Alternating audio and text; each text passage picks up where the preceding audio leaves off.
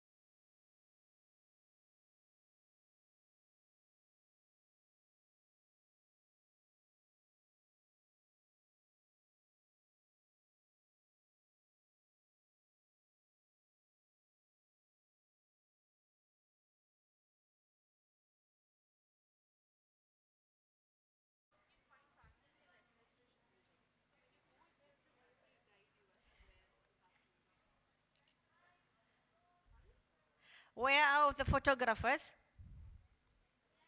يلا.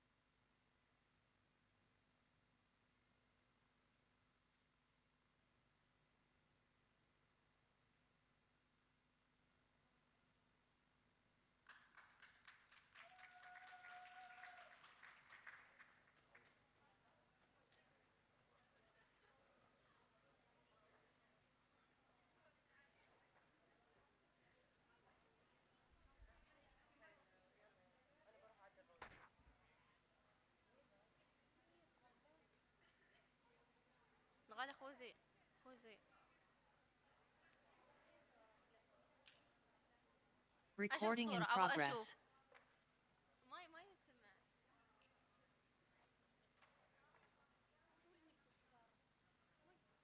إني أتكلم. صبري أحس. عيني يلا.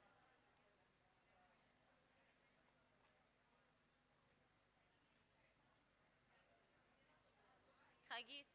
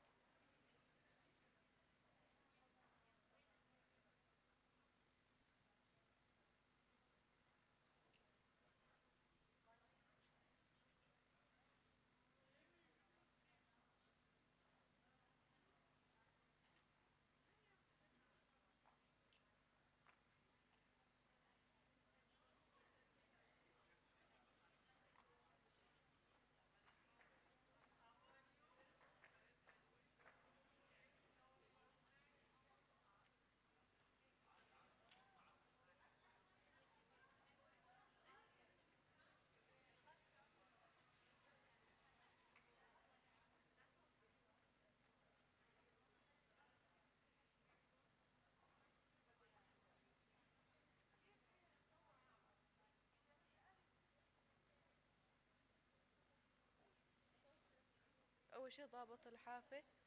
هي بتليفوني. ضابط الحافة.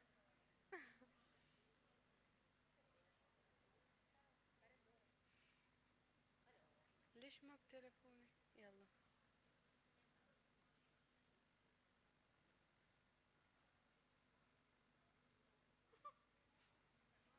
لا هذا ضحك. تعالي. كيف يعني نقدم كيف؟ نسوي لك جروب مع بعض يلا واحد. بتليفوني لا. ما اعرف. زي يلا. عادي. لا ما نريد لوحة ماكدونالدز فيها ما نريد. صح ما ايوه انا مصورتني.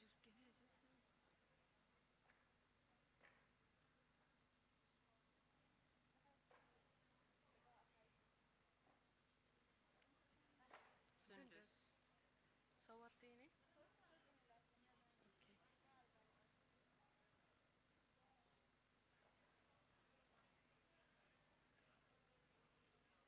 خلاص يلا نزلنا خلاص رجع مكاني. ما تقولي عيديني انا بس انا عيديني. طالع المايك مفتوح.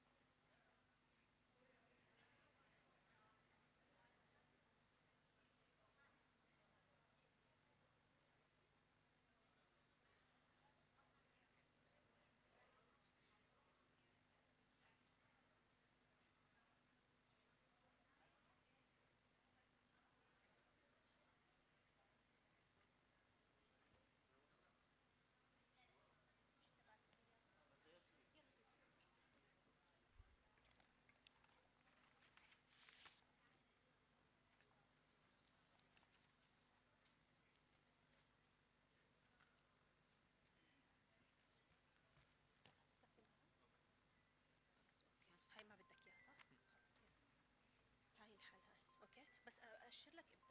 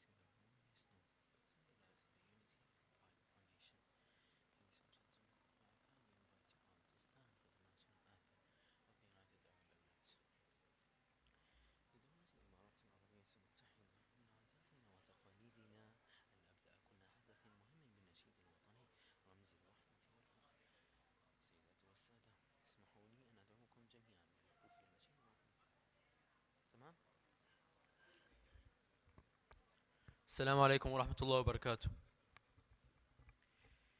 In the UAE, it is our cherished tradition to commence every significant gathering by embracing the harmonious notes that symbolize the unity and pride of our nation. Ladies and gentlemen, may I kindly invite you all to stand for the national anthem of the United Arab Emirates. في دولة الإمارات العربية المتحدة، من عاداتنا وتقاليدنا أن نبدأ كل حدث مهم بالنشيد الوطني، رمز الوحدة والفخر. السيدات والسادة، اسمحوا لي أن أدعوكم للوقوف للنشيد الوطني لدولة الإمارات العربية المتحدة.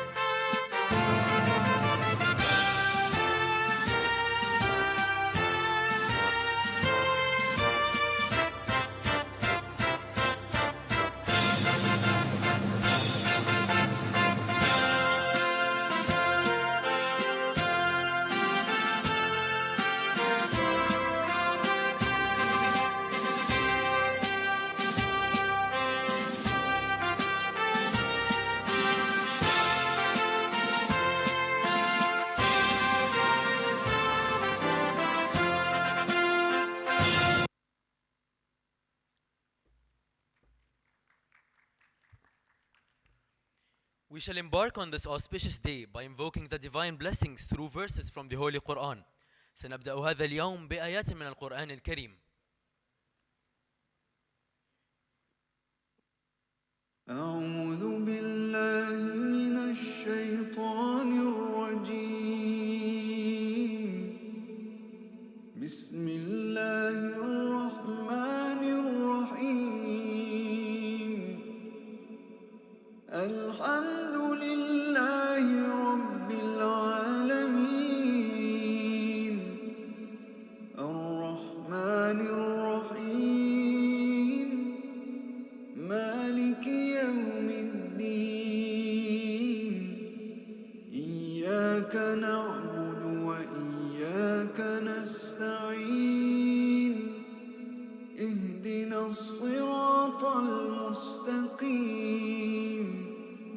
صراط الذين أنعمت عليهم غير المغضوب عليهم ولا الضالين.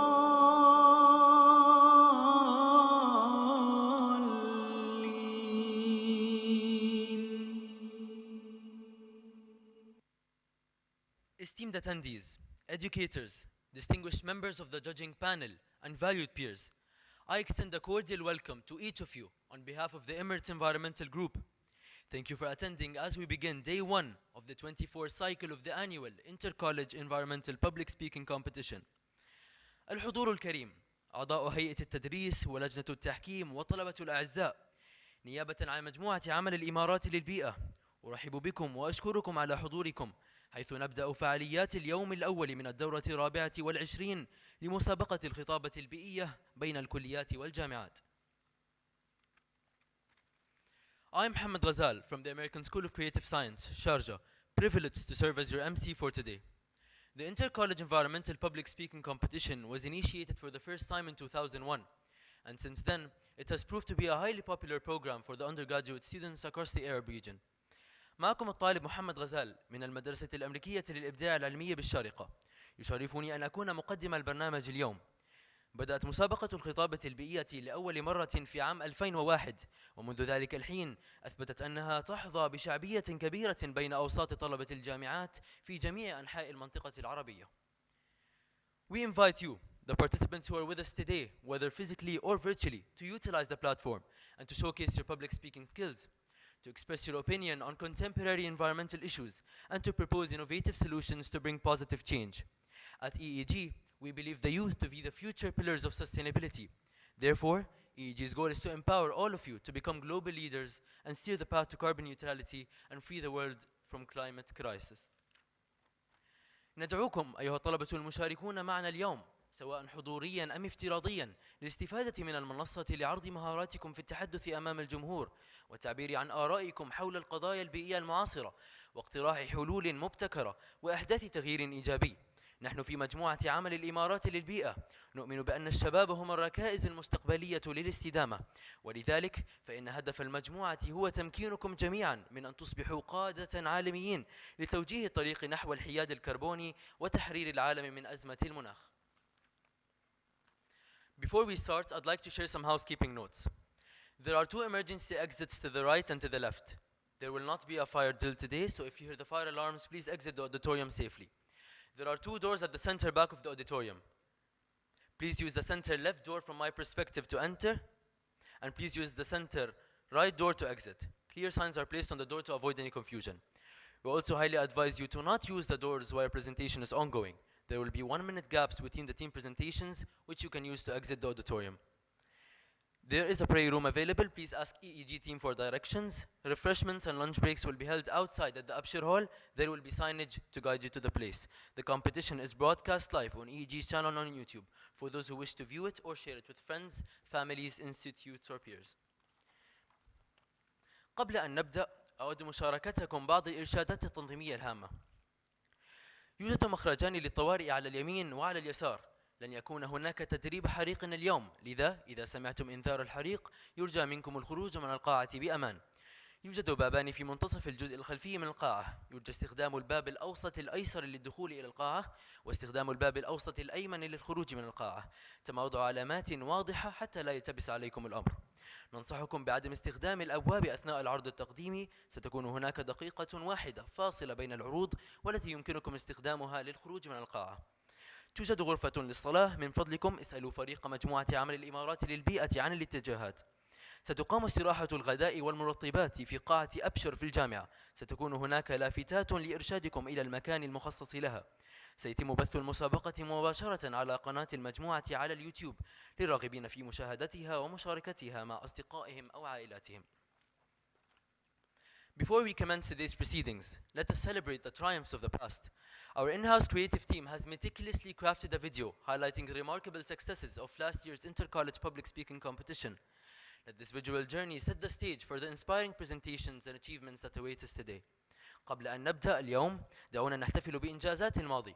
قام فريقنا الإبداعي الداخلي بإعداد مقطع فيديو قصير يسلط الضوء على النجاحات التي حققتها الدورة السابقة للمسابقة، لتحفيزنا لما ينتظرنا اليوم من العروض التقديمية والإنجازات الملهمة.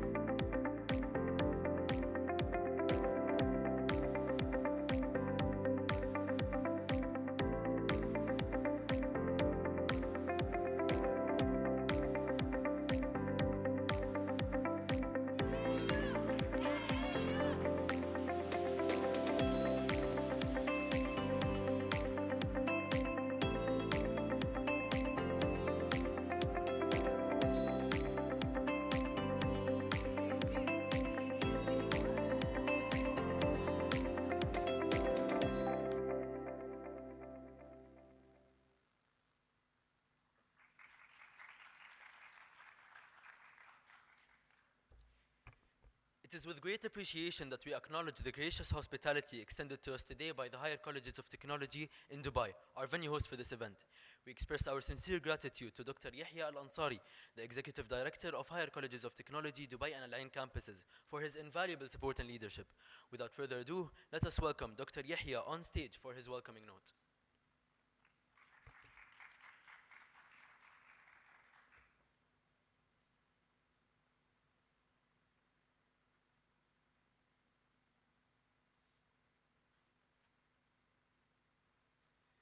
بسم الله الرحمن الرحيم والسلام عليكم ورحمة الله وبركاته.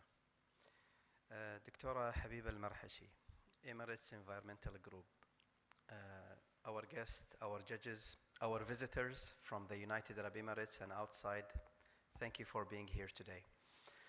I want to thank you as a young generations for taking the concept of being environmentally thoughtful and friendly. It's very important for the future. I remember I grew up in a house where environment was important and is still important. My grandparents, my parents, we grow our own vegetables, we have our own animals, and we fix things, we don't throw things. I miss these days, and I hope it will come back soon. Also, if you look at the United Arab Emirates and COP28, we really care about the environment like you care in your country. And this is something plus for the UAE, for the Gulf, for the Arab countries, and the international also countries. I'm not going to take much of your time. I would like also, if you have a break, to invite you. Today we have our celebrations for the United Arab Emirates National Day.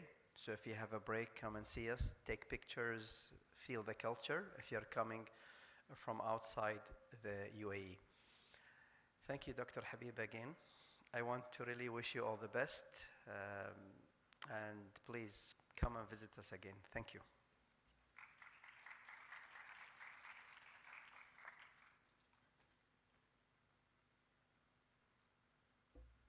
Thank you, Dr. Yahya, for your valuable remarks. نشكر الدكتور يحيى على كلمته القيمة. Now, ladies and gentlemen, please join me in welcoming the co-founder and chairperson of Emirates Environmental Group, the pioneer of this event, Mrs. Habiba Al-Marashi, to give the opening address. الآن الحضور الكريم من فضلكم انضموا معي في الترحيب بالعضو المؤسس ورئيسة مجموعة عمل الإمارات للبيئة رائدة هذا الحدث السيدة حبيبة المرعشي لإلقاء الكلمة الافتتاحية.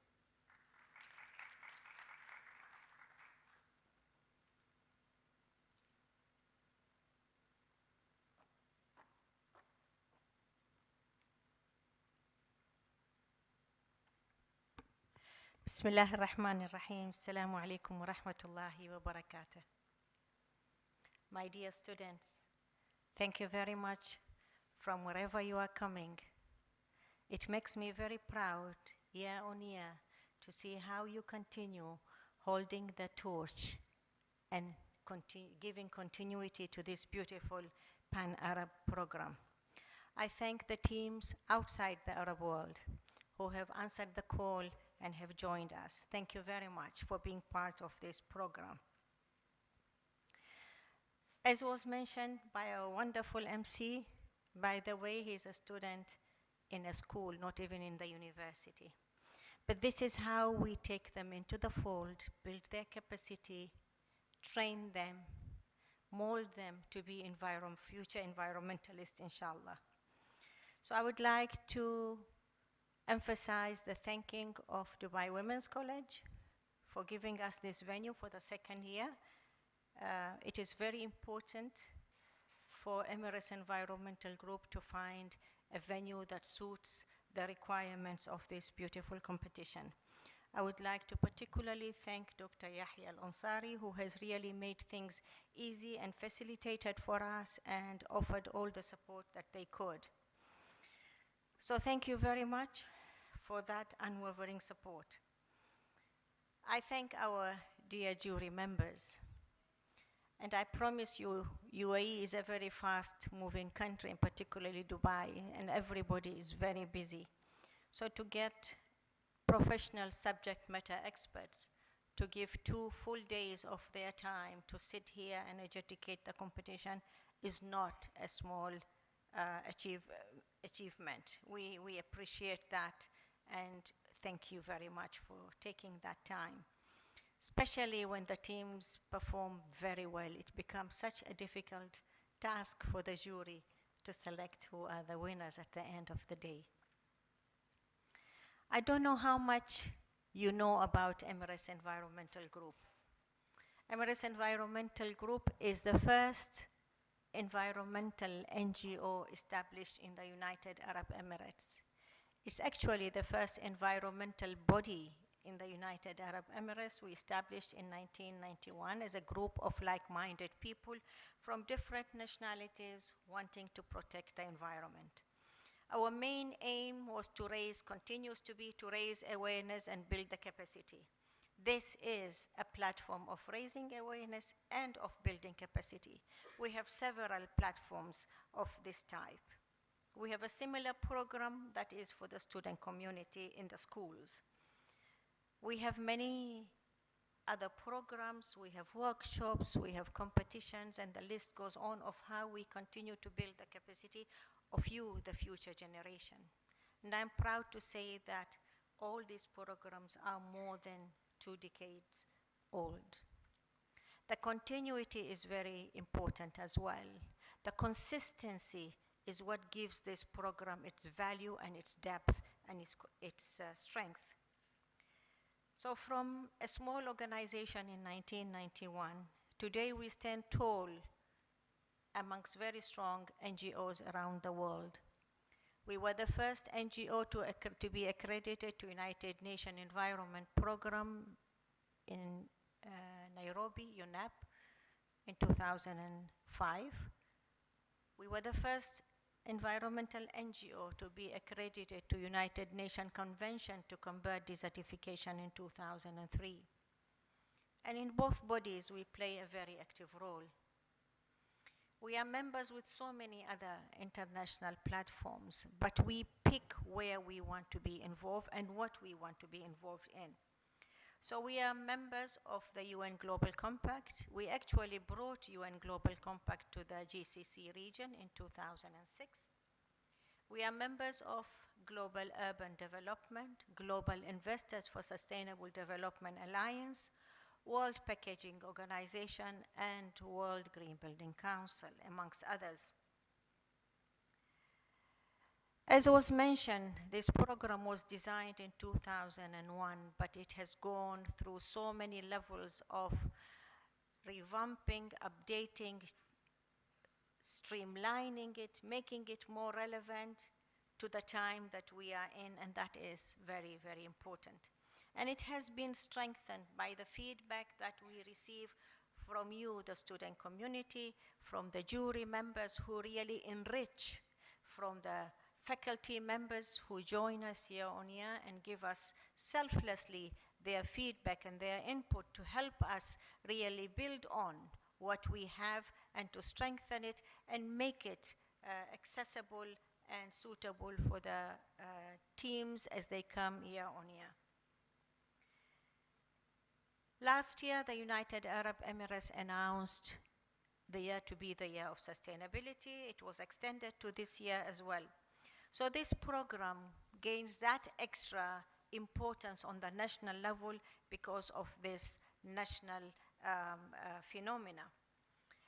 And we are very proud to say that it is one program that has commanded respect and trust amongst the faculty. To be able to build that trust takes a lot of work, perseverance, commitment, consistency in the way that we work together. And it is never a one-way traffic. It has to be a mutual respect, mutual understanding, and mutual trust between Emirates Environmental Group and the entities that we deal with. Today, we have 4 programs over the course of the 4 days. Today, I know you are all going to be talking about Greennovation, Envisioning Cities of Tomorrow. We will have tomorrow pending eco-excursions, conservation and sustainable tourism. You can see we're talking about, maybe the titles are simple and general, but they go deep, and that's what we want you to understand, the layers that lies in there. Harmonized communities leading climate conscious society, and with the benevolence of oceans comprehending planetary security. So we are talking about cities. What does it take to create a sustainable cities? What does it mean, greennovation? Are we only talking about the planting of the cities, or are we talking about much, much deeper issues in that domain? We are talking about a very strong economic perspective when we throw the topic of pending eco-excursion. So we are talking about tourism. Today, tourism is identified on the global level as a very strong source of income. UAE has chosen tourism as a way of diversifying our sources of income, and we have succeeded in that a lot. But what does it take? What do we mean by sustainable tourism? Is this on the priority list of the decision makers in our region?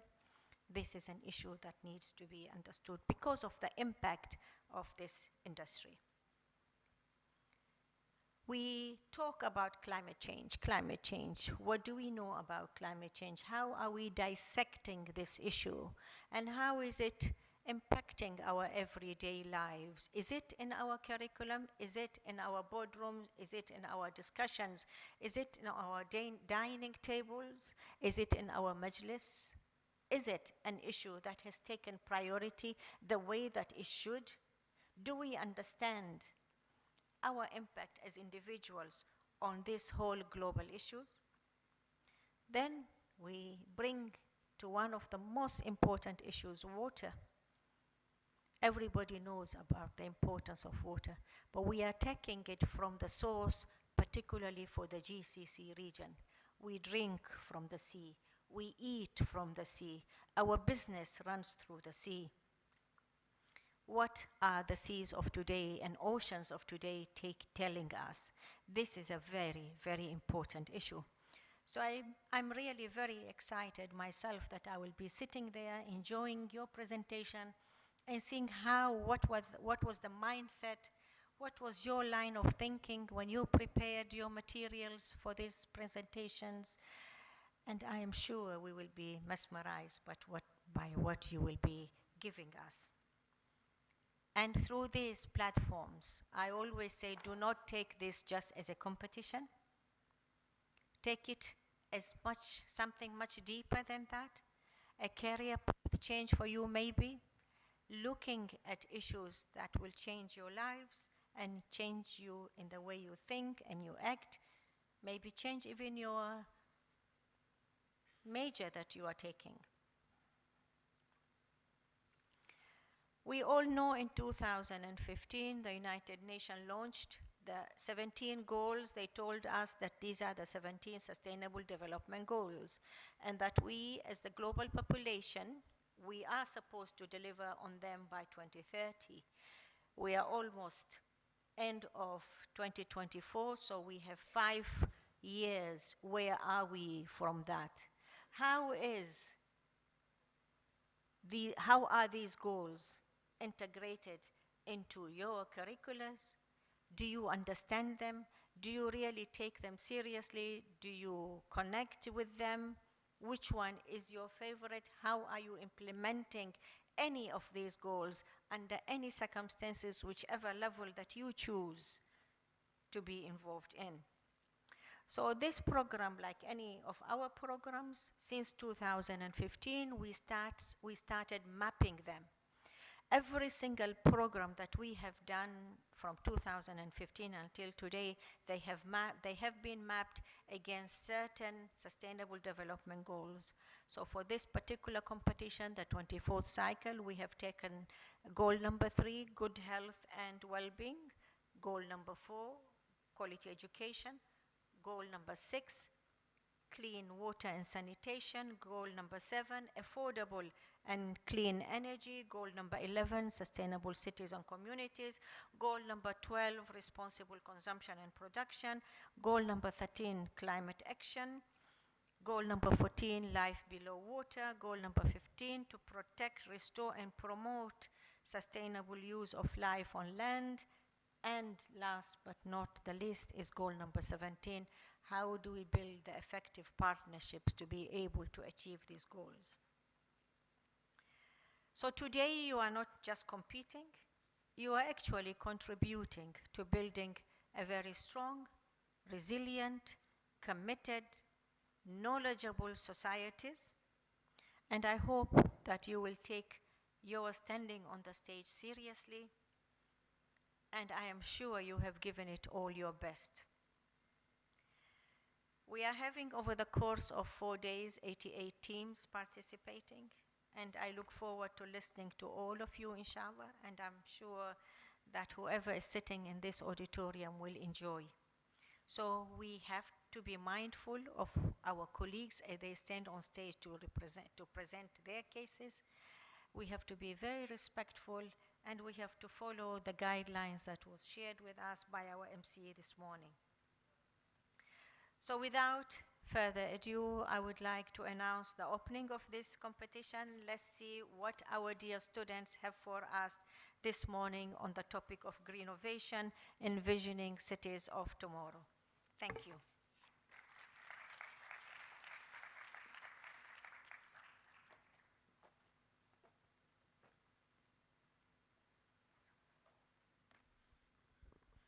Thank you, Mrs. Habiba, for the uplifting speech, which is the perfect way to kickstart this exciting event.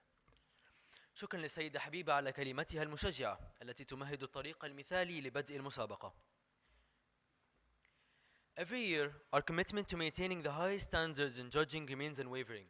For this year's edition, we are privileged to have a distinguished panel of bilingual experts who have graciously accepted our invitation to evaluate this competition. We extend our heartfelt gratitude to these recognized leaders in the field of sustainability in the UAE for lending their expertise to this event. Their participation ensures a fair, equitable, and unbiased evaluation process. في كل عام يظل التزامنا بالحفاظ على أعلى معايير التحكيم ثابتاً. يشرفنا أن يكون لدينا لجنة متميزة من الخبراء ثنائي اللغة، ونعرب عن امتناننا العميق لهؤلاء القادة المرموقين في مجال الاستدامة في دولة الإمارات لتقديم خبراتهم الثمينة. Engineer رضا سلمان, Expert, Environment, Health and Safety, Dubai Municipality. Mr. مؤمن مدكور, Senior Operations Geophysicist and Ras Al Khaimah Petroleum Authority General Secretary. Engineer علاء سلمان, Head of Certification Unit, QIMA Dubai. Ms. Mona Al-Nahdi, Director, Sustainability and Consultancy, Farnak. Respected judges, thank you for taking the time out of your busy schedules to join us. It is highly appreciated. نشكر لجنة التحكيم ونقدر وقتهم الثمين وإعطائكم الأولوية لبرنامجنا.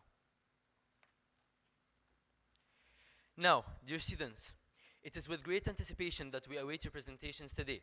But before we delve into the insightful content you have prepared, I'd like to share some crucial points to ensure a smooth and organized session. والآن الطلبة الأعزاء، نحن متحمسون لسماع ما أعددتموه لنا اليوم، ولكن قبل أن ننتقل إلى العروض التقديمية أود أن أشارككم بعض النقاط الأساسية لضمان عروض سلسة ومنظمة. In front of you, there's a TV screen to show that each team has been allocated exactly 10 minutes for their presentations. A gentle reminder will be sounded at the 8-minute mark. And the second bell indicates the conclusion of your allotted time. Points will be deducted for exceeding the time limit or relying solely on reading from written material. يوجد أمامكم شاشة تلفاز توضح الوقت المسموح، حيث سيكون هناك جرسين أثناء التقديم. يشير الجرس الأول إلى مرور 8 دقائق، ويشير الجرس الثاني إلى انتهاء 10 دقائق. سيتم خصم النقاط لتجاوز الحد الزمني أو القراءة من المواد المكتوبة. Please adhere to the agenda and be prepared to present promptly with only 1 minute between each presentation. If your team is next in line, kindly be seated in the second row on my right and approach the EEG team beside the stage for coordination. يرجى الانتباه إلى وقت عرض فريقكم يرجى الانتباه إلى وقت عرض فريقكم والترتيب، حيث لدينا دقيقة واحدة فقط بين كل عرض تقديمي. إذا كان فريقك هو التالي يرجى الجلوس في الصف الثاني على يميني والتواصل مع فريق مجموعة عمل الإمارات للبيئة بجانب المسرح. For virtual presenters, initiate screen sharing and activate your cameras as your team is announced. Ensure your judges can see you, as points will be deducted otherwise. بالنسبة لمقدمي العروض الافتراضية، ابدأوا أولا بمشاركة الشاشة وقوموا بتشغيل الكاميرا الخاصة بكم عند الإعلان عن فريقكم. تأكدوا من أن أعضاء لجنة التحكيم يمكنهم رؤيتكم، حيث سيتم خصم النقاط إذا لم يتمكنوا من رؤيتكم على الشاشة. We have received all presentations in advance, and amendments on the day are discouraged. Quality submissions from the start are valued, emphasizing the importance of time management and precision. لقد تلقينا جميع العروض التقديمية مسبقاً، ولا نشجع على إجراء تعديلات اليوم، كما نشدد على أهمية إدارة الوقت. If there are any requests for changes, judges will be informed and a total of 5 points will be deducted from your total score. إذا كان هناك أي طلب لإجراء تغييرات، فسيتم إبلاغ أعضاء لجنة التحكيم وسيتم خصم إجمالي 5 نقاط من مجموع النقاط. The competition is scored out of 50 points, with each judge assessing based on clarity of speech, 10 points, originality of ideas, 15 points, evaluation of environmental impact and solutions, 15 points, presentation of research evidence, 10 points. يتم تسجيل نقاط المسابقة من أصل 50 نقطة، حيث يقوم كل محكم بتقييمها بناء على وضوح الكلام 10 نقاط، أصالة الأفكار 15 نقطة، تقييم الأثر البيئي والحلول 15 نقطة، عرض أدلة البحث 10 نقاط. Throughout the day, we'll have 3 breaks: a mid-morning refreshment break, an afternoon refreshment break, and a lunch break during the judges' deliberation. سيكون لدينا 3 فترات للاستراحة اليوم: استراحة الصباح، استراحة المرطبات، واستراحة الغداء للاستعداد لإصدار النتائج النهائية. Be conscious of time, be respectful to fellow participants, and maintain a conductive environment for optimal focus. Remember to switch off or silence your mobile phones. كونوا واعيين بالوقت، وقدروا زملائكم المشاركين، وحافظوا على بيئة داعمة للتركيز الأمثل. تذكروا أن تقوموا بوضع هواتفكم المحمولة على وضع الصامت أو إغلاقها. Now, without further delay, let us commence with the presentations on the first topic of the day: Greennovation, Envisioning Cities of Tomorrow. والآن دعونا نبدأ بالعروض التقديمية حول الموضوع الأول لهذا اليوم: الابتكار الأخضر، تصورات لمدن الغد. Okay. Our first presenting team is from the University, Higher Colleges of Technology, Academic City Campus, College of Engineering, Dubai, UAE. As they make their way onto the stage, let's extend our full attention and support. The next team is from Demont Institute of Management and Technology, College of Business, Dubai, UAE. Please come and sit on the second row.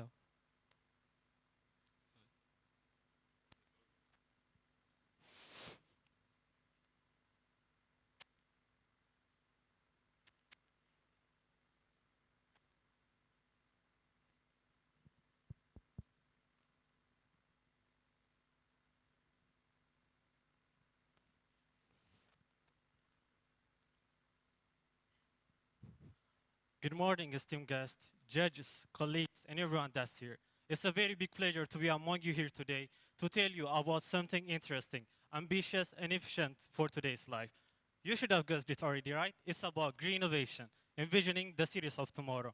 Now, I want to talk about cities not just where greenery is in parks or specific places, but rather woven throughout different areas, on streets, on infrastructures, and again on buildings.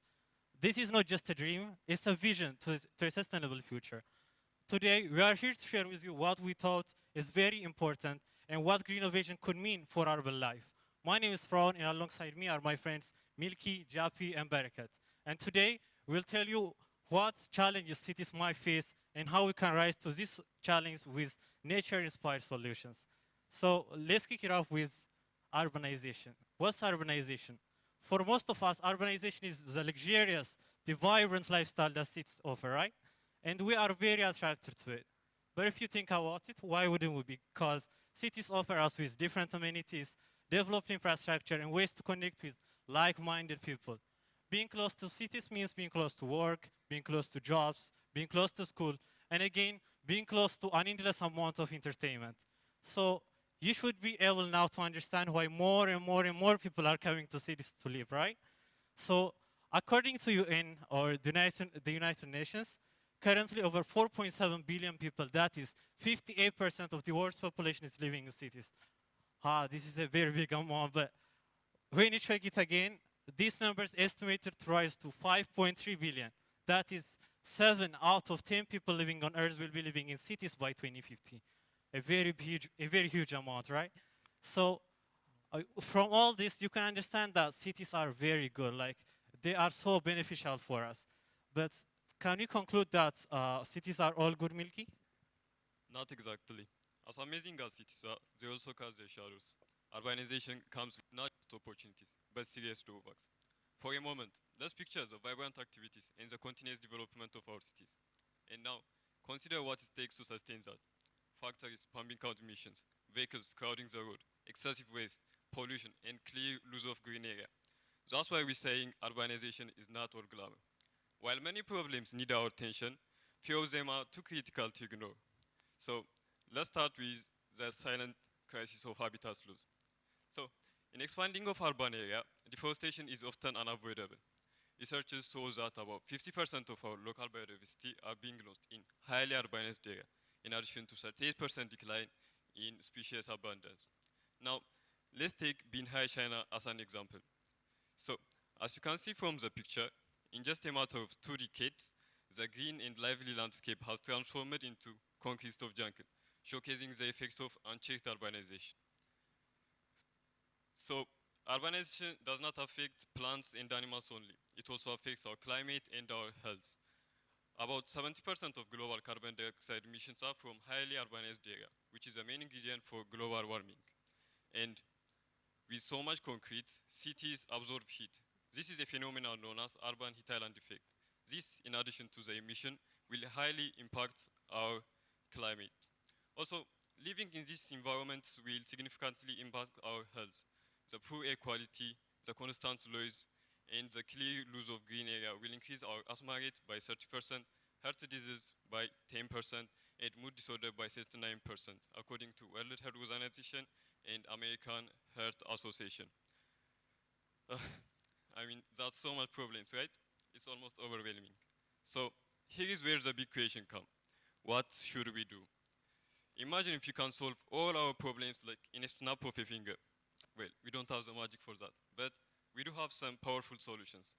So, are you ready to discover what these game-changing solutions are? As cities grow and evolve, we're confronted with a critical question.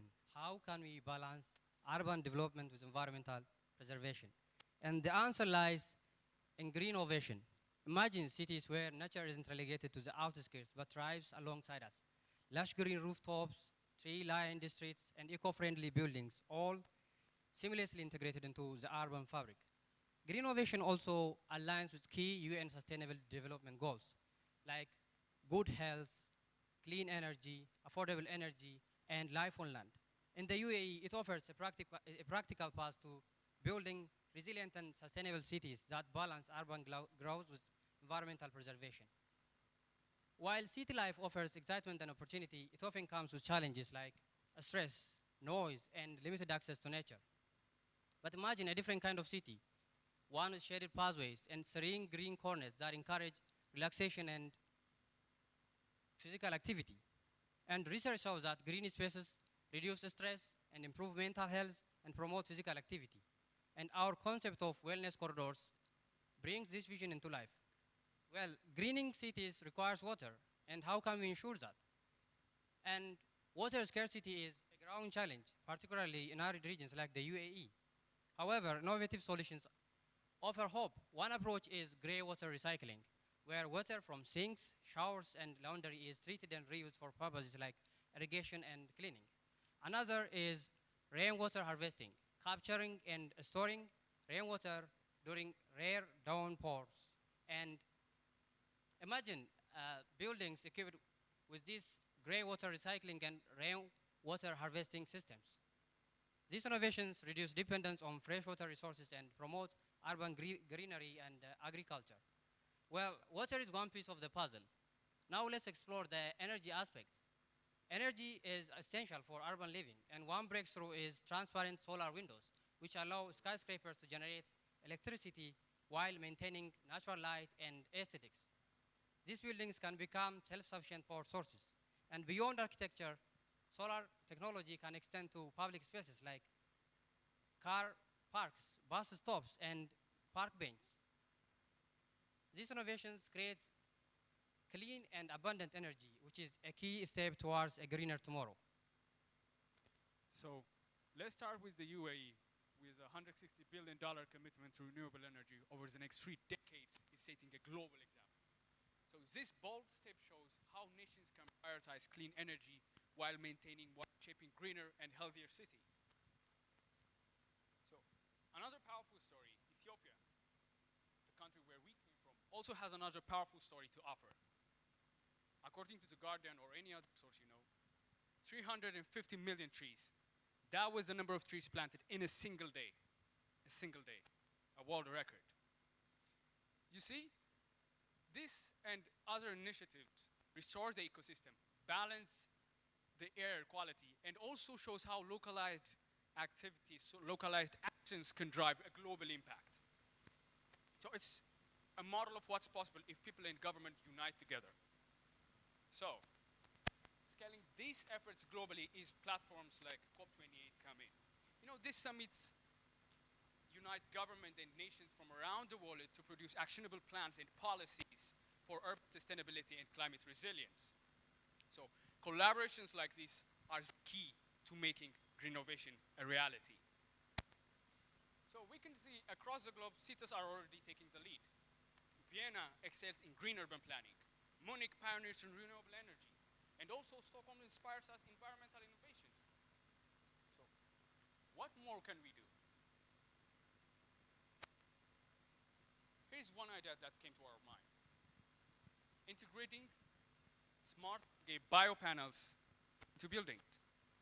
You know, these panels generate renewable energy, absorb carbon dioxide, and also produce oxygen. It's just like turning skyscrapers into vertical ecosystems. So imagine cities where the buildings clean the air and also power themselves up. Anyways,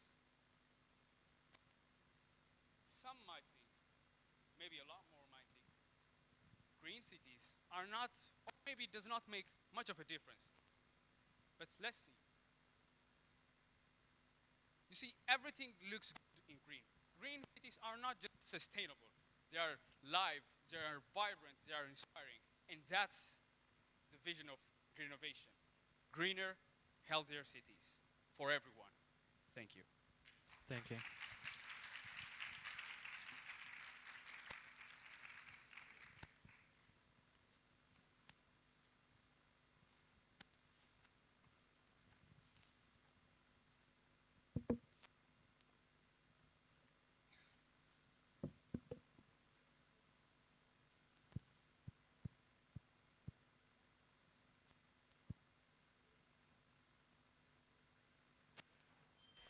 Our second presenting team is from Demont Institute of Management and Technology, College of Business, Dubai, UAE.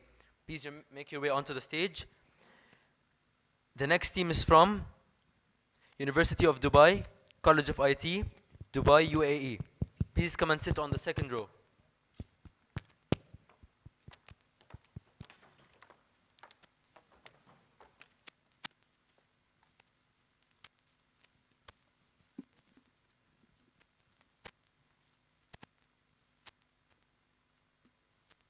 Imagine a city where cars don't drive, they fly. Skyscrapers reach beyond the clouds and neighborhoods float on water. Welcome to the future of urban life. Today, over 4 billion people live in cities, and by 2050, nearly 2/3 of us will. Cities are the engines of the global economy, driving innovation and culture while generating over 80% of the world's GDP. In these urban hubs, cutting-edge technologies like AI, renewable energy, and autonomous transport are transforming daily life. Picture stepping outside and hopping into a high-speed drone to your destination. The future city is being built today. The question is, are you ready to be a part of it?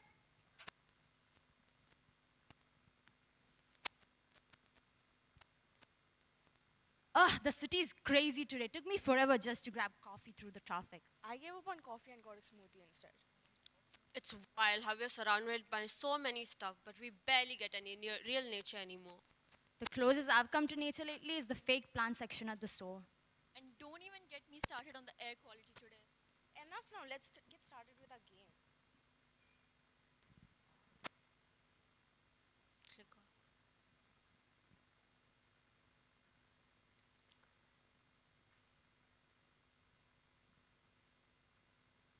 Clicker.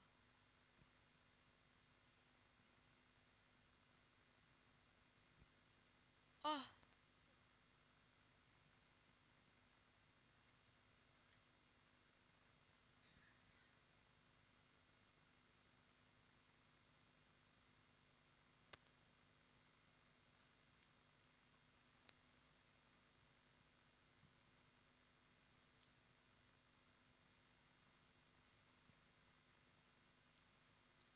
Anyone else feel that? Are we glitching? Where are we? Is this 2050? Wait, why is the sky grey? This is a nightmare. We need to get out of here. Yeah, no joke. We need to stop messing around and fix the climate before it's too late. For real, time to start living like our future depends on it. Because it actually does. Now, every year, the heat seems to get more intense, am I right? It just keeps getting hotter in UAE every single year. Guess what? This year in Abu Dhabi, it hit 50.8 degrees Celsius. Can you believe that? 1.4% increase from last year. Even though this difference might seem very small, but it reflects a very big change compared to last year to this year. But this isn't just about global warming, you guys. Global warming is just a small part.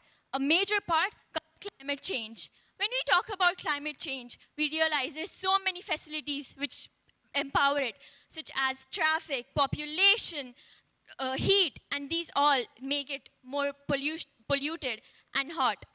But wait, what is UAE doing to accomplish all this? The Agenda 2031 aims to improve pollution as well as to make it more better, make cities more sustainable. As well as last year, we had COP28 here in the UAE, which focused to tackle climate change. But wait, what exactly drives climate change? It's carbon emissions. In UAE, each person was responsible for 22.35 tons of carbon in 2022. Slightly less up from the previous year, it's actually a 2.5% decrease thanks to UAE's constant efforts to manage its carbon. More people means more cars, and UAE loves its cars. Highways stretch for miles. And even though public transport is growing, cars are still a go-to. And with this desert heat, air conditioning isn't a luxury, it's a necessity. Now look around you, high-rise buildings everywhere. Add to this oil and gas sector, and it's clear, emissions are a big challenge. But there's hope. UAE's Net Zero 2050 plan aims to balance emissions and add no new pollution by 2050, aiming for a greener, more sustainable future. But this isn't the only hurdle UAE is facing. It's also water scarcity. Water scarcity is not just a distant problem. It's already a harsh reality, particularly in the MENA region. It is the world's most water stressed, with the UAE ranking 7th out of 164 countries. Take Dubai as an example. The city's rapid growth over the past few decades have driven up the demand for water. As millions flock to these urban areas, the demand for already limited water supply grows.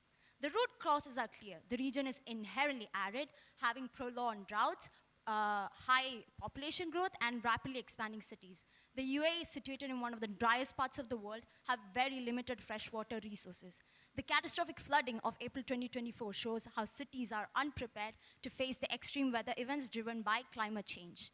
But the UAE isn't sitting back. Dubai's integrated energy strategy aims to cut down on carbon emissions, conserve water, and also boost the use of renewable energy. But as UAE faces water scarcity, it also faces another key issue, food security, because without water, there's no food, literally. Despite being ranked fourth globally for food affordability, the UAE relies heavily on food imports, 16.9 million tons in 2022. The Food Security Strategy 2051 aims to transform UAE into the world's most food secure nation by 2051 by including technologies like vertical farming that use 95% less water than traditional farming methods and investing in sustainable farming methods. But wait, what about desertification? Did you guys know 80% of the UAE is desert? And desertification is rapidly swallowing up our farmland? Well, the UAE National Red List shows that urban growth is eating up our biodiversity. And guess what? Even the national animal, the Arabian oryx, was almost about to go extinct. And guess what? UAE worked it together and we got it back. The UAE is working constantly to transform desert into a wildlife sanctuary and to bring back our endangered species. So what can we do to tackle these challenges and secure a sustainable future? Imagine a city where you don't have to worry about the traffic or parking spots. That's the vision behind eco-friendly, car-free zones and transit-oriented development. Neighborhoods built around your public transit, like bus stops or metro stations. And with lesser parking spaces, we're not just cutting down on traffic, we're opening up more spaces for parks and plazas where people can actually enjoy the city. As for construction, instead of concrete and steel, we can replace it with bamboo, bioplastics, or recycled plastics. These materials not only have a lesser carbon footprint, but some of them even store carbon. So we're building structures that give back to the planet. While cleaning up the air, we're building up skylines. To tackle the issue of water scarcity, Greennovation is key. Think green roofs, permeable pavements, sustainable urban drainage system, IoT leak detection machines, real-time flood monitoring, atmospheric water harvesting systems. These are key for facing the issue of water scarcity. How about the issue of desertification? To combat desertification, the key solutions are to increase more protected lands and tree plantation initiatives, to constantly analyze and collect data to improve the national desertification policy. Also, the Ministry of Climate Change could be helped with funding by other private organizations. But wait, can we have a city where we don't have any problems and all of our solutions are our life? Yes, welcome to Urban Eden, a city prototype that we created, that we imagine our future would be. Now, when you imagine Urban Eden, what do you think of it? All of our innovative solutions, it's a city where sustainability and imagination, innovation, they all come together. With energy-efficient public transport, grey water systems being recycled, light-colored rooftops, and solar panels, all working together in Urban Eden to reduce emission cost and carbon footprint, while also supporting SDG Goal 7 and SDG Goal 6, clean water and sanitation, and affordable and clean energy. While integrating these sustainable technologies can be a challenge because of the high cost, we intend to get financing from subsidies from the government and also tax incentives, supporting Partnership for the Goals, which is SDG Goal 17. The integrating of smart technology in Urban Eden would not only support job creation, but also economic growth. Finally, we believe the future of sustainable cities lies in the hands of future generation. By including sustainability studies as a core subject in UAE schools, we can ensure that the future generation are empowered and educated to learn about sustainability and can build a greener world. In Urban Eden, every element works in harmony. Sustainability, community, and technology, all coming together to create a truly sustainable future. We're not just imagining a greener world, we're building it, one eco-friendly choice at a time. Welcome to Urban Eden, where innovation and nature shape tomorrow's cities. Thank you. Thank you.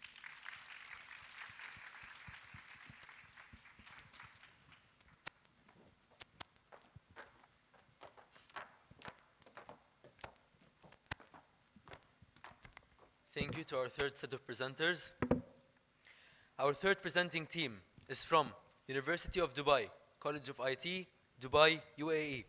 As they make their way onto the stage, let's extend our full attention and support. The next team is from the university.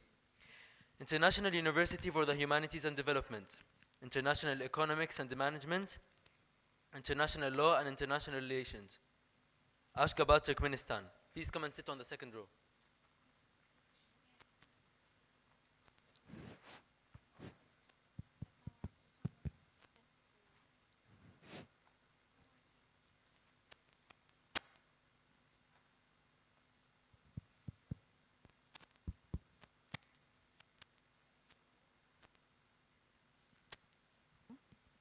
Hello.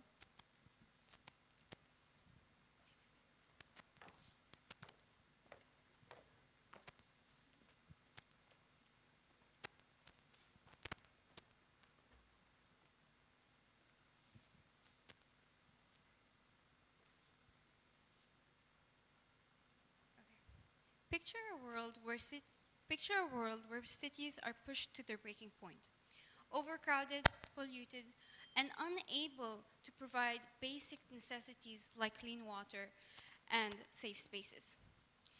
While you picture that, I would like to welcome our esteemed judges, our audience, and introduce our team, the IT department at the University of Dubai. By 2050, around 70% of the world global population will be living in urban cities. By the UN, that means 7 out of 10 people will be living in urban cities. So, this means the increased urbanization that will cause immense challenges to our global unity, with examples such as resources being decreased and our population having to suffer the most. While we think of everyone suffering, the most population will be suffering are the vulnerable communities that will suffer the increase of risks, disabilities, and unable to have well nutrition valued meals.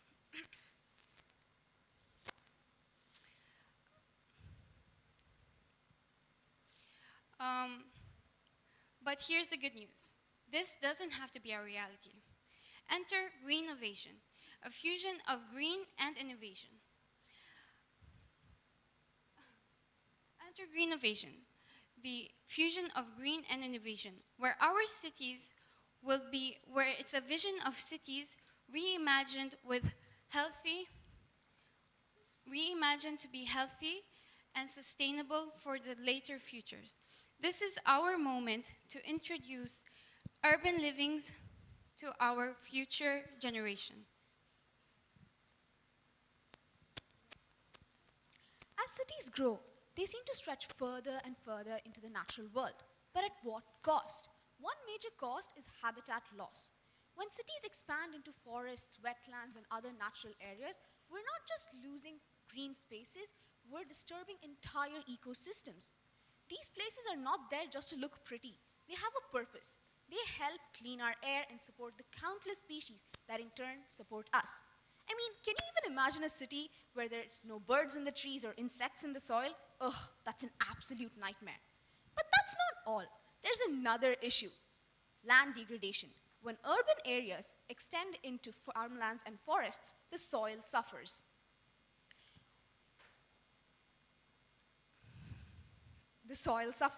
Erosion, pollution, and overuse has made the land less fertile.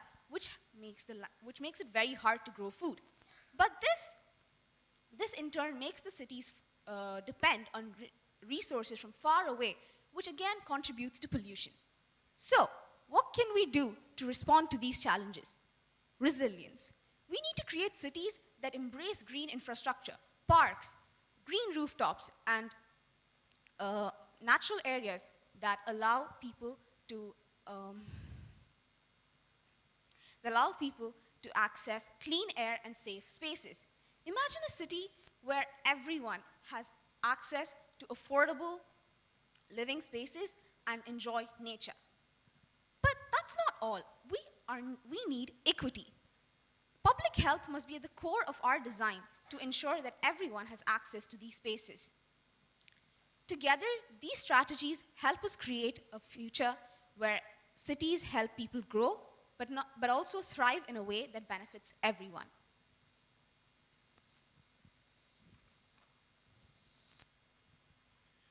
Nature offers many benefits to both physical and mental health.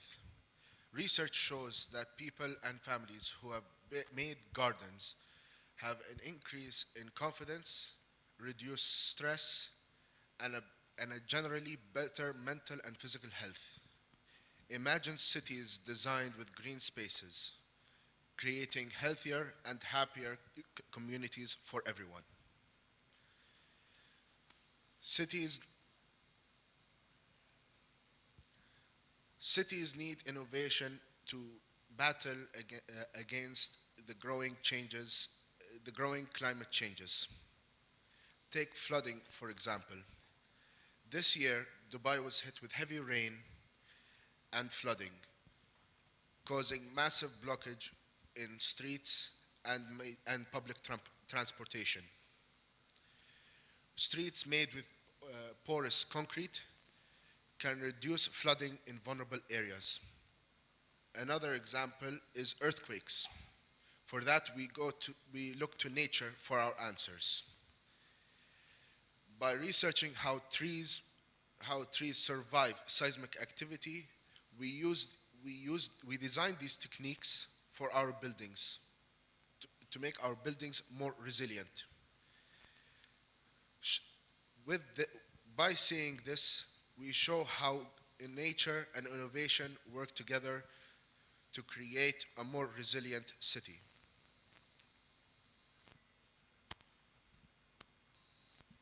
All right, so now let's explore into equity and greening.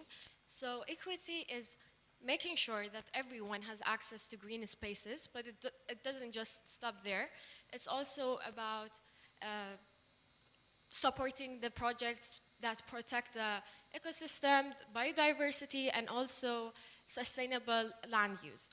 So by engaging the communities, they can come up and help to come up with solutions to balance the urban growth and the nature. And by targeted funding, we can, it will give us opportunities to develop the underdeveloped areas, and also education can empower people to care for these spaces. Now, next onto the security. So let's think about it. When you think about security, what pops into your mind first? It's usually protection from harm, right? But it's not all about that. It's also about sustaining resources such as food, water, and security. So for food, UAE usually relies on imports, which can be unstable. But we can also use nowadays the local food hubs more, and also by relying more on the vertical and hydroponic farming, such as the Al-Badia farming currently that is in UAE, to have more reliable source of food. Then we have the water. So for a desert climate, water is very precious. So for countries such as UAE, that there might be limited fresh water, having advanced desalination and developing some smart water apps can help to conserve this resource for future green projects. And lastly, by education, we can make our people more knowledgeable on this aspect and that we have the Dubai Sustainable City currently that shows how renewable energy and smart planning can reduce the carbon footprint and also build more eco-friendly neighborhoods.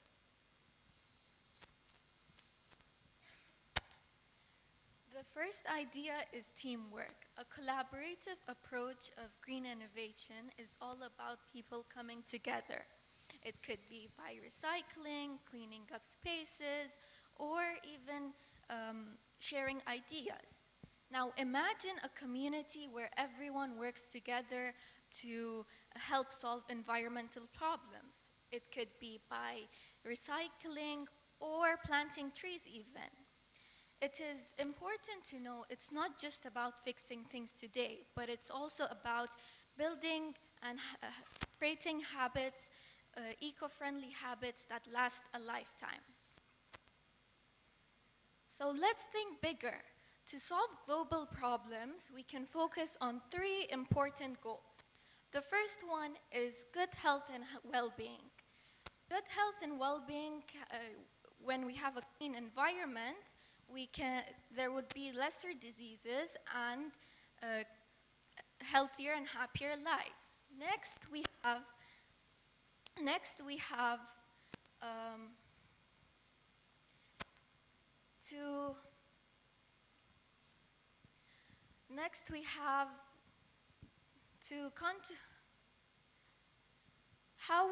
how will you contribute to building a greener, smarter city of tomorrow?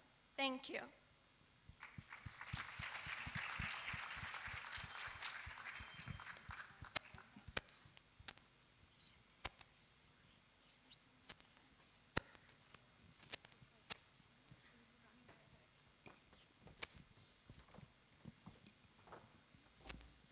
Thank you to our third set of presenters.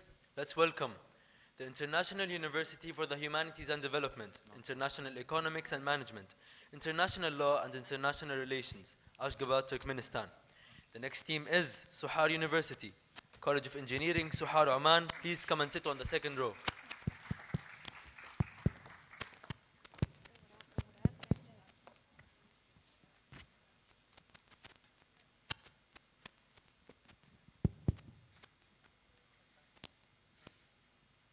Top of the morning, dear ladies and gentlemen, honorable guests and esteemed judges. The history of Turkmenistan is deeply rooted into the nature. From ancient oases to the vast Karakum Desert, our ancestors have always lived sustainably, respecting the land and its resources. Today, facing global environmental challenges, Turkmenistan is embracing the future with the Arkadaş city, a model of ecological innovation. Powered by renewable energy and designed with green spaces, Arkadaş reflects our commitments to sustainability. The design of Arkadaş seamlessly blends modernity with ecological wisdom. It represents the future of sustainable urbanism where cities coexist harmoniously with their natural surroundings. This city demonstrates the potential to craft urban space that not only minimize environmental impact, but also contribute to ecological restoration and energy efficiency. It's worth noting that Arkadaş Smart City received 3 prestigious awards at the World Smart City Expo 2024 in Goyang, Republic of Korea, highlighting its exceptional achievements in sustainability and innovation. It is worth to mention the 2 groundbreaking urban developments shaping the future of sustainable living, the line in Saudi Arabia's name and Masdar City in Abu Dhabi. Both of these visionary projects share the same commitments to creating eco-friendly, high-tech cities that address global challenges like climate change and resource scarcity. And the line, a 170-kilometer linear city, is designed to operate with zero carbon emissions, featuring advanced AI systems and high-speed transportations, while integrating the natural landscapes to minimize the environmental impact. Masdar City, meanwhile one of the world's most ambitious sustainable urban hubs, is fully relying on the renewable energy sources like solar power energy-efficient buildings, and smart transportation systems which foster the clean technological innovation. What's remarkable is how both cities combine sustainability with technological innovation and future-oriented urban planning.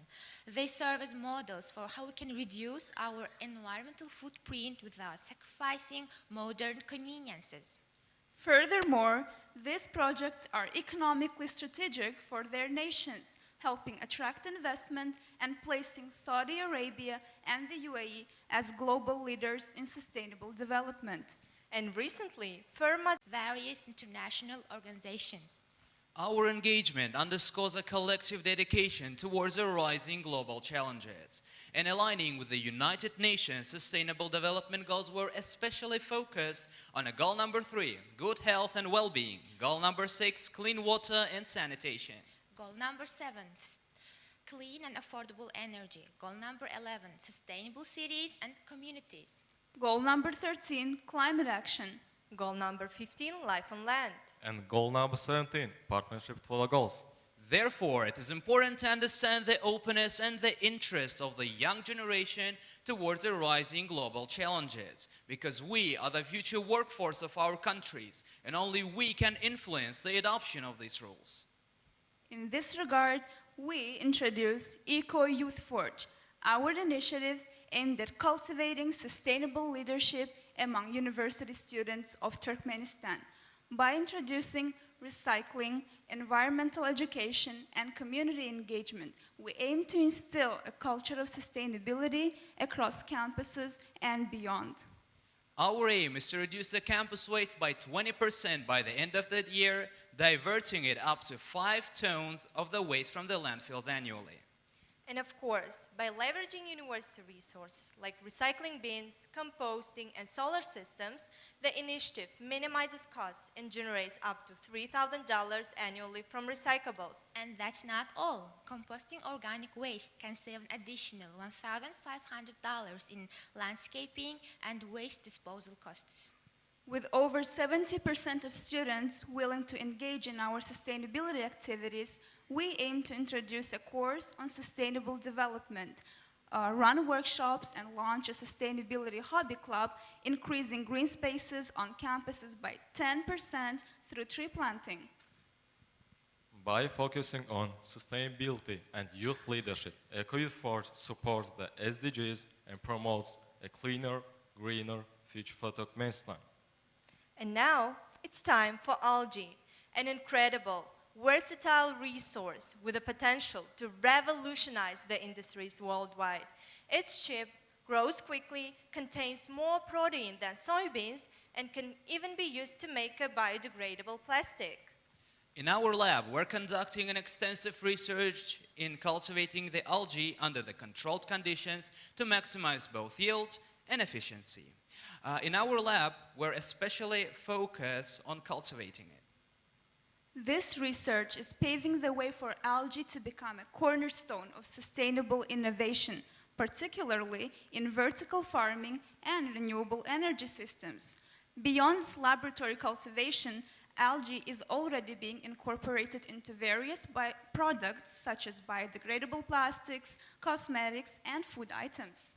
Our experiment further indicates that integrating algae into the livestock has significant environmental benefits. When fed to cows, algae reduces the amount of methane emission, the potent greenhouse gas, thereby contributing to the climate change mitigations. And studies have shown that cows consuming algae produce considerably less methane, thereby contributing to the sustainable agriculture in sustainable cities.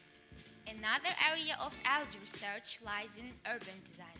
Vertical algae farms, when integrated into buildings, not only purify the air by absorbing carbon dioxide and releasing oxygen, but also contribute to energy efficiency.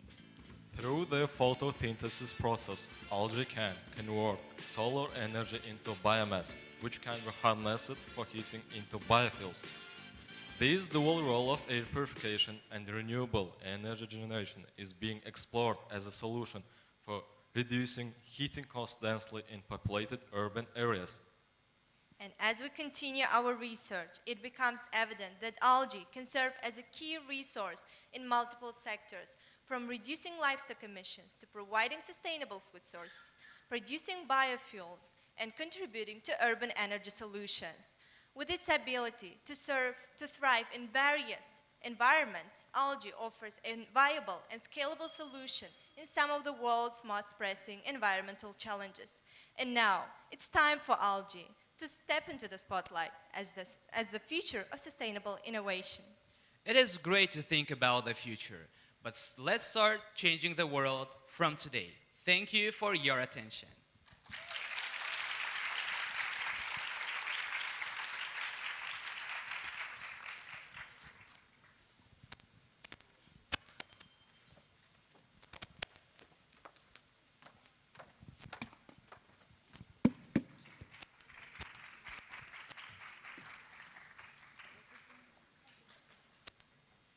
Thank you to our fourth set of presenters. Let's welcome the Suhar University, College of Engineering, Suhar, Oman. The next team is University of Nizwa, College of Health Sciences, Academic School of Pharmacy, Nizwa, Oman. Please come and sit on the second row.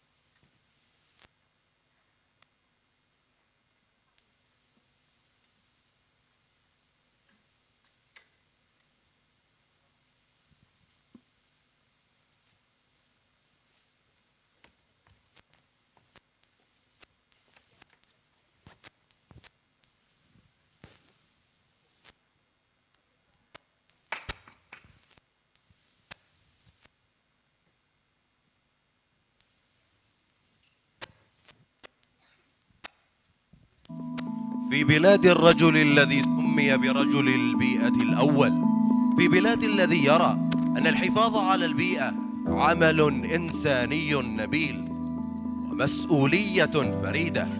وها نحن ذا لنؤكد أنه لم يعد الابتكار الأخضر مجرد مفهوما بعيد المنال، بل أصبح ضرورة ملحة في ظل التوسع السريع للمدن حول العالم. فعند النظر إلى المستقبل من الواضح أن الابتكار الأخضر سيكون الركيزة الأساسية لبناء مدن مزدهرة ومتوازنة مع البيئة. ولكن هنالك عوائق تعرقل مدن الغد الغير مرتبطة بالابتكار الأخضر، والذي يمكن تعريفه بعملية تطوير منتجات أو خدمات تكنولوجيا جديدة تهدف إلى تقليل الأثر البيئي وتعزيز الاستدامة، حيث تتنافس الدول المتطورة لإنشاء مناطق حضارية جديدة وتوسيع القديمة، لذلك ظهرت فئة جديدة من المعماريين أكثر ابتكاراً وجرأة لتصميم المدن المستقبلية. ونتيجة لذلك سعت بعض الدول في التمدن وهجران حياة الريف، ونتج عن هذا مشاكل ضخمة في المجتمع نحن في غنى عنها ما لم يتخلى الإنسان عن حياة الريف. ونتج عن هذا أيضا ظهور ما يسمى بالجزر الحرارية الحضارية، وهو يطلق على ارتفاع درجات الحرارة للمدن الكبرى. تحدث هذه الظاهرة بسبب حدوث التنمية الحضارية واستخدام الطاقة التي قد تزيد في معدلات حرارة الهواء بين 2 إلى 6 درجات مئوية. هذا التأثير المؤسف الذي تسبب به الإنسان بجشعه بالزحف العمراني يحول المدن إلى جزر من الحرارة. فحسب وكالة حماية البيئة الأمريكية فإن درجات الحرارة لمدن الولايات المتحدة يمكن أن تكون أعلى ب10 درجات فahrenheit من المناطق المحيطة بها. عادة ما يكون التفاوت في درجات الحرارة ليس بهذه الضخامة، لكن بضع درجات يمكن أن تحدث فارقا كبيرا.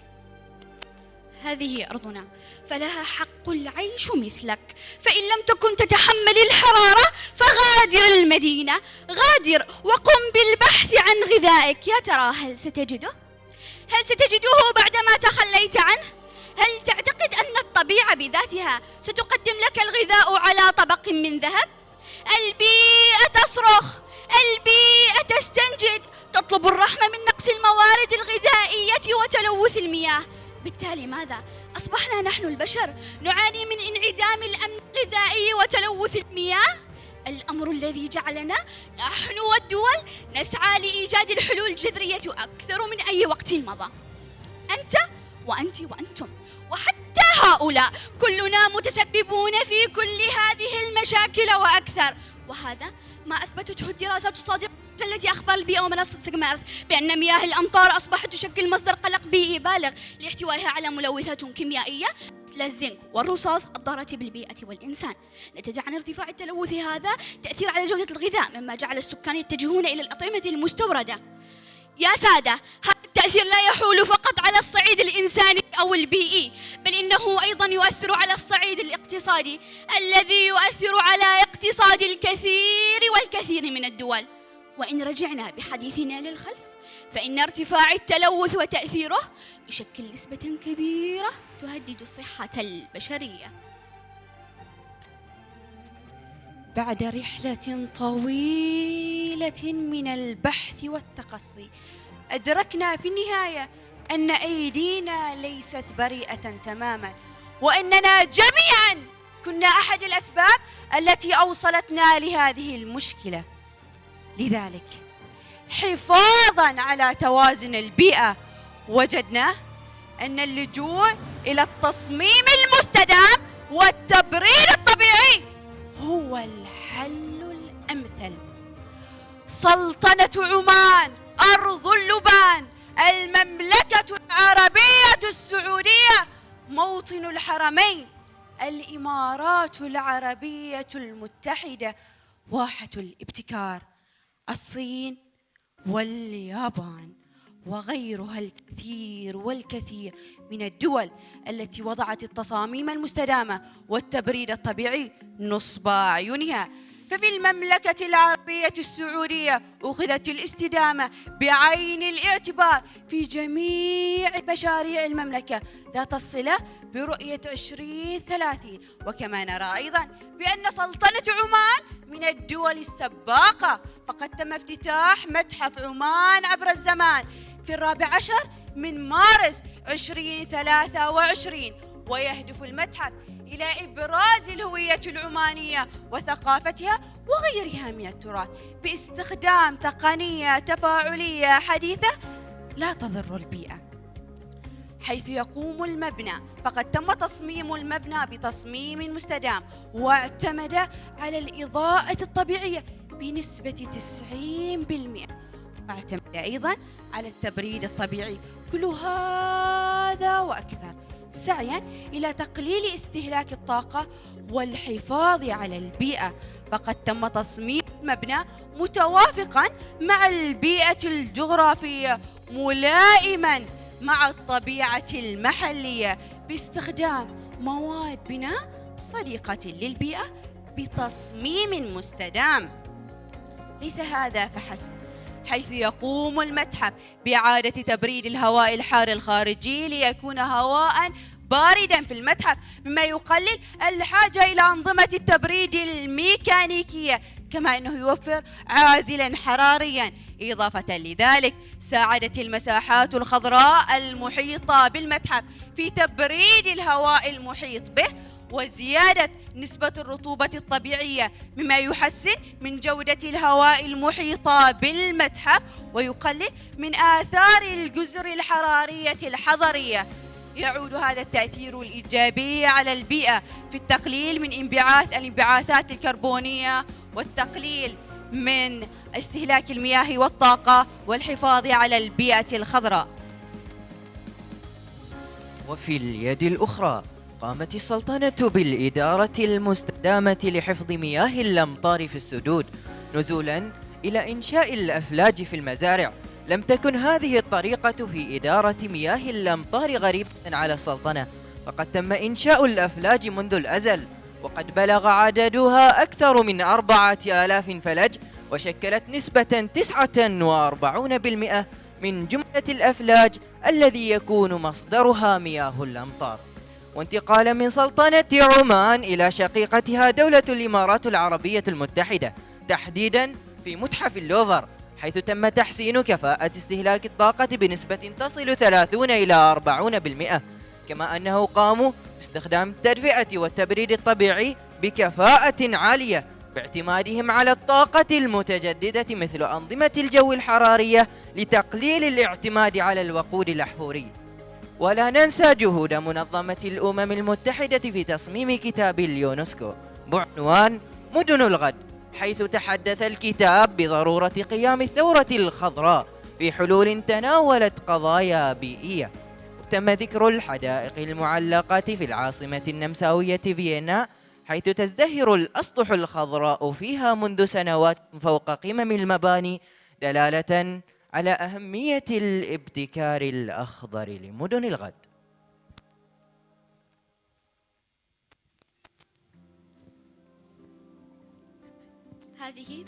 هذه أرضنا، كوارث وملوثات تتراكم في كوكبنا مقابل ماذا؟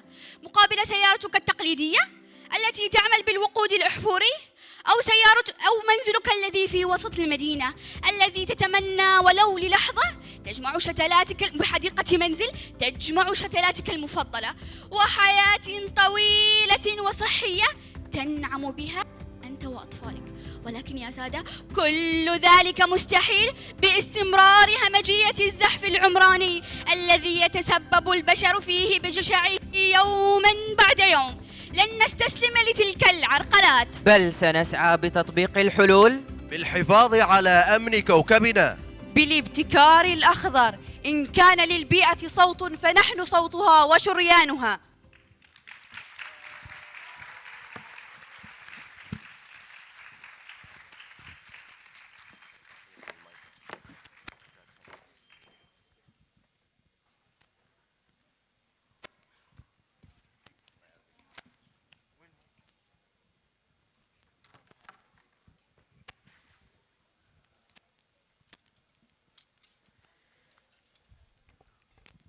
Thank you to our fifth set of presenters.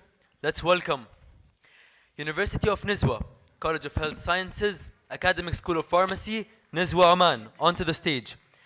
The next team is Skyline University College, Business and Computing Department, Sharjah, UAE. Please come and sit on the second row.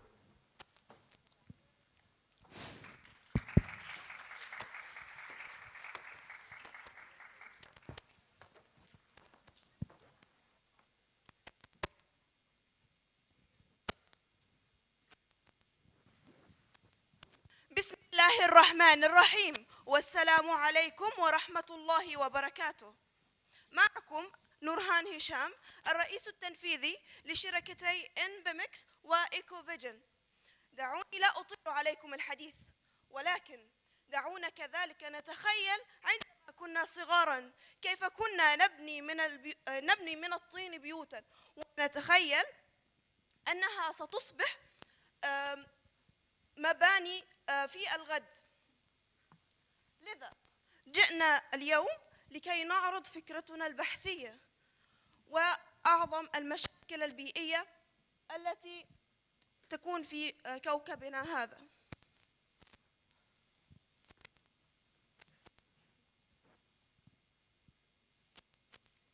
قال تعالى: قل سيروا في الأرض فانظروا كيف بدأ الخلق ثم الله ينشئ النشأة الآخرة إن الله على كل شيء قدير. إن السياحة المستدامة هي شكل من أشكال السياحة التي تركز على التقليل من الآثار السلبية على البيئة والحفاظ على الموارد الطبيعية. كما أن منظمة السياحة العالمية عرفت السياحة المستدامة بأنها السياحة التي تراعي البيئة بكافة صورها، وذلك بناء على قرار الجمعية العامة الذي أعلن عنه عام 2017. أيضا طبقا لمنظمة السياحة العالمية، فإن من أهداف السياحة المستدامة العديد، نذكر الأبرز منها وهو النقاء البيئي، التنوع البيولوجي، والجدوى الاقتصادية. هنالك العديد من الفروقات بين السياحة التقليدية والسياحة المستدامة التي نسعى إليها، حيث أن السياحة التقليدية هي سياحة الكم، وأيضا تركز على بناء المنشآت السياحية عوضا عن المنشآت أو المقومات الطبيعية البيئية. أما بالسياحة المستدامة فإنها سياحة الكيف، وتركز أيضا على المقومات السياحية وإبرازها كمقوم سياحي. من أمثلة السياحة المستدامة هي السياحة البيئية، السياحة الكشفية، وأيضا السياحة البحرية. طبعا تعود السياحة المستدامة على الشركات بالعديد من الفوائد، حيث توفر النفقات، بالتالي ستزيد إيرادات الشركات، وذلك سيعزز سمعة الشركة، وبالتالي استقطاب العديد من الشراكات والتعاونات. ومن خلال السياحة المستدامة يمكننا الحفاظ على الموارد الطبيعية، حيث نقلل النفايات وإعادة تدويرها، بالتالي التقليل من استهلاك الطاقة، وبالتالي حماية التنوع البيئي. محمد شيا قد قال أن السياحة البيئية هي هدفها الأساسي، أو هدف الزائر الأساسي هي البيئة والمحيط البيئي والتعرف على الأنظمة البيئية المتنوعة، وهذا ما أكد عليه دوبلر، ولكن أضاف إليه بأن عدم المساس بالمقومات الطبيعية وإتلافها، وتعزيز المشاركة الاقتصادية للسكان المحليين، وهذا أيضا ما أكده الصندوق البيئي العالمي. من مقومات السياحة البيئية الندرة، كلما كان المقوم السياحي الطبيعي نادر كلما زادت التنافسية. أيضا استحالة التقليد من الدول الأخرى، والقدرة على الوصول إلى الوجهة السياحية، ومدى قرب العناصر السياحية البيئية من المقومات السياحية الأخرى. من أهم القرارات الدولية بشأن السياحة المستدامة، أولاً سعت مصر إلى تبديل سياحتها من السياحة التقليدية إلى السياحة الخضراء، وهي التي تعتمد بشكل رئيسي على الموارد الطبيعية الخضراء في البيئة. ثانياً سلطنة عمان، حصلت سلطنة عمان على المركز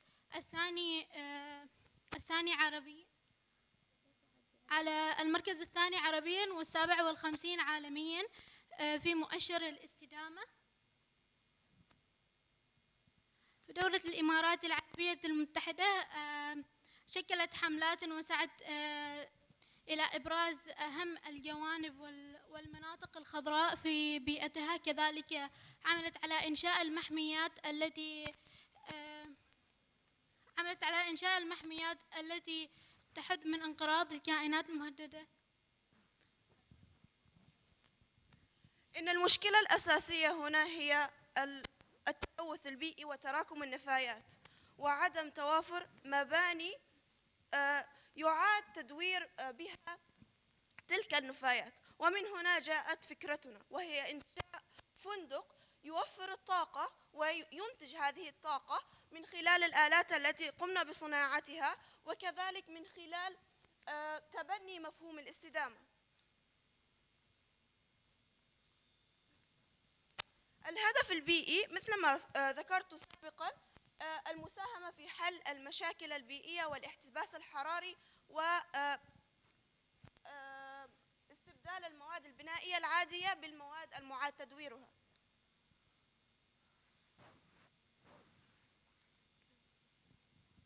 عروض البيع من خلال تطبيق أنظمة وقوائم صحية، وكذلك من خلال إعادة عمل خدمات تدل أو تساعد في عمل البيئة.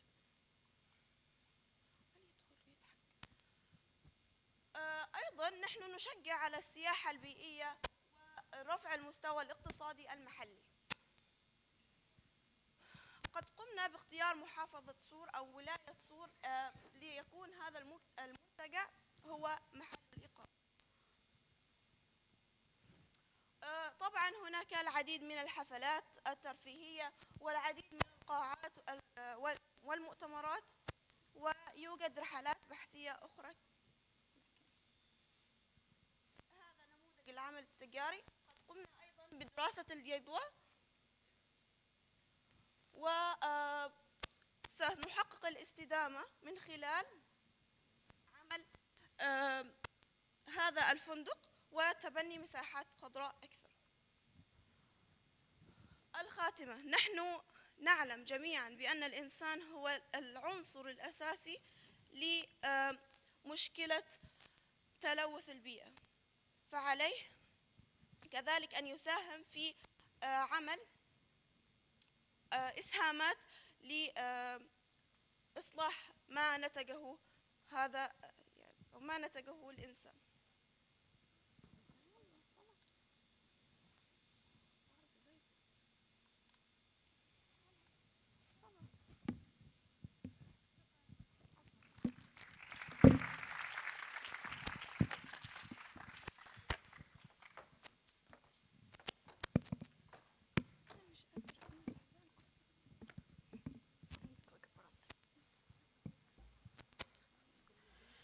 Thank you to the sixth set of presenters.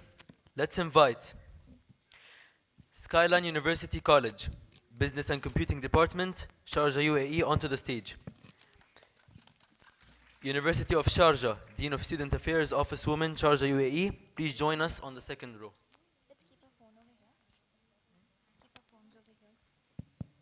If I keep my phone here.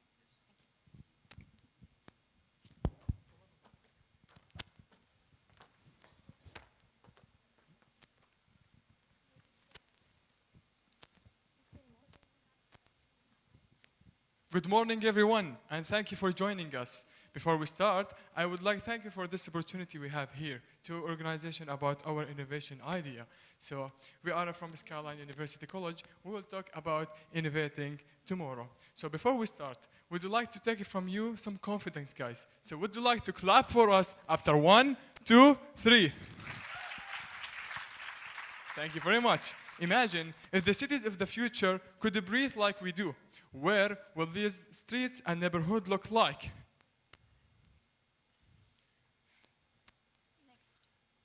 Constant and vision. Our vision for this project we have to have many solutions for this one.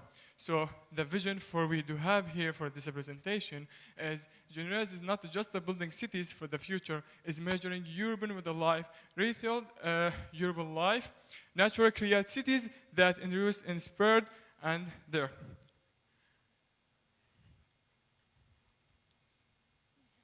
Imagine a city bustling street in 2050 where the air is heavy and the water is scarce that it has to be rationed.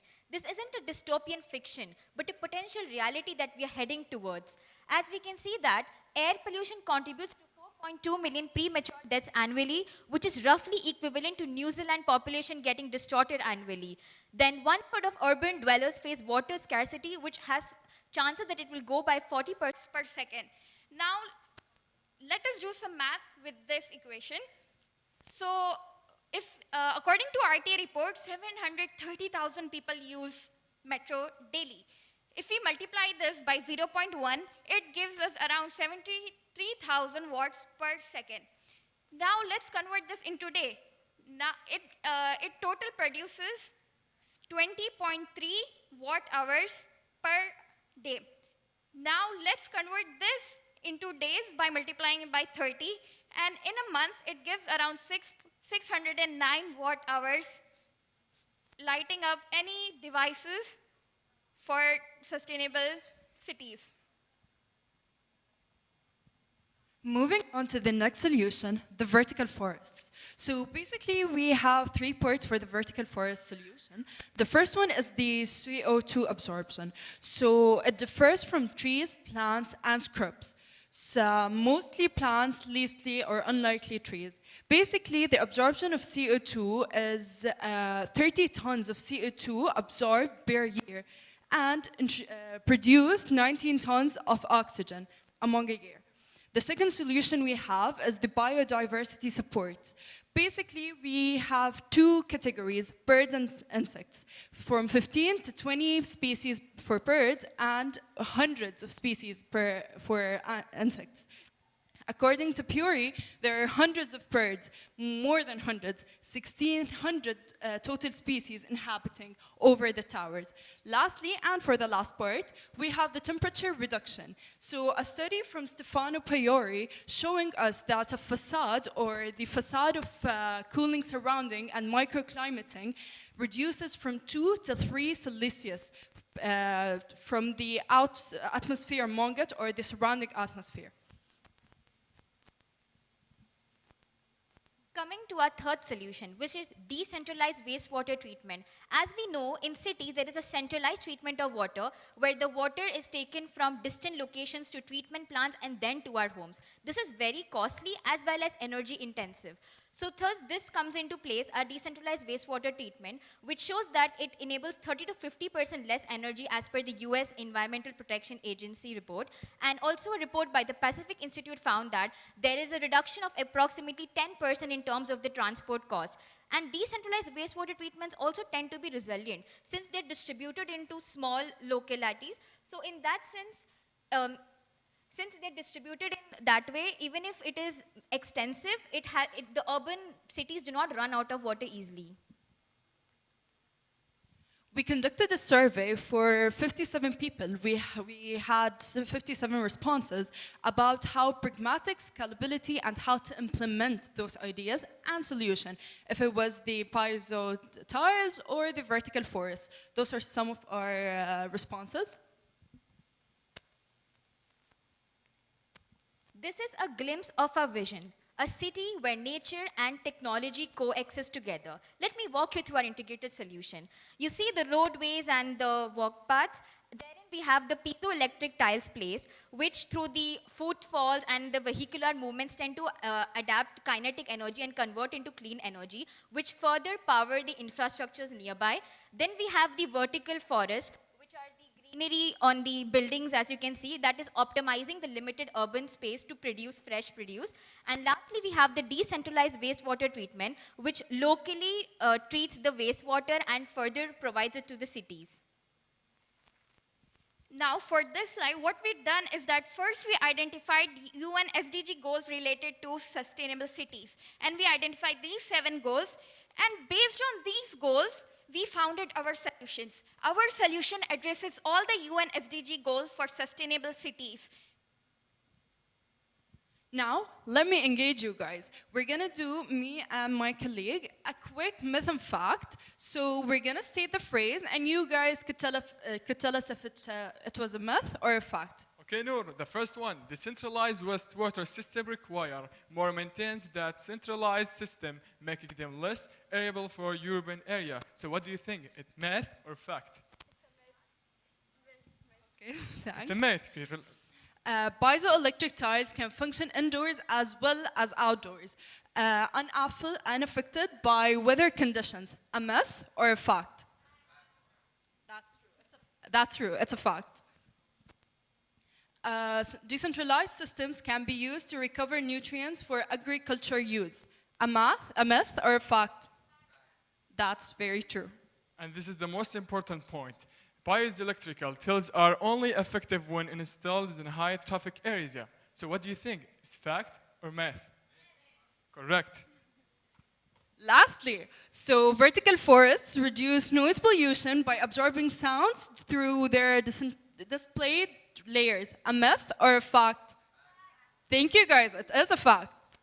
So today we have explored about the green innovation and the purpose we will have. We need to change our life to make our cities more sustainable and more purpose. Now, these are the reference for our research. Lastly, I want to thank organizers for organizing this event, our judges for their lovely time and effort. Lastly, Dr. Suhair for her unwavering support. Now, In the end, I would like to say, innovating today for cities cities of tomorrow. Thank you very much.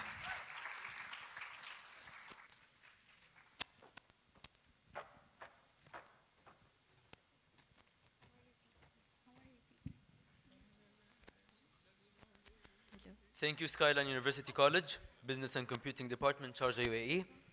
Let's invite University of Sharjah, Dean of Student Affairs, Officewoman, Sharjah, UAE, onto the stage.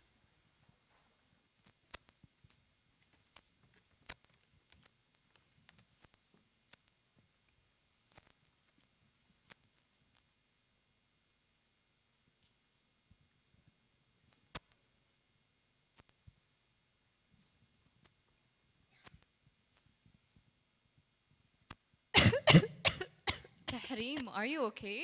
I don't know. The air feels heavy. Yeah, actually it does. Look at this image and imagine cities as living systems, surrounding the environment with clean and healthy energy. Although cities cover 2% of the Earth's surface, they actually consume over 60% of its energy and produce 70% of CO2 emissions. Greennovation is all about creating sustainable cities, eco-friendly buildings, smart waste management for a better future. Oh, come on. It's not really realistic to expect cities to just completely transform into living systems. Won't there be too many challenges? There will definitely be challenges. Urban expansion threatens natural habitats.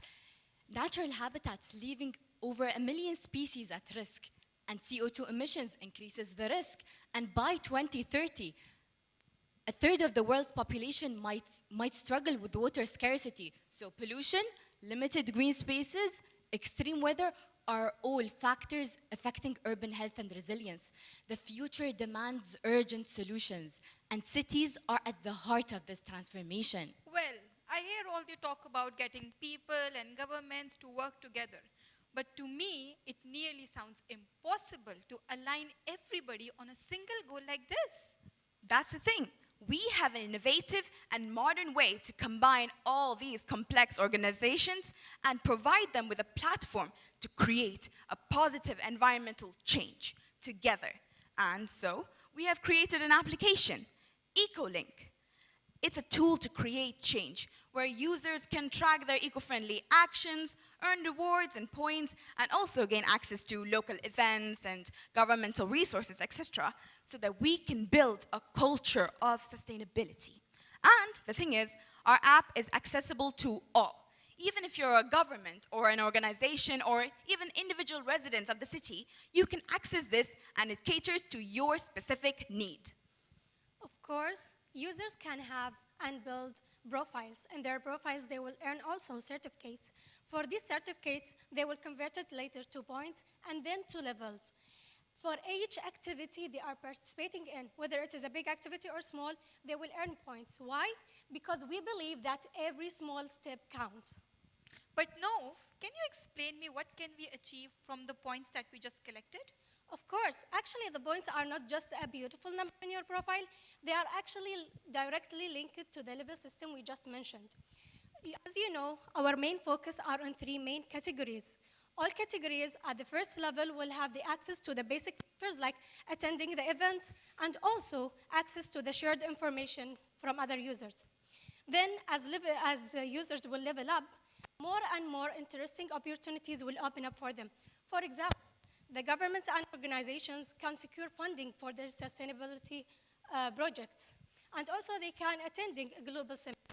And for individual users, they can have an access to training programs and then they can explore the job opportunities are related to sustainability field. The government services also includes annual project reports, event statistics, and feedbacks on event, as well as a calendar to log in events easily, and it also provides a profile for organizations to showcase their activities and contributions. Wait a minute. What will be the role of governments in this? Don't you think that you have to at least elaborate how will you execute this so governments can apply these solutions? Of course, that's where our app comes in. It connects governments and communities, showing real examples like these. Our app provides a step-by-step guide, tracks progress, and show how these ideas can be implemented in different places. With the right tools, governments can implement these ideas and turn them into reality. It's all by starting small, learning from what works, and building greener, smarter cities. Okay then. How will you apply these sustainable practices to different climatic zones, such as cold regions and warm regions? See, we have innovative and adaptable solutions for each and every scenario. So what if your city is in a temperate zone, perhaps? Let's look at the solutions. We can have the buildings covered with moss, and this moss can filter pollutants, produce oxygen, and also absorb carbon dioxide. How? Using bioreceptive concrete.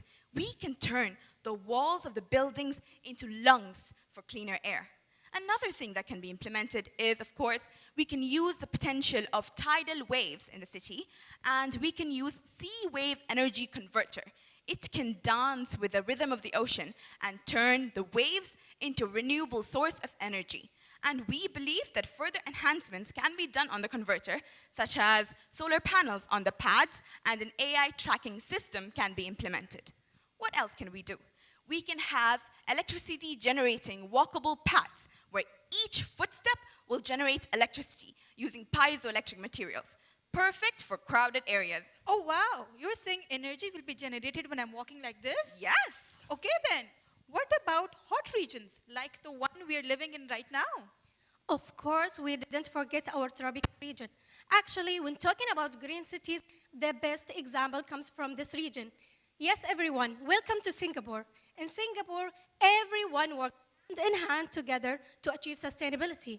The communities are running the Clean and Green Singapore movement, while organizations are funding the green businesses all over the continent of Asia. While governments, they are leading this way with the strong green regulations and urban planning. Together, they've made Singapore one of the greenest cities in the world. I've heard you all talk about several solutions, but is it really worth it? Is there really a dire need to put in all that hard work to save the cities of the future? Oh my God, you still didn't see it? You still think that it's all theoretical? Yeah. Okay, let me show you an example of consequences of not taking an action.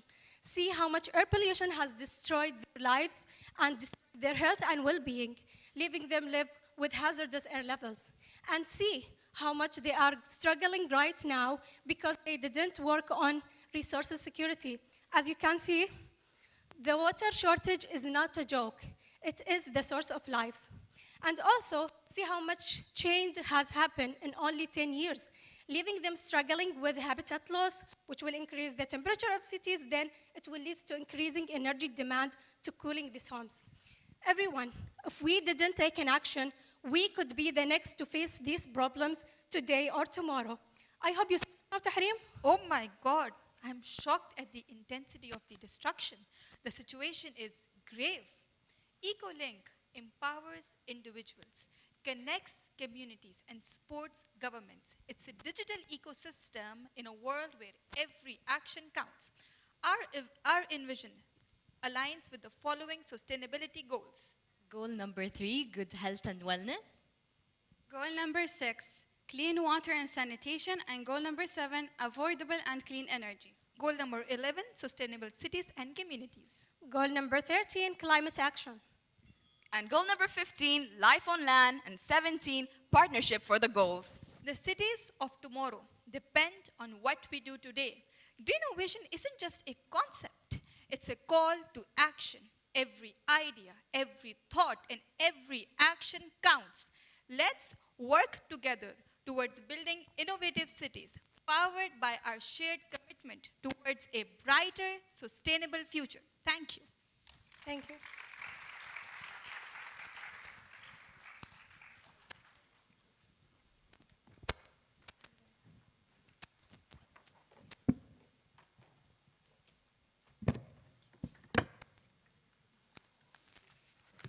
Thank you, University of Sharjah, Dean of Student Affairs, Office Women, Sharjah, UAE.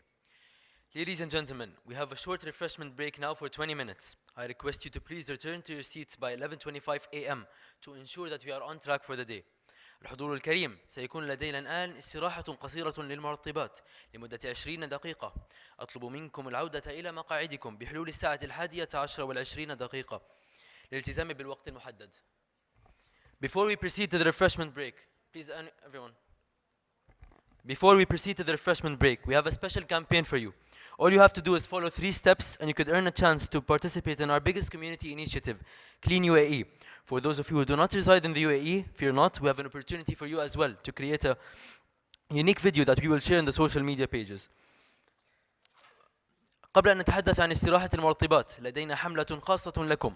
كل ما عليكم فعله هو اتباع 3 خطوات ويمكنكم الحصول على فرصة للمشاركة في أكبر حملة مجتمعية لدينا، الإمارات نظيفة. للذين يقيمون خارج دولة الإمارات، ستتاح لكم فرصة لإنشاء فيديو فريد سنشاركه في الأيام اللاحقة على صفحات وسائل التواصل الاجتماعي الخاصة بنا. So here's what you have to do. Step 1. Create a collage with any material for today's topic. Or capture one amazing behind-the-scenes photograph of any preparatory scene for the day and caption it only using 2 words. ما عليكم فعله هو إنشاء صورة من أي مادة لموضوع اليوم أو التقاط صورة رائعة من استعدادات خلف الكواليس لأي مشهد تحضيري لهذا اليوم بعنوان مكون من كلمتين فقط. Step 2. Upload this on your personal social media handles as a post. قم بتحويل المنشور على وسائل التواصل الاجتماعي الخاصة بك. Step 3. Follow our @EEG Emirates Environmental Group page on LinkedIn, Instagram, Facebook, Twitter, and tag us on this uploaded post. The 4 winners of today's campaign, one for each day, will be announced on our social media pages. سيتم الإعلان عن الفائز لكل يوم من ال4 أيام في هذه الحملة على حساباتنا على وسائل التواصل الاجتماعي. Remember, you'll only be considered if you follow our social media and tag us. تذكير: لن نتمكن من رؤية مشاركاتكم إلا إذا قمتم بمتابعة وسائل التواصل الاجتماعي الخاصة بنا والإشارة إلى صفحتنا. So what are you waiting for? Go ahead and let us see the best of creativity come forth. فماذا تنتظرون؟ أرونا إبداعاتكم. You can go ahead and go to your refreshment break.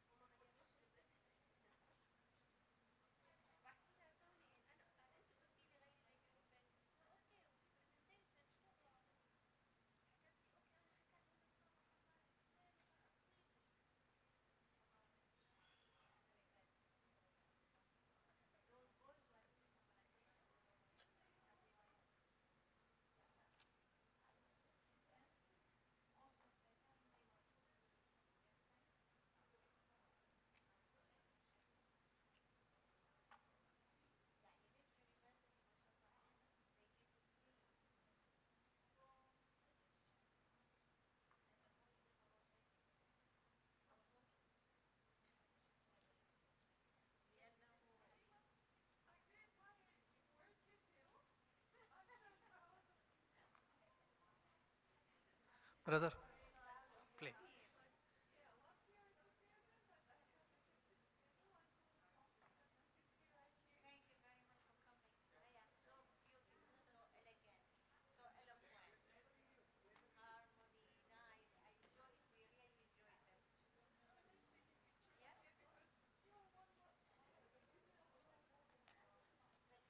Play that timer play.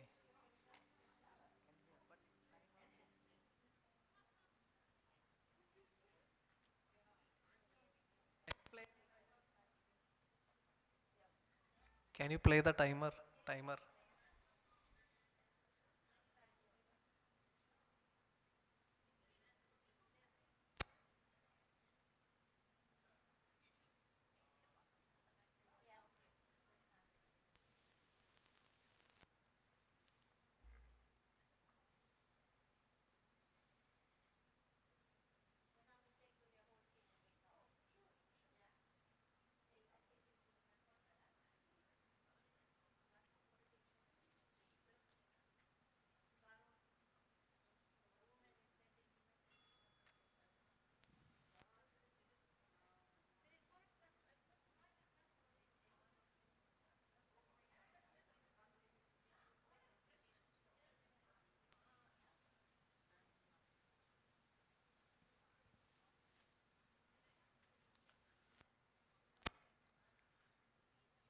It's okay.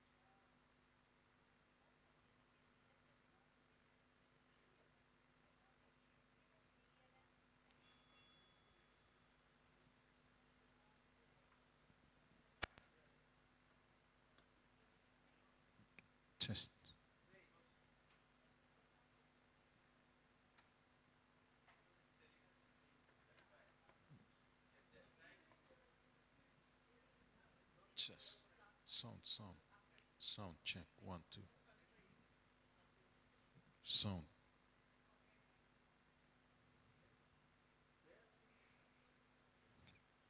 sound check.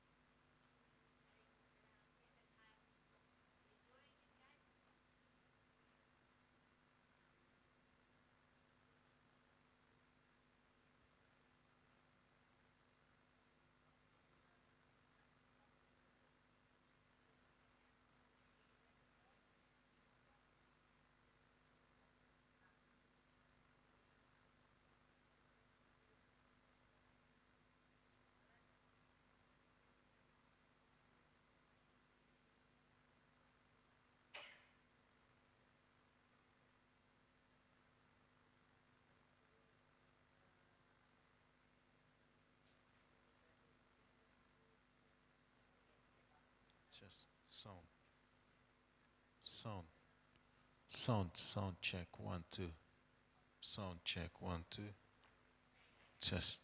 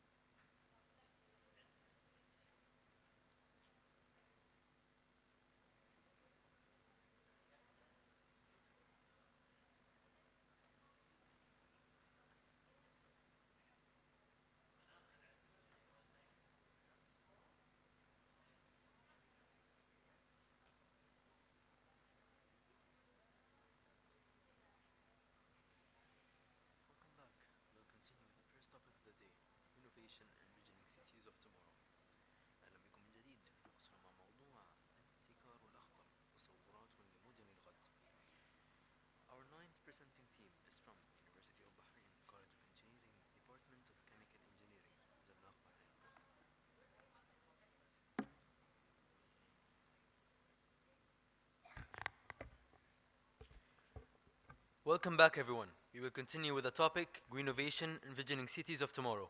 أهلا بكم من جديد. نواصل مع موضوع الابتكار الأخضر تصورات لمدن الغد.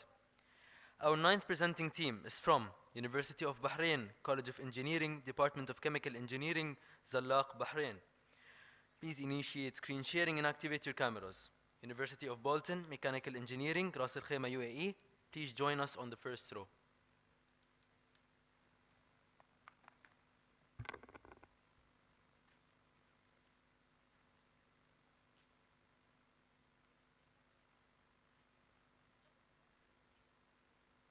You can start. أنا المدينة المعاصرة وأحب احتواء جميع سكان الأرض، وبالرغم من كل ذلك إلا أنني لا زلت أستمع إلى العديد من الشكاوي حول انبعاثات الغاز المصاحبة للطرق التي لدي، بالإضافة إلى تدهور جودة الهواء الطلق بسبب هذه الانبعاثات، مما أدى إلى خسائر هائلة في المجال الزراعي. واستمعوا لهذه الشكوى تحديداً، فقد قيل لي بأنه ازدادت حالة الكوارث الطبيعية سوءاً من فيضانات وزلازل وقحط والعديد غيرهن بسبب هذه الانبعاثات، فأصبح التغير المناخي واقعنا. ومع مرور الوقت تضخمت هذه الكوارث الطبيعية سوءاً بسبب هذه الانبعاثات وبسبب زيادة في عدد من السكان والمدن. ونبه العديد من العلماء بأنه إن لم يتم الحد من هذه الانبعاثات في حدود 2030 فسيصبح التغير المناخي دائم ولا محالة الرجوع إلى ما كنا عليه سابقا. وأريد المساعدة حقا، فكل ما أريد القيام به هو احتواء الناس لا بإلقاء الضرر عليهم وعلى أرضنا الغالية. ولكن وبالرغم من اختلاف حضاراتنا وثقافاتنا إلا أن التمدن أصبحت ظاهرة عالمية لا محالة إلى أن تتوقف، فبل تحتاج إلى التحديث لتتواكب مع أهداف التنمية المستدامة الحديثة. فكيف يمكن لي ولغير من المدن المساهمة دون خسارة قيمتنا حول العالم؟ ماذا لو المدينة الخضراء أصبحت واقعاً نعيشه الآن. أنا المدينة الخضراء. نتميز برائحة الطبيعة، وأنا أجسد رؤية المستقبل المستدام والخالي من الانبعاثات الكربونية. أما شوارعي فقد أصبحت نقية، فالأشجار أصبحت في جميع أرجائها، ولم تعد تشع رائحة احتراق محركات السيارات، بل وعلى العكس أصبحت تتسابق فيها المركبات الكهربائية في جو نقي وهادي. أما مباني فهي ليست فقط أنيقة بتصاميمها المستحدثة، بل أيضا تتميز بطرق توليد الطاقة الذاتية المتجددة. الألواح الشمسية أصبحت على جميع أسطح المباني، مستغلة قوة الشمس في المنطقة، وإيمانا منا بأن النفط ليس نعمتنا الوحيدة. أما شبكة النقل فقد صممت لتربط كافة أحياء المنطقة بعضها ببعض، لتوفر سبل مواصلات لسكان المنطقة لأن يصلوا إلى أماكن عملهم أو للترفيه، ولتقلل بشكل كبير من الانبعاثات. أدعوكم اليوم إلى اكتشاف مدينة نيوفيا، مدينة المستقبل المستدامة.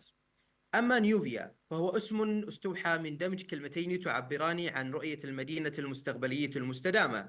أما نيو فتعني جديد باليونانية وترمز إلى الابتكار والتجديد والتطوير. أما فيا فتعني الطريق أو السبيل باللاتينية وتشير إلى الاتجاه والمسار نحو مستقبل مستدام. وبذلك يمكن تفسير نيوفيا على إنها الطريق الجديد أو السبيل الجديد، مما يعكس الفكرة الأساسية لإنشاء مدينة مبتكرة ومستدامة تحقق توازنا بين التقدم التكنولوجي والحفاظ على البيئة. أما الآن فلننتقل إلى محطات نيوفيا. تتكون نيوفيا من المباني الخضراء والمستدامة.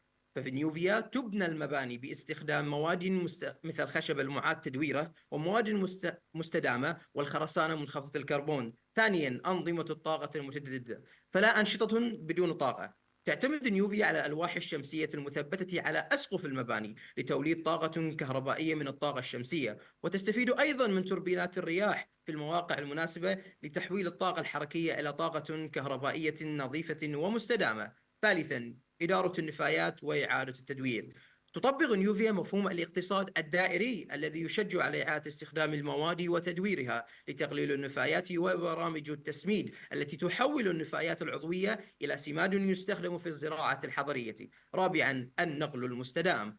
توفر نيوفيا بنية تحتية مثالية للمشاة وراكبي الدراجات مع مسارات آمنة ومريحة تشجع على التنقل النشط، وتستخدم أيضا النقل العام للصديق للبيئة كالحافلات والقطارات الهجينة للحد من انبعاثات الكربون. أخيرا وليس آخرا، إدارة المياه. تجمع نيوفيا مياه الأمطار لاستخدامها في الري والاستخدامات الغير صالحة للشرب، كما تستخدم أنظمة المياه الرمادية لإعادة استخدام المياه المستخدمة في الغسيل والتنظيف لري الحدائق.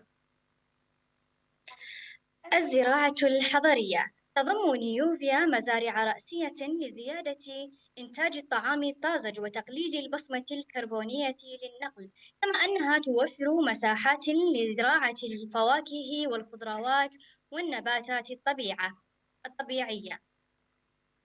أما عن المساحات الخضراء العامة، فتحوي نيوفيا على حدائق ومنتزهات عامة تعزز التنوع البيولوجي وتوفر مساحات ترفيهية للسكان، كما أنها تحول أسطح المباني إلى حدائق خضراء لامتصاص مياه الأمطار وتقليل درجة الحرارة في المدينة.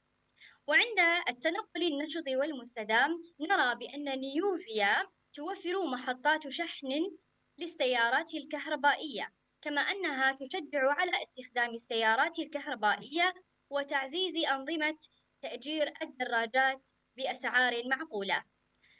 وعند الانتقال إلى التخطيط الحضري المستدام، نرى بأن نيوفيا خططت إلى إقامة مناطق متعددة الاستخدامات تجمع بين السكن والعمل والترفيه لتقليل الحاجة إلى التنقل اليومي الطويل، كما أنها تشجع على زيادة النمو الرأسي لزيادة الكثافة السكانية مع الحفاظ على المساحات الخضراء. أخيراً، التكنولوجيا الذكية. تعتمد نيوفيا على البيانات المفتوحة لمراقبة جودة الهواء وإدارة المرور، كما أنها تستخدم البنية التحتية الذكية التي تتضمن أجهزة استشعار لمراقبة إدارة الجسور ومياه الصرف الصحي.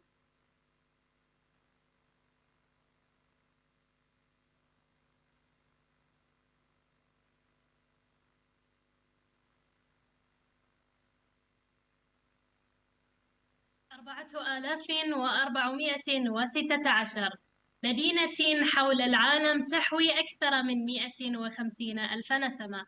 أشارك معكم أبرز الأمثلة الحية على مدن نيوفيا، بدءاً بمدينة كوبنهاغن، انتقالاً إلى مدينة نيوم، ومن ثم مدينة سنغافورة، مروراً بمدينة مصدر، ذهاباً إلى مدينة كوريتيبا، وصعوداً إلى مدينة فانكوفر. لكن اليوم سنسلط الضوء على مدينة كوبنهاغن، وتعد كوبنهاغن أحد أبرز مدن نيوفيا، وهي تقع في الدنمارك. صارت علماً في مجال الاستدامة وتهدف لأن تصبح محايدة للكربون بحلول عام 2025. لكن السؤال الأهم، ماذا فعلت لتصل إلى ما هي عليه الآن ولتحقق هدفها بحلول السنة المقبلة؟ في المقام الأول، قامت كوبنهاغن بتشجيع ركوب الدراجات الهوائية، واستثمرت أكثر من 300 مليون دولار فقط لتقوم بإعداد بنية تحتية توفر مسارات رائعة للدراجات الهوائية. وفي المقابل، فرضت ضرائب عالية على استخدام السيارات والدراجات النارية. ومن خلال حرص كوبنهاغن على أن تكون رائدة في مجال طاقة الرياح، فقد استثمرت مؤخراً أكثر من مليار دولار في توربينات الرياح البحرية.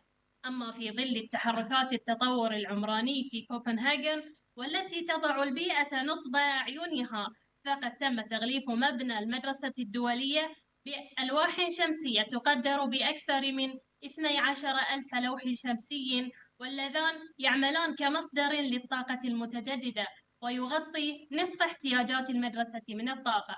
وتم تدعيم هذه النقاط ببعض النسب الموضحة لكم في الشاشة. عند الحديث عن البيت 8، والذي هو مبنى مشهور في كوبنهاجن يقع في المنطقة الباردة، يسمح له تصميمه المميز بترشيد وكفاءة الطاقة عن طريق نظام التدفئة السلبية، بينما يسمح السطح الأخضر بتوفير عزل جيد للمبنى يمكنه من الاحتفاظ بالحرارة. إن جميع ما تم ذكره يرتبط ارتباطا وثيقا بأهداف التنمية المستدامة ويتماشى معها. سؤالنا لكم: أي مدينة تفضلون العيش فيها؟ ختاما، شكرا لحسن استماعكم، نرجو أنه استمتعتم معنا في رحلتكم لنيوبيا.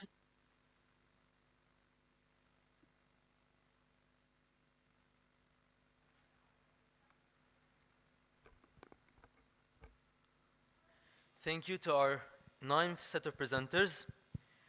University of Bolton, Mechanical Engineering, Ras Al Khaimah, UAE. Please join us on the stage.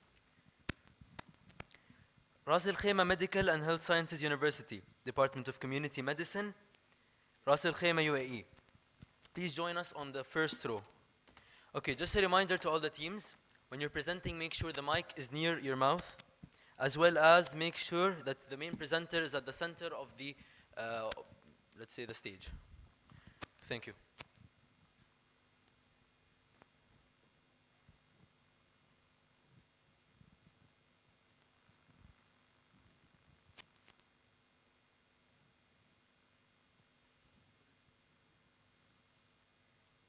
Since the dawn of civilization, urbanization has been an essential part of humanity.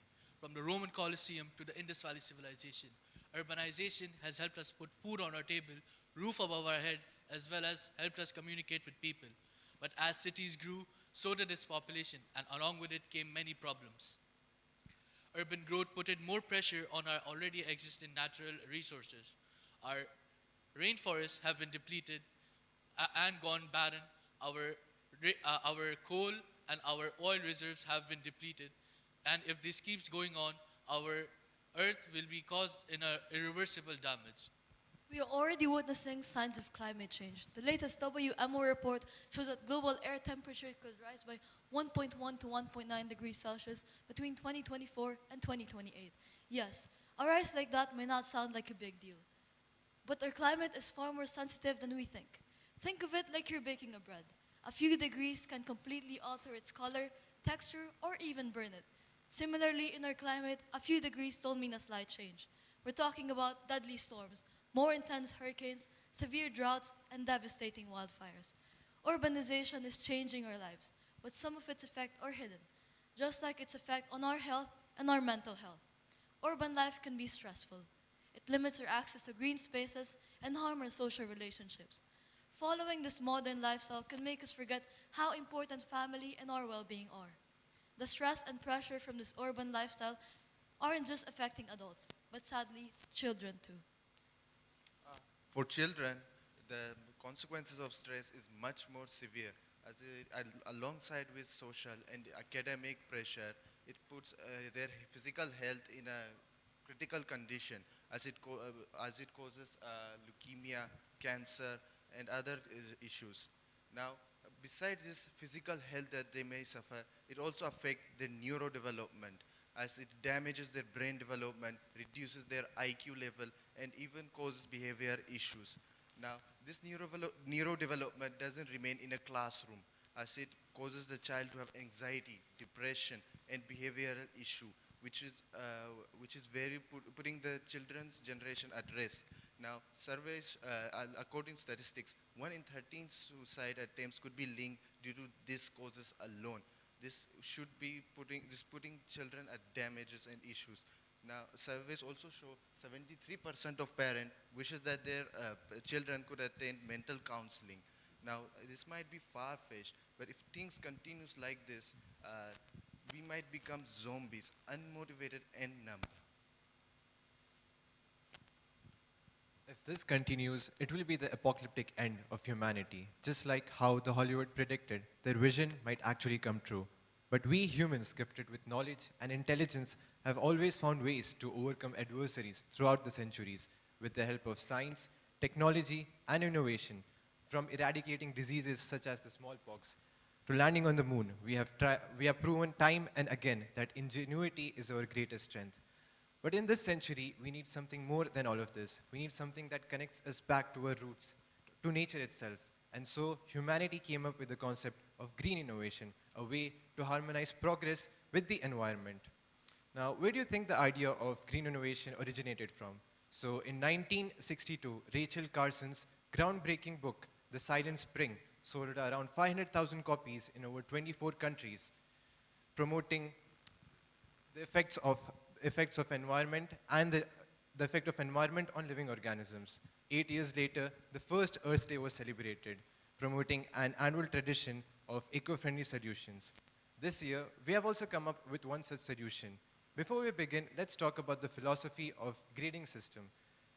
In education system, grades aren't just numbers. They are the milestone on our journey to success. They show us where we excel, how we can grow, and how far we have come.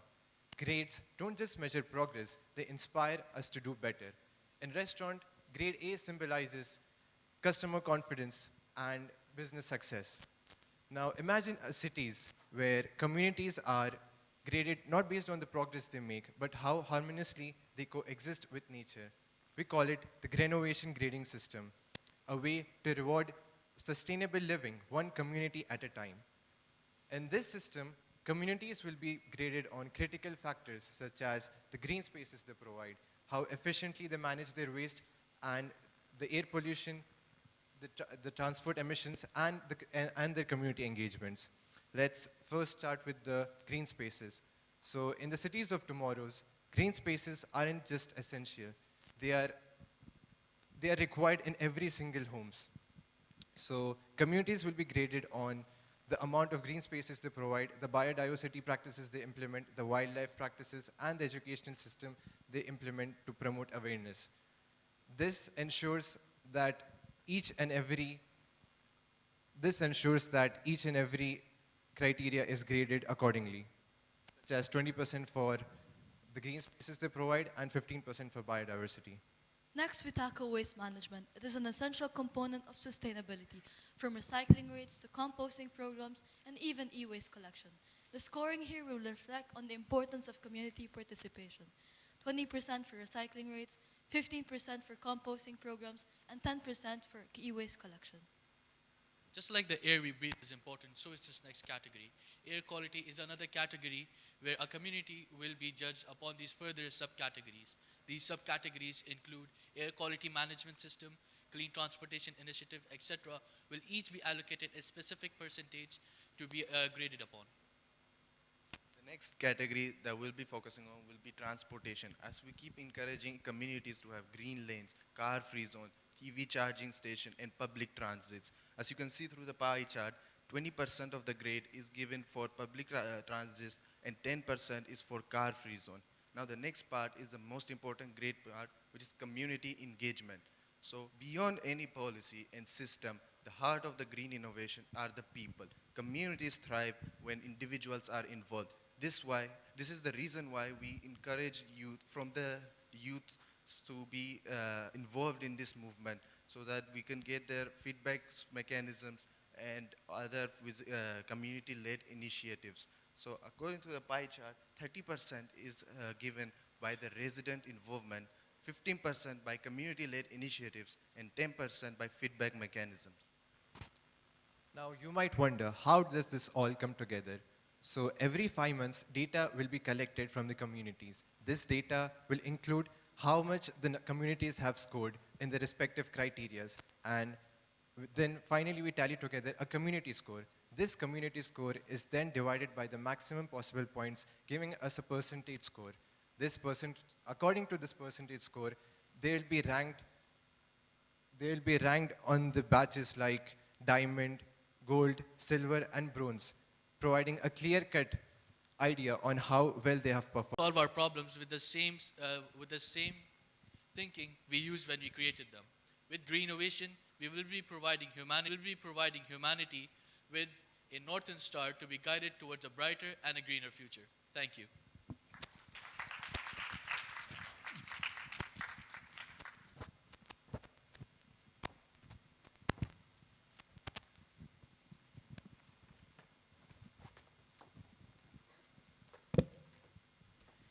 Thank you to our 10th set of presenters. Now, Ras Al Khaimah Medical and Health Sciences University, Department of Community Medicine, Ras Al Khaimah UAE. Please join us onto the stage. And Al-Najah National University, Department of Civil and Architectural Engineering, Nablus, Palestine. 2050, a goalpost and a warning. Approximately 70% of the population is predicted to move to urban cities by 2050. And what does that entail for us? Loss of biodiversity, loss of habitat. Overall, a bleak future. But it's our future. We dictate what it becomes. And this is where Greennovation becomes our source of hope. But the question is, will we rise to the challenge? The World Health Organization reports around 7 million premature deaths every year due to air pollution. To battle this, green urban spaces play a crucial role in promoting public health. Imagine cities where parks, community gardens, and green corridors are not just for aesthetics. Integrating these spaces will not just act as natural air purifiers, filtering the environment and lowering the carbon dioxide levels in the atmosphere, but also help combat urban heat island effect by reducing the carbon emissions and cooling neighborhoods. Moreover, it also promotes exercise and provides areas for relaxation and social interaction, which are both vital aspects of physical and mental well-being. An inspiring example is the New York's High Line Park, a reclaimed railway track that has been transformed into a green walkway for its residents, proving that creative green solutions cannot just look pleasing, but also benefit health. Moving on, it is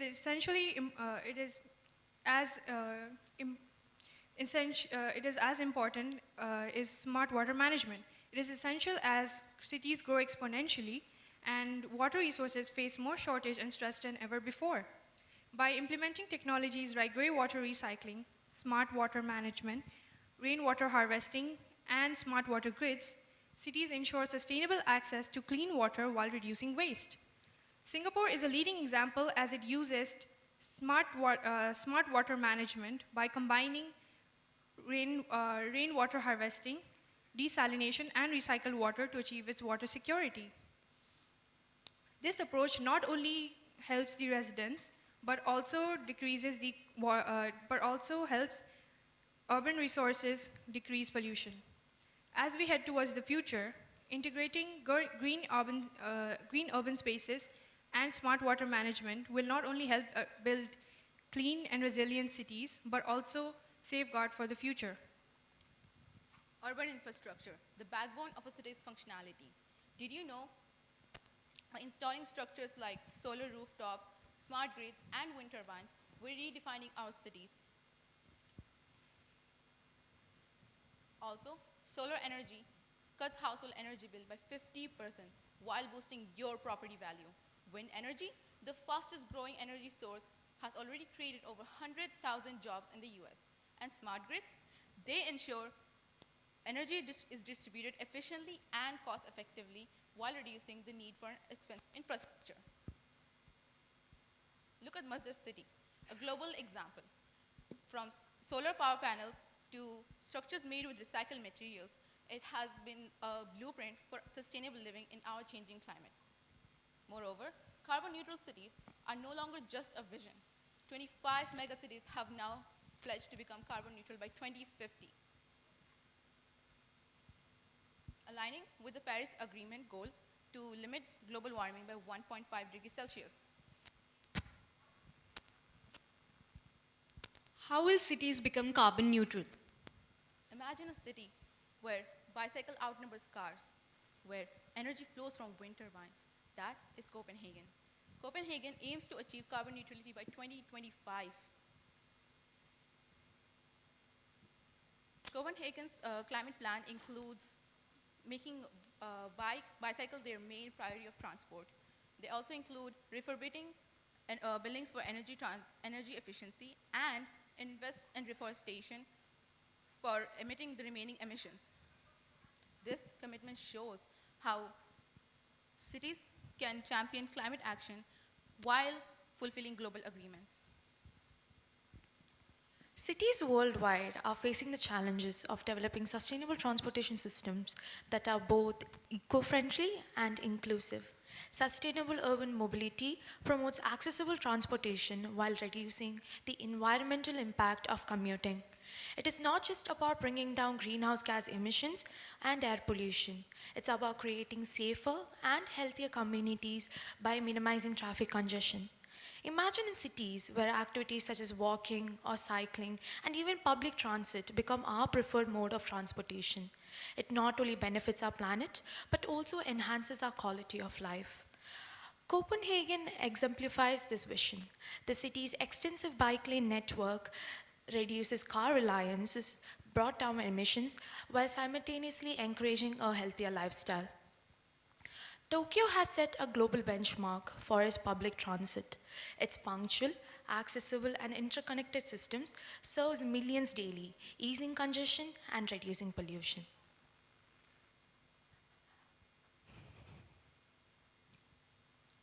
Climate change has required cities to prioritize resilience. These include flood defenses, stormwater management, and disaster preparedness plans. By building resilience, cities can protect their infrastructure and their vulnerable communities.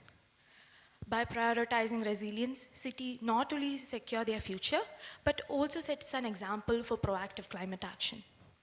An example of this is the Thames Barrier in London. It is a retractable barrier that acts as a critical flood defense during rising tidal surges. London also leads in reducing air pollution in its ultra-low emission zone. By enforcing strict vehicle emission rules, it improves air quality while promoting cleaner technologies. In developing sustainable cities, biodiversity plays a key role which focuses on protecting and restoring the ecosystem. Biodiversity in urban spaces means incorporating elements like trees, green roofs, and wildlife into urban spaces. This cleans the air, lowers urban temperature, and provides green spaces for people to relax and reconnect with the nature while supporting the wildlife species. Urban biodiversity offers many great benefits. Plants help filter pollutants and thereby improve the air quality, and the green spaces enhance the mental and physical well-being of people. These also make the cities more resilient to combat climate change. The examples of urban biodiversity are the Miyawaki forest and the Singapore airport. The Miyawaki forest creates dense, self-sustaining forests in small urban areas by planting native trees close together. The Singapore airport, on the other hand, combines gardens, waterfalls, and green walls to create a lush and calming space, blending biodiversity with modern infrastructure. The circular economy in waste management focuses on recycling, reusing, and upcycling waste to keep them in use. These reduce landfill space, pollution, and resource depletion. For instance, recycling centers transforms materials like plastic, metals, and paper to keep them in use, whereas composting organic matter can turn them into nutrient-rich soil necessary for agriculture. This approach ensures that waste isn't the end of the cycle, but rather the start of something new. The pressing challenges of climate change and rapid urbanization demand for innovative and collaborative solutions. Public-private partnerships have emerged as a powerful framework for green urban projects. These partnerships bring governments, private enterprises, and communities together to advance sustainable development. By fostering green citizenships where individuals and organizations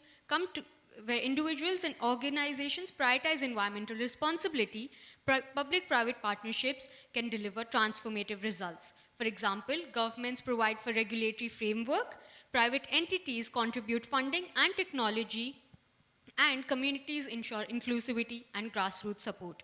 Together, they can build parks, renewable energy grids, sustainable transport methods, etc., that not only enhance the quality of life, but also benefit the environment. In parallel, smart cities are revolutionizing urban management through data analytics and technology. By leveraging IoT, AI, real-time data, cities can optimize resource usage, improve water and waste management, and ensure energy efficiency. Smart water meters and AI-driven waste systems ensure reducing in waste, and renewable energy integration ensures a sustainable future. These innovations underline the role of technology as the backbone of urban resilience. Cities like Curitiba and Copenhagen inspire us to imagine cities where collaboration and technology align for a sustainable future. And remember, the cities we build today will determine the future we live in tomorrow. Thank you.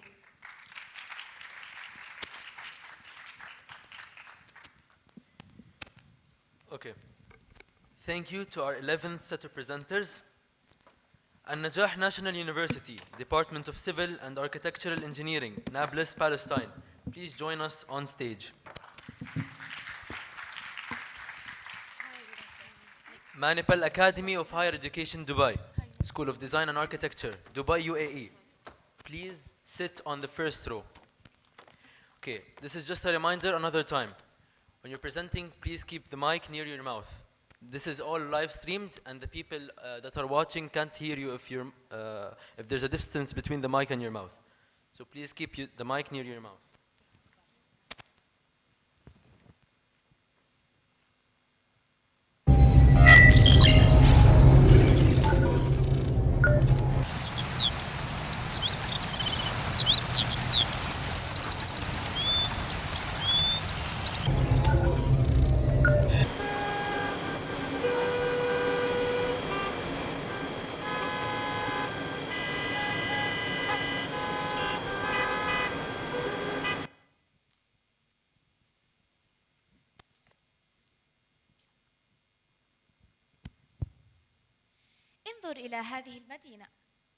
انظر إلى هذه المدينة. المستقبل الذي حلمنا به بدأ يتحقق. طاقة متجددة ومساحات خضراء. انظر هناك، التكدس السكاني والازدحام المروري والتغير المناخي لا زال يفرض تحدياته. لكننا في الطريق الصحيح، فالابتكار بدأ يخفف من هذه المشاكل. بالنسبة لي هذا تحد مستمر، فكلما حلت مشكلة ظهرت أخرى. أما أنا فأراه حلماً يتحقق. التقدم دليل على أن المدن المستدامة ليست مستحيلة. ولكن مع كل تقدم تظهر تحديات جديدة. فهل يمكن لهذا الحلم أن يتحقق؟ في القرن 21 لم يعد كافياً أن تقدم المدن الخدمات الأساسية فقط، بل أصبح من الضروري بناء نظام بيئي متوازن يجمع بين البيئة والمجتمع والثقافة والاقتصاد لتحسين جودة الحياة وإدارة الموارد بكفاءة. ولتحقيق هذا التوازن المستدام يعد الابتكار الأخضر ركيزة أساسية، حيث تساهم مدن المستقبل في تلبية احتياجات الحاضر والمستقبل من خلال استخدام الموارد بحكمة لتقليل التلوث ودعم وسائل نقل صديقة للبيئة وزراعة المساحات الخضراء. ومع ذلك لا يكفي هذا التوجه وحده، فالابتكار ضروري للتعامل مع تحديات الحاضر، ويشمل التحول إلى الطاقة المتجددة وتحسين استهلاك الطاقة والتشجيع على إعادة التدوير. لكن لتحقيق حلول جذرية علينا أن نأخذ خطوة إلى الوراء ونفكر في التحديات الأساسية، فأولها التكدس السكاني المتزايد، حيث من المتوقع أن يصل عدد سكان العالم إلى 10 مليارات بحلول عام 2100، مما يزيد من تكاليف المعيشة يوماً بعد يوم في ظل التغيرات المناخية. بالإضافة إلى نقص المساحات الخضراء، فحسب دراسة نشرت بمجلة ريموت سينسينج تراجعت تغطية المساحات الخضراء في فترة التحضر بالصين من 63% إلى 44% بين عامي 2000 و2020.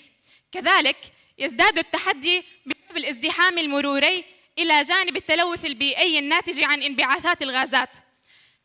هذه التحديات تتطلب حلولاً جذرية، منها إعادة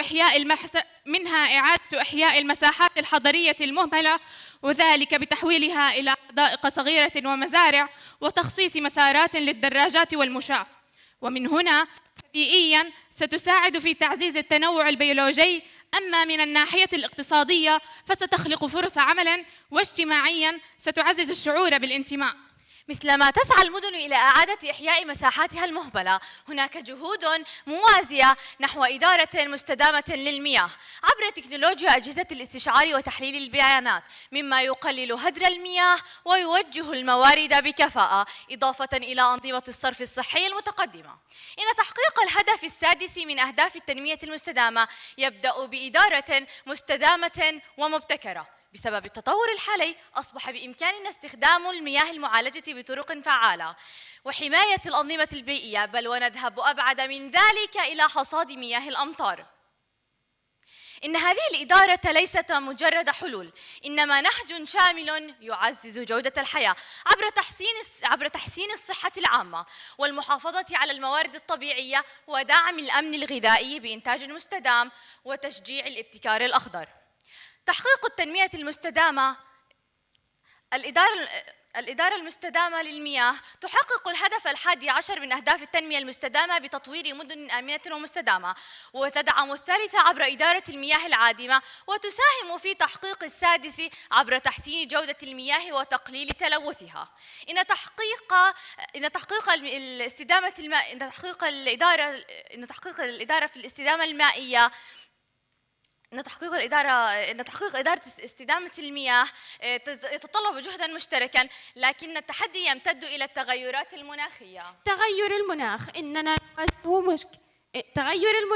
إننا نواجه مشكلة تزداد سوءا. إننا نواجه مشكلة تزداد سوءا، فهل تخيلتم يوما أننا قد نحتاج قناعا للأكسجين كي نتنفس؟ وذلك وفقا لتقرير الهيئة الدولية المعنية بتغير المناخ، فقد ارتفع متوسط درجة حرارة سطح الأرض بمعدل 1.1 درجة مئوية، وذلك بين عامي 1850 و1900 وبين عامي 2011 و2020. ولكن هذا ليس إلا البداية. 1.1 يبدو الرقم صغيرا، ولكن له تأثيرات كبيرة، فهذا الارتفاع سيؤدي إلى ازدياد موجات الجفاف التي قد تدفع 700 مليون شخص للبحث عن المياه بحلول عام 2300 وفقا لبرنامج الأمم المتحدة الإنمائي. ففي المستقبل هل سيكون هناك شاطئ أم سيبتلعه البحر المتصاعد؟ إن كان كذلك فهذا يعني أن المدن الساحلية في خطر، فمن المتوقع أن يرتفع مستوى سطح البحر بين 6 أعشار إلى 1.1 متر بحلول عام 2100. أما إن استمرت الانبعاثات على حالها فقد تصل إلى 5 أمتار بحلول عام 2300، وهذا في أسوأ سيناريو. إن هذه ليست مجرد أرقام، وإنما مستقبل يزداد سوءاً بتقنيات صنعناها نحن. إذن إن المشكلة تكمن في حقيقة أن نشاطاتنا البشرية هي التي تسرع هذا التحول، فقد تبين أن 90% من الانبعاثات ناتجة من الاستخدام المكثف للوقود الأحفوري، ولهذا نحتاج إلى التصرف. فلدينا خياران: إما التكيف مع هذه التغيرات أو العمل على مواجهتها. فالتكيف يبدأ بتحقيق البنية التحتية الخضراء واستخدام مبان مستدامة، ولكن هذا يبدو وكأننا نحاول التأقلم فقط. أما عند التصدي للمشكلة من جذورها فهنا يأتي دور الابتكار الذي يبدأ بالنقل المستدام إلى الاعتماد على الطاقة المتجددة. إذن يجب أن نعمل على التكيف والتصدي في نفس الوقت لضمان مستقبل مستدام. هنا تأتي استراتيجيات التنمية المستدامة. كيف يمكن لهذه الاستراتيجيات أن تحقق توازنا بين متطلبات الحاضر والحفاظ على موارد الأرض لمستقبل أكثر استدامة؟ نبدأ بالزراعة الحضرية، والتي تعتبر الحل الأمثل لتعزيز الأمن الغذائي وتقليل التلوث، حيث تتضمن الأسطح الخضراء والحدائق المجتمعية لتعزيز التعاون بين السكان، والمزارع العمودية لزيادة الإنتاجية في المساحات المحدودة. كل هذه الأمثلة تسهم في تعزيز التنوع البيولوجي وتقليل هدر الطعام. تسهم هذه الممارسات في الزراعة الحضرية في تهيئة المدن لمستقبل أكثر استدامة، وهو ما يدعمه التخطيط الحضري المستدام، والذي يتم تحقيقه من خلال بناء بنية تحتية ذكية ومرنة تتكيف مع التغيرات المناخية.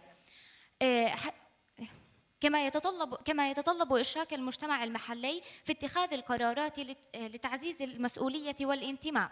وهنا نخص بالذكر نموذجا حضريا، وهو مدينة روابي، أول مدينة فلسطينية تجمع بين الحداثة والاستدامة، معتمدة على بنية تحتية ذكية ومرافق بيئية تعكس رؤية عصرية لتحقيق أهداف التنمية المستدامة.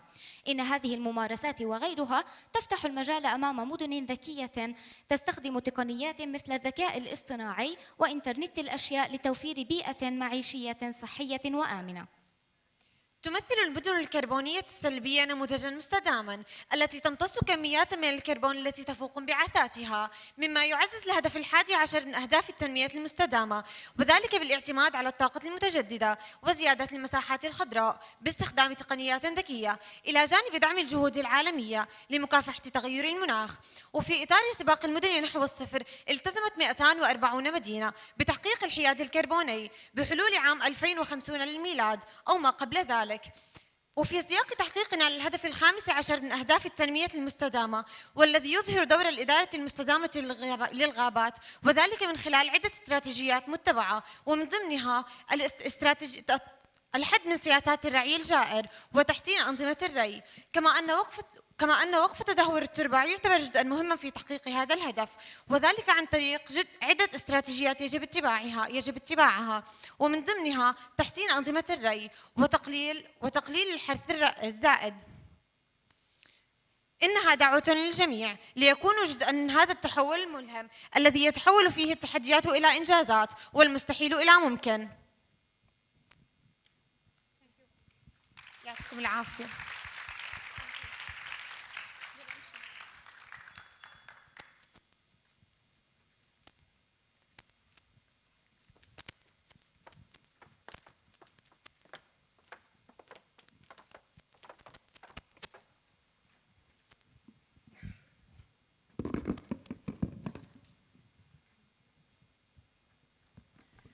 Thank you to the 12th presenting team. Now, Manipal Academy of Higher Education, Dubai, School of Design and Architecture, Dubai, UAE. Please join us onto the stage.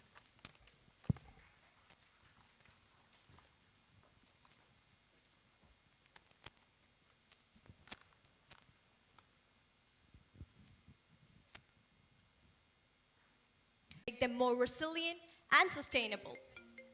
Greetings, everyone. We are from Manipal Academy of Higher Education, Dubai.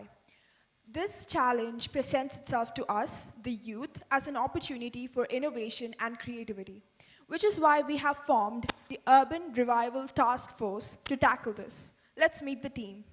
I'm Iman, the future trend forecaster. I'm Zeba Zain, the climate trend analyst. I'm Marwa, the neighborhood revivalist. And I'm Artra, the green tech visionary. I'm Iman, the digital ecology innovator. Together, we represent the thinkers and the doers, youth dedicated to tackling global challenges. These are the contents that we'll be covering today, so buckle up as we lead you through this journey into a greener future. Urbanization. While transforming our lives, it has also led to many problems. Over 4 billion people today live in urban areas. Let us look at some of the challenges. Global temperatures have been rising significantly due to various human activities. To make cities livable, we must hold zone temperatures at 1.5 degrees Celsius. Urban development can often make the residents feel a sense of disconnection from nature. By 2050, 2 out of 3 people are expected to live in cities, and almost 90% of this increase is happening in Asia and Africa.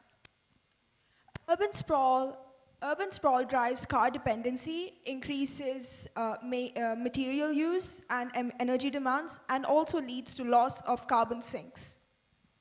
The various challenges that are faced by the UAE includes environmental degradation, waste buildup, and climate vulnerability. 80% of the population in UAE live in urban areas. In the next 2 decades, it is believed that the Dubai's population is going to increase by 75%. As a nation that imports over 90% of its food, UAE is vulnerable to global supply chain disruptions. But did you know that work is already underway to increase food security in the UAE through urban agriculture? That's right. Let us take you through the Dubai's 2040 Urban Master Plan, a 20-year roadmap that has been created to set Dubai as the world's best city for living.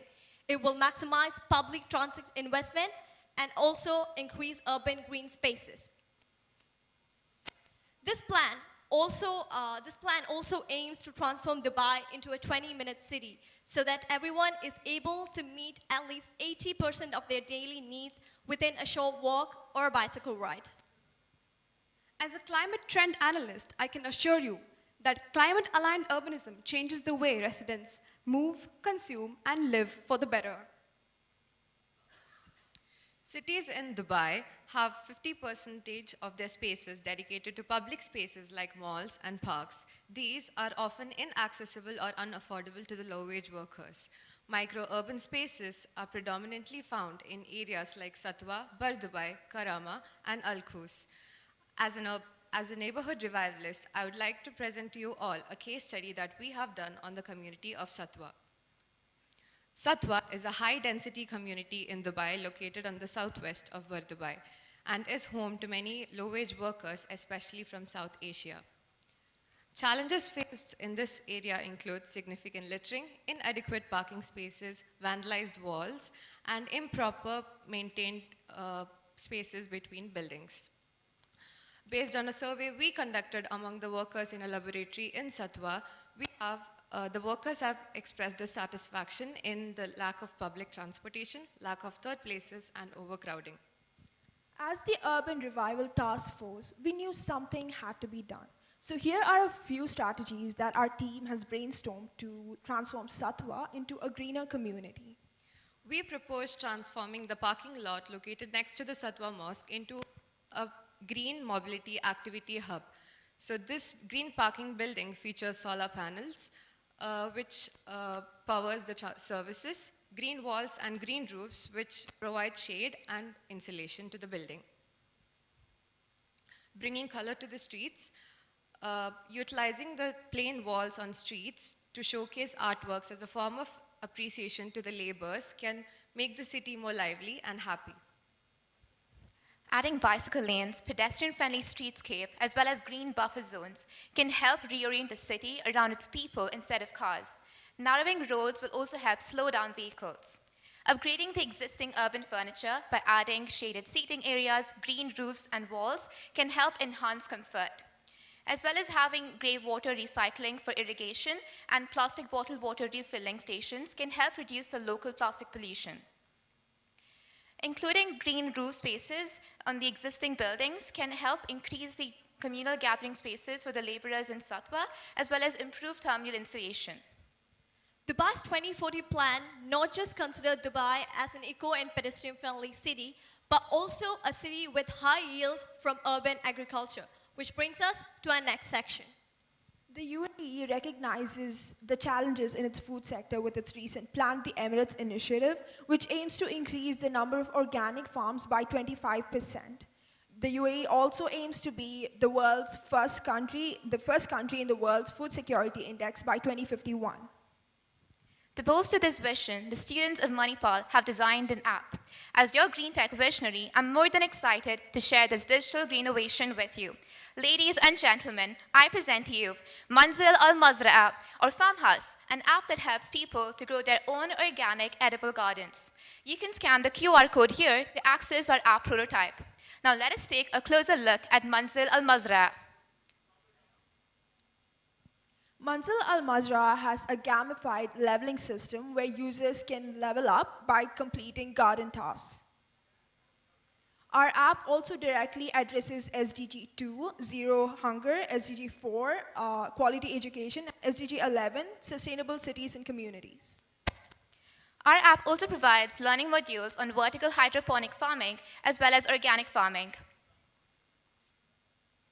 Our app is gamified and features quizzes where you can accumulate points and show up on leaderboards.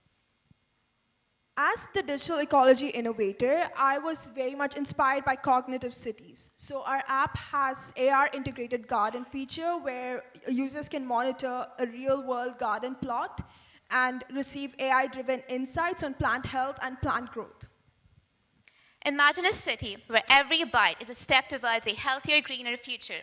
This is our vision for Manzil al-Mazra, and we hope that you will join us in making this vision a reality. As a future trend forecaster, my team and I have come up with a 2050 roadmap for net zero for the UAE.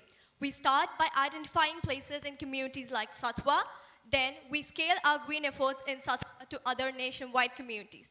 And finally, we gather community feedback to improve our interventions. This will position the world as a better place for living. معاً من أجل بيئة أفضل.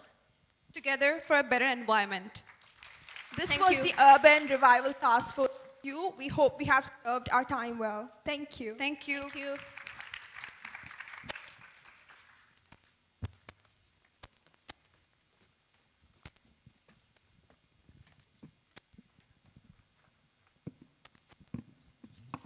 Thank you to our 13th set of presenters. Now, faculty of Dar al-Ulum, Cairo University, Giza, Egypt. Please initiate your cameras and activate your screen sharing.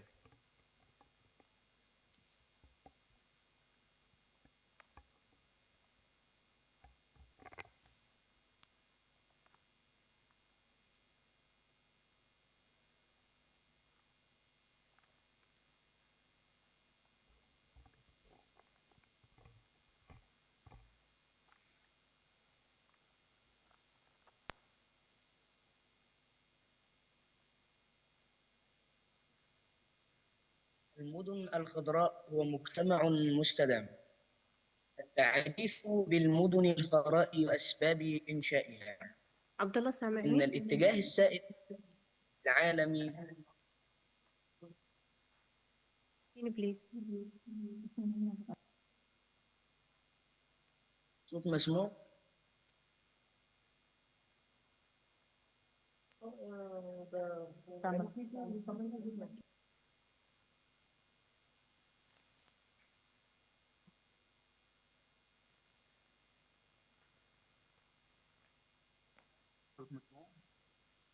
Okay, you can start.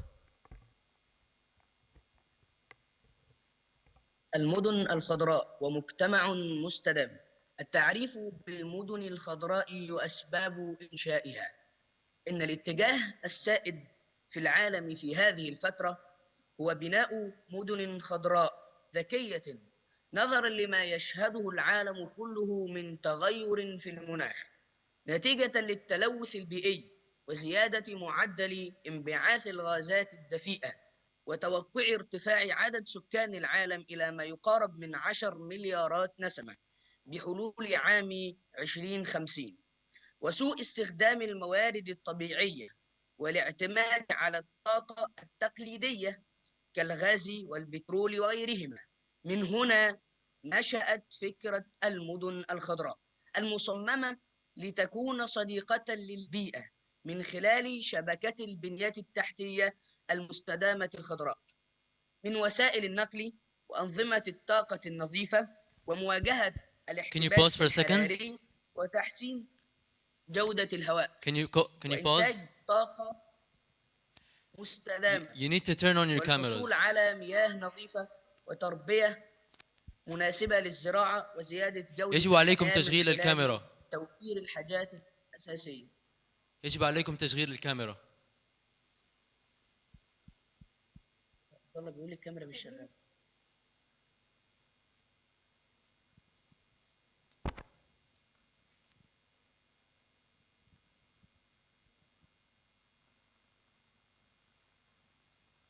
الكاميرا شغالة؟ لا. يقول لي لا. أنا خلصت.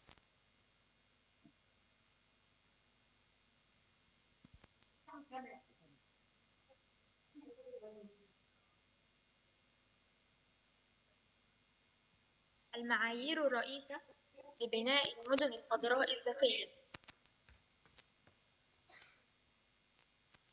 المعايير الرئيسة لبناء المدن الخضراء الذكية تحرص المدن الخضراء على التحول من الطاقة التقليدية إلى الطاقة المتجددة الموفرة باستغلال طاقة الشمس والرياح وغيرهما.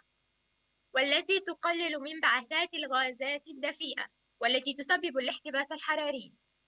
وتتجه دول العالم إلى ابتكار طرق جديدة للزراعة المستدامة دون تربة كالزراعة العمودية الرأسية التي تعد عنصرا أساسيا في المدن الخضراء باستغلال المساحات الرأسية في الزراعة المائية، كما أنها تقدم إنتاجا غذائيا وافرا طوال العام. وما يترتب على هذه الزراعة من تقليل مسافات النقل والحد من استخدام المبيدات الحشرية الضارة وغير ذلك. لقد حظت سنغافورة خطوات كبيرة في مجال الزراعة العمودية والمساحات الخضراء الحضرية.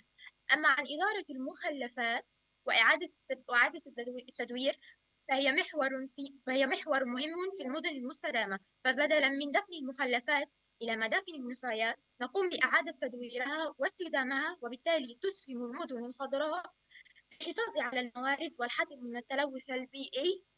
ومن أهم مقاييس الاستدامة في المدن الخضراء تواجد المساحات الخضراء مع المراكز السكنية والتجارية. دور المدن الخضراء في معالجة أسباب تغير المناخ والحد من التلوث وسبل المعالجة. إن اعتماد المدن المستدامة الخضراء على مصادر الطاقة المتجددة النظيفة سوف يساعد على انخفاض الغازات الدفيئة. الغازات الدفيئة منبعثة من استخدام الوقود الأحفوري، وهذا سيساهم بشكل ملحوظ في الحد من التلوث الهوائي والمائي. توفير وسائل النقل المستدامة كالسير وركوب الدراجات والسيارات الكهربائية، فقد أصبحت مدينة بورتلاند بالولايات المتحدة الأمريكية رائدة في النقل المستدام والتخطيط الحضري. نظمت منظمة الأغذية والزراعة الأمم المتحدة مبادرة المدن الخضراء في 2020 ميلادية، وتهدف إلى تحسين سبل العيش في المناطق الحضرية وشبه الحضرية في 100 مدينة على الأقل حول العالم، وتتطلع إلى انضمام 1000 مدينة إليها بحلول 2030 ميلاديا. اعتماد المدن الخضراء على الابتكارات التكنولوجية التي تسهم في تحسين جودة الحياة وتوفير الطاقة. وتقوم المدن الخضراء الذكية على توجيهين كبيرين هما: التمدن الذي يستقطب ثلثي البشر إلى المدن بحلول عام 2030 ميلادية. الابتكار التقني الذي يتسارع بمعدل كبير يؤدي حاليا إلى تغيرات عالمية كمجال الذكاء الاصطناعي. لجوء المدن الخضراء إلى استغلال الموارد الطبيعية عن طريق إنشاء المساحات الخضراء والحدائق الحضارية، والحفاظ على المناطق الطبيعية والتنوع البيولوجي، وتحسين الحياة العامة للسكان. نشر الوعي البيئي بين الشباب من خلال عقد الندوات التثقيفية ومشاركتهم في المنتديات البيئية التي تتناول قضايا البيئة والاستدامة.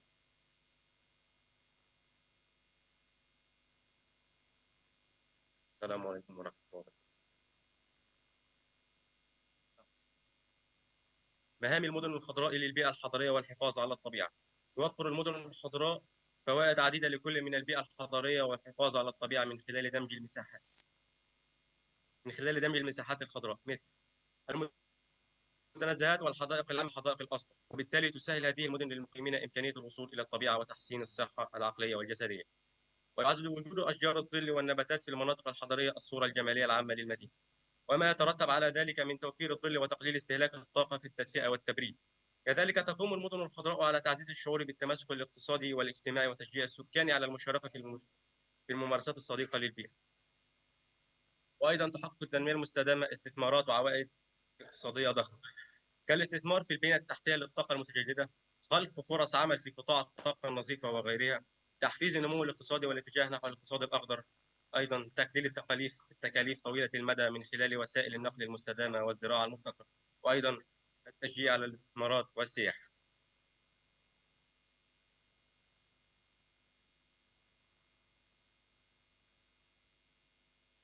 إن من النماذج الرائدة في المدن الخضراء هي دولة الإمارات، قد احتلت المرتبة الأولى في منطقة الشرق الأوسط وشمال إفريقيا، وحصلت على المرتبة 11 عالميا لتطبيقها معايير المدن الخضراء المستدامة. وفي مصر أنشئت العاصمة الإدارية نموذجا للمدينة المستدامة الحضرية. وفي مدينة 6 أكتوبر تبنى البنك الأوروبي للإعمار والتنمية وتطوير المدينة وجعلها أكثر استقراراً واستدامة وتحويلها إلى مدينة مصرية رائدة تدعم الاستدامة والاستثمار الأخضر والتحول الرقمي والنمو. ولكن مع ذلك تبقى عوائق أمام التنمية المستدامة والتحول الأخضر، ومنها أنه رغم التقدم الكبير في تبني الطاقة النظيفة وتطبيق معايير الاستدامة البيئية، تواجه المدن الخضراء عوائق كثيرة تتطلب حلولا مبتكرة لتحقيق التنمية المستدامة.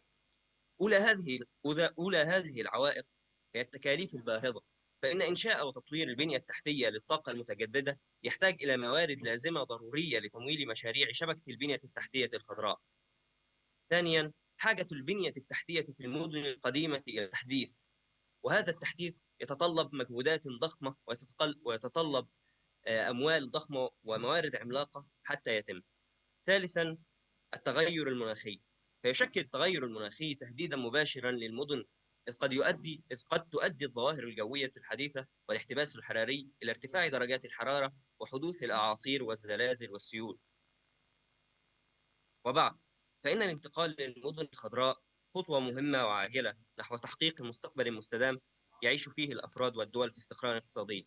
وقد قامت جامعة القاهرة ضمن مجهوداتها التي تتبنى الرؤية الخضراء بإنشاء مكاتب خضراء في كل كليات الجامعة لتعزيز الوعي بين الطلاب وتنمية الوعي الأخضر بينهم. شكرا لكم.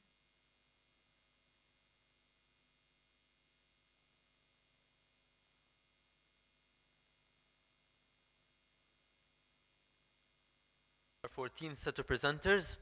Now, Princess Noura bin Abdurrahman University, College of Dentistry, Riyadh, Saudi Arabia. Please initiate screen sharing and activate your cameras. And Westford University College, Department of Business, Sharjah, UAE, please join us on the first row.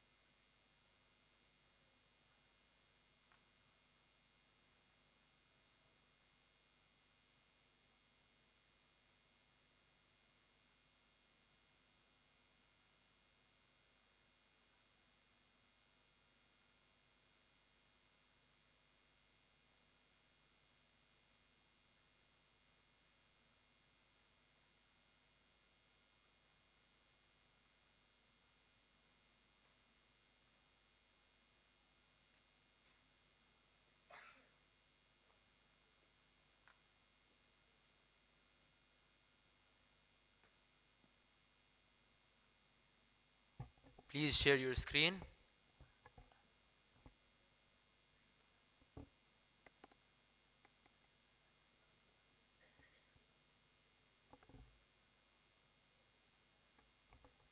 Please share your screen.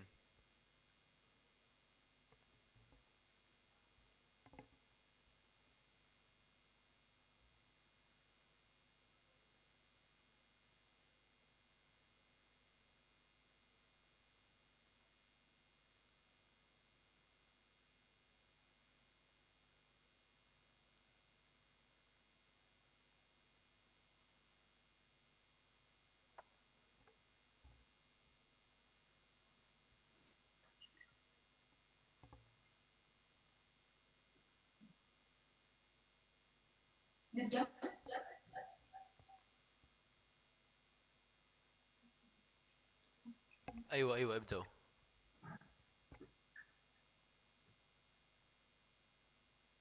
أليس محزنا أن نتساءل إذا ما كانت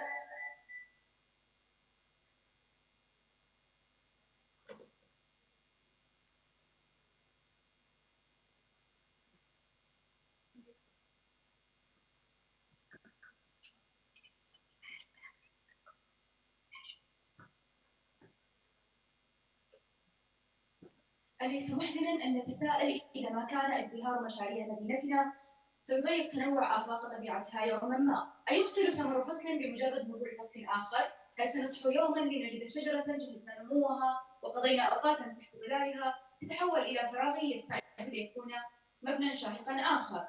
هل ستفتقد أرواحنا نعيم الهدوء ونركض مع الجميع نحو الزحام والضجيج؟ وإذا عدنا لأساس الحياة فنحن بحاجة إلى بيئة توفر لنا نحن بحاجة إلى بيئة صحية تخفف علينا وطأة الأمراض. وهل رونق الفصل محصور بمدة دورته؟ ألا من وسيلة تتضمن تجدد تداخل ألوانه؟ بلى، لكل فصل من فصول السنة جماله وسحره الخاص، ابتداء من فصل الربيع الذي يطل علينا بحلته الزاهية، ثم يتبعه ويتسلل بلطف إلى أحضان الصيف، ثم يتبعه فصل الخريف بألوانه الذهبية، وأخيرا يحل فصل الشتاء بمعطفه الأبيض الهادئ. إن الواقع الذي نعيشه في هذا اليوم يمكننا من الحفاظ بفضل التقدم الذي نعيشه اليوم يسمح لنا بالحفاظ على هذه الدورة. تخيلوا معنا مدن تعود إلى عصور قديمة حيث كانت الطبيعة تحكم كل شيء، تزدهر كل الزوايا، تكتسي شوارعنا بألوان الطبيعة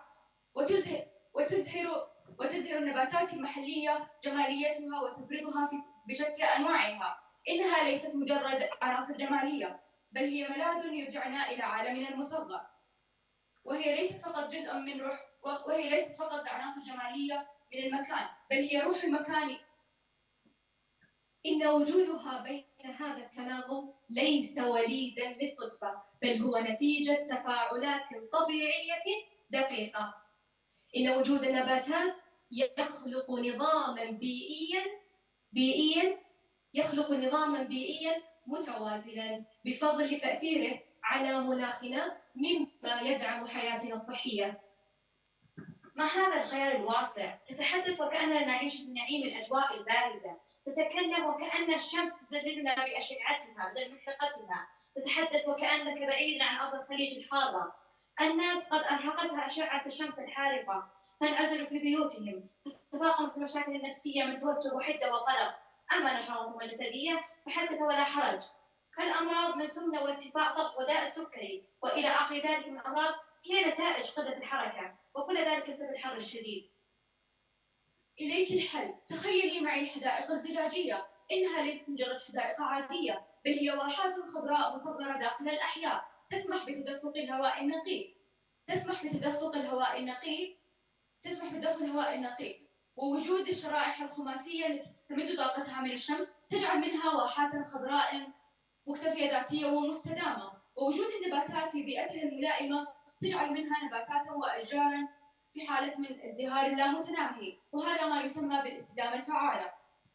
حدائق زجاجية؟ بل كيف ستحل المشاكل الصحية؟ أنا بحاجة إلى بيئة تسمح لي بالحركة، ولا أريد الشعور بالاغتنام. قلة الحركة في الداخل تزيد من تدهور حالتي الصحية. تصميم الواحات الخضراء صمم ليس فقط لمواجهة الحر القاسي، بل صمم ليكون ملاذا صحيا. يبدو رائعا، لكن كيف لهذه الحدائق أن توفر تجربة طبيعية حقيقية؟ أريد أن أرى الحياة تتحرك حولي، الطبيعة تزدهر، كما كانت الفراشات تطير في الهواء الطلق.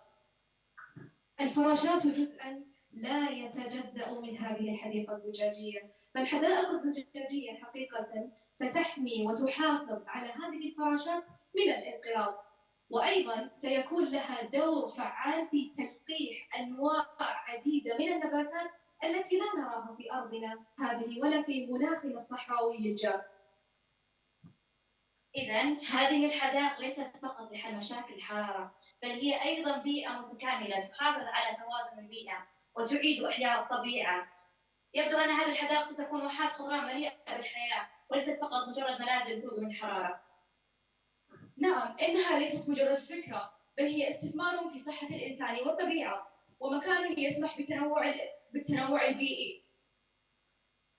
وعلى الرغم من أن تكلفتها قد تكون مرتفعة في البداية، إلا أنها ستعني لنا الكثير، وستكون كاستثمار حقيقي وزراعة بذور الأمل في دولنا العربية، حيث أن هذه الحدائق الزجاجية وما تحتويه على أنواع عديدة من النباتات ستتمكن من الاستدامة، على عكس ما نراه في بلداننا وكمية الميزانيات الضخمة التي تصب على هذه النباتات، إلا أنها تموت في النهاية. ولكن مع هذه الحدائق ستتمكن من الاستدامة.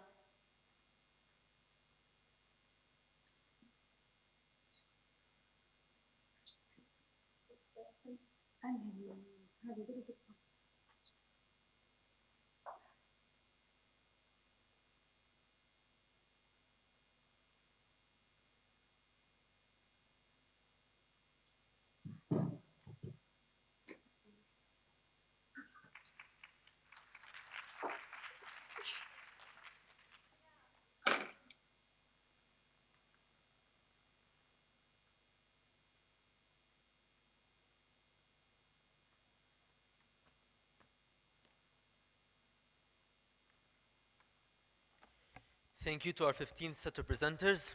Now, Westford University College, Department of Business, Sharjah, UAE. Please welcome us on stage. And Higher Colleges of Technology, College of Applied Media, Sharjah, UAE. I invite you on the second row, first row, sorry. I invite you on this first row.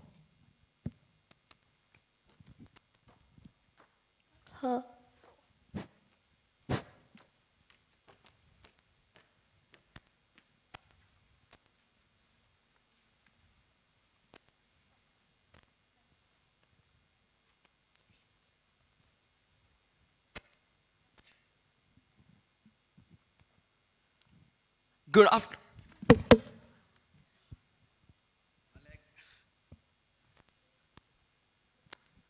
You all may think I've fallen down by accident, but in reality, I've just done that to demonstrate how our cities are falling. Our cities are headed to a disaster path and no one has done anything about it. Well, until today. Good afternoon, respected judges and our audience. My name is Pradyum, along with Aarti, Afnan, and Ashwati. And we're here to present you our vision for a more sustainable and better future. We're living in an era of incredible transformation where cities are growing faster than ever before. As we walk through busy streets, witness towering skyscrapers, and experience the urban pulse of life, we often wonder how far we've come in building these urban jungles.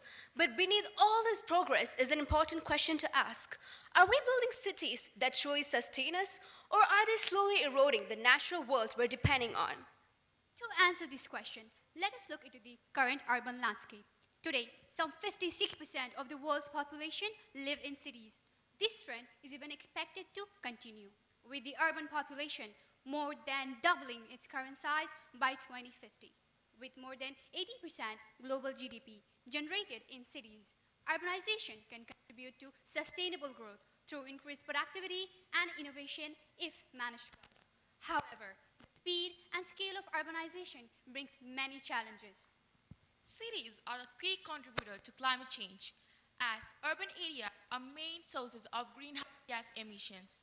Estimates suggest that urban areas are responsible for 70% of global CO2 emission, as urbanization often leads to deforestation, habitat loss, extraction of fresh water from the environment, which decreases the biodiversity and alters species ranges and interactions.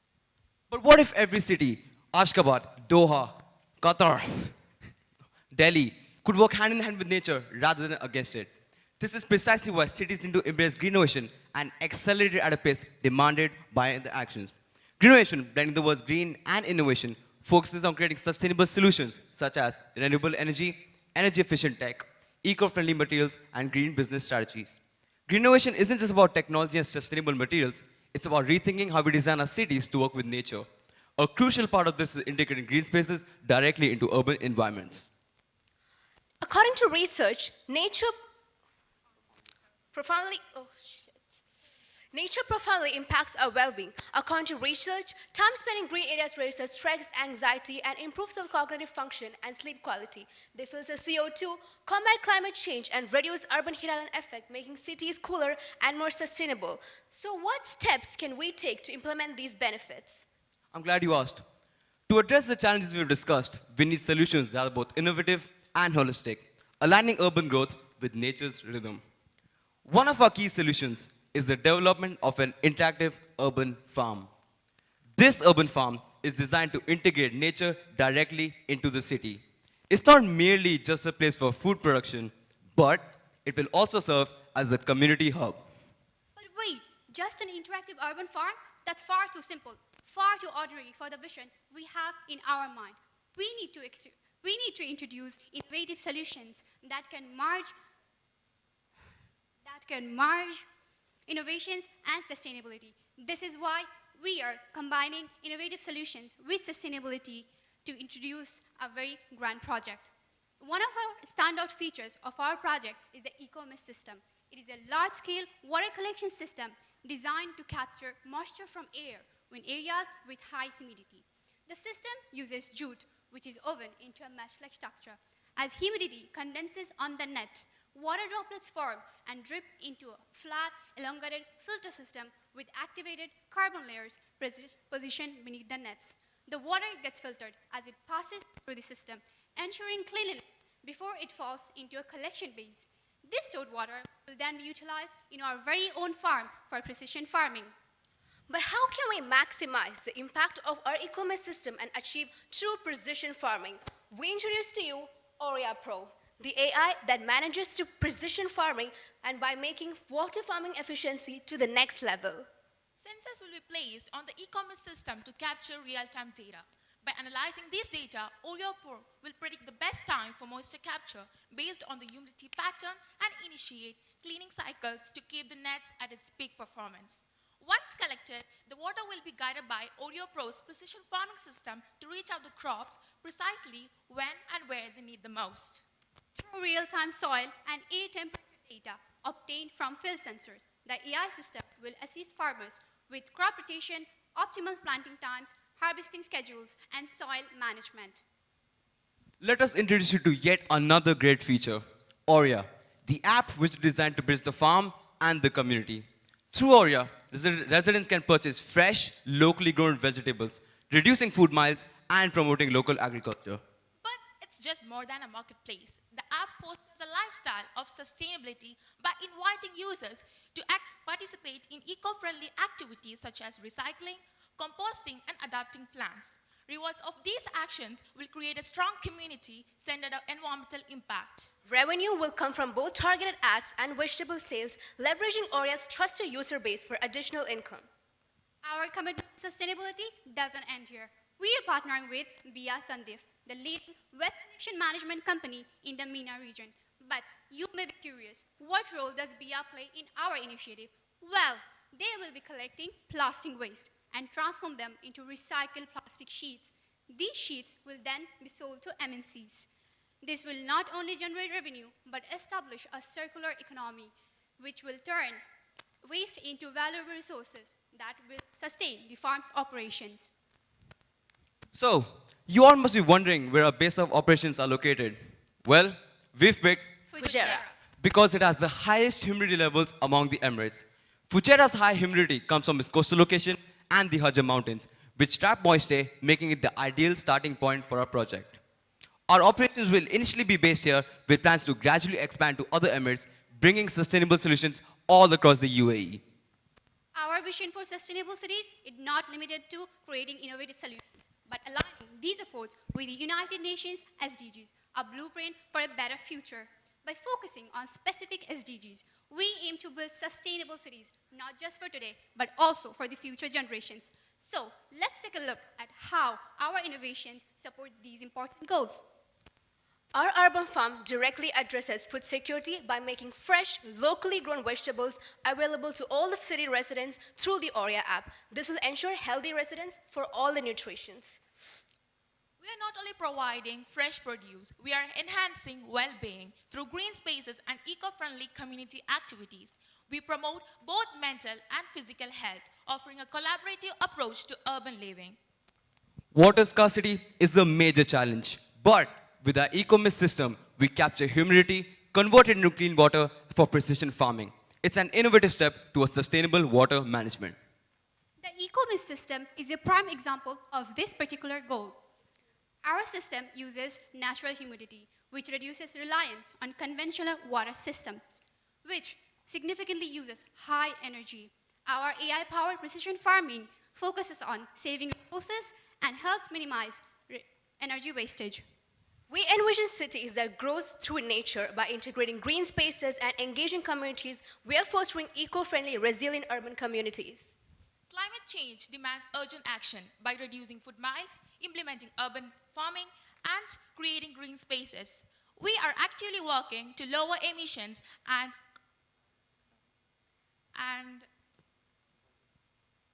compact urban heat islands. Our approach reduces pressure on traditional farmlands, protecting biodiversity and ecosystems. Lastly, collaboration is the heart of our project. Our partnership with Biya Tandif and our vision for future alliances demonstrates the power of working together to achieve a shared sustainability goal. As we conclude, we'd like to emphasize that building sustainable cities is more than about innovations. It's about creating harmony between people, technology, and nature. We hope our vision over here has inspired all of you to see a better world in the future.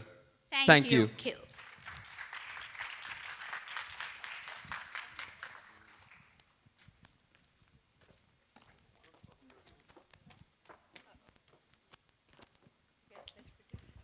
Thank you for our 16th set of presenters. Now, we invite higher colleges of technology, College of Applied Media, Sharjah, UAE, onto the stage.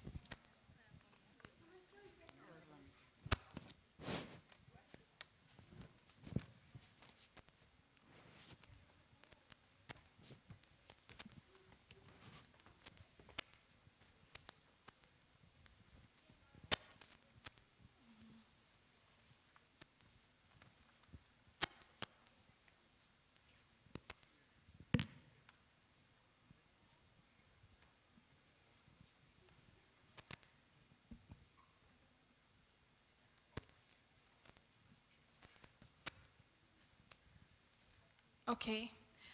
Hello, everyone. My name is Blaine, and today we are going to discuss about Greennovation, envisioning the cities of tomorrow. So, meet our team, a group of 5 students from Higher College of Technology, and here is my colleague Aladar, Yatim Geita, Ifa, and Mahata. So, as you might guess, we are all Ethiopians, and we come here around a year and a half ago.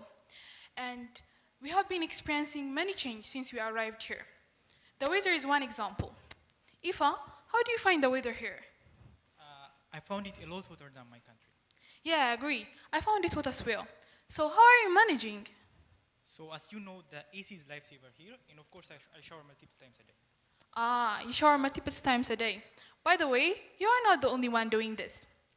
Do you know, if this trend continues, they is said to run out of groundwater by 2050. And as you can see from the pie chart, 50% of our water consumption comes from underground water. And this underground water has been declining at alarming rate. And this is the data that we found in Al-Hamraniya region, Ras Al Khaimah. And as you can see, it is decreasing. And this is due to the population growth from less than 1 million in 1970s to 12.5 million in 2024. So the water consumption and the demand has increased dramatically. And interestingly, as opposed to the situations in the country uses 550 liters per individuals each day. So this is a huge number. In order to visualize it, this is almost 275 large water bottles consumed by each person in the UAE. As a reference, the global average for daily water consumption ranges from 17 to 300 liters per day. So we are consuming 50% higher than the world average. So how can we optimize the water consumption in the country? Yeah, how can we optimize that? Guys, do you have any solutions? Well. Of course we have a solution. Let's introduce you to our AI-powered platform, H2O Hero. Well, you might be wondering what an application can do to solve the aforementioned problems. Well, you'll decide for yourself after seeing the key features. So our first key feature will be water consumption tracking. Utilizing water flow sensors planted in pipes all around the house, our platform tracks our daily usage of water in every room inside the house. We have also incorporated the government data of different tariff slabs, and our platform gives us information about which tariff slab we're in. For example, if you're a user like me, you'll probably be in the green slab. Or if you're a user like Ifa, you'll be in the red slab, maybe. Third thing is you can set goals, like monthly goals, which is I want to use like 2,000 liters this month. So the application tells you if you are in that truck or not. So it gives you insight on that. But is that the only feature? Of course not. It has other many great features as well. What kind of solution will it be if it doesn't? The other feature of our platform is suggesting daily usage quotas. This is possible due to the integrated AI assistance into our platform. The AI, in a nutshell, uses the UAE's national ideal consumption plan and suggests that to the user. In addition, our platforms are interlinked with each other, so it will suggest a nice plan, an ideal and minimal plan with similar household sizes to the user. We can take an example here. As you can see at my back, this is an example of two people in a household. If both of them manage to save 25 liters per day, let's say, it will accumulate to 1,500 liters saved in a month. As you can see here, we used an odd unit, plants. We use this plant to further help the user visualize the impact and the contribution that saving those droplets has on the environment in a bigger scale. So if they manage to save 1,500 liters in a month, they will help us and help the government plant 105 plants instead. What do you think of this solution, Blaine? That's so smart, isn't it? I agree. Our program also offers a lot of benefits. First and foremost, it promotes water conservation by enabling the users to perform their day-to-day tasks without wasting any water. Additionally, it helps them manage their water bills by helping them track their day-to-day water usage.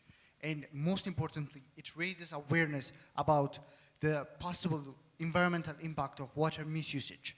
And you might be wondering about the user experience. When we were making our app, we've taken into consideration the various age groups that might be using it.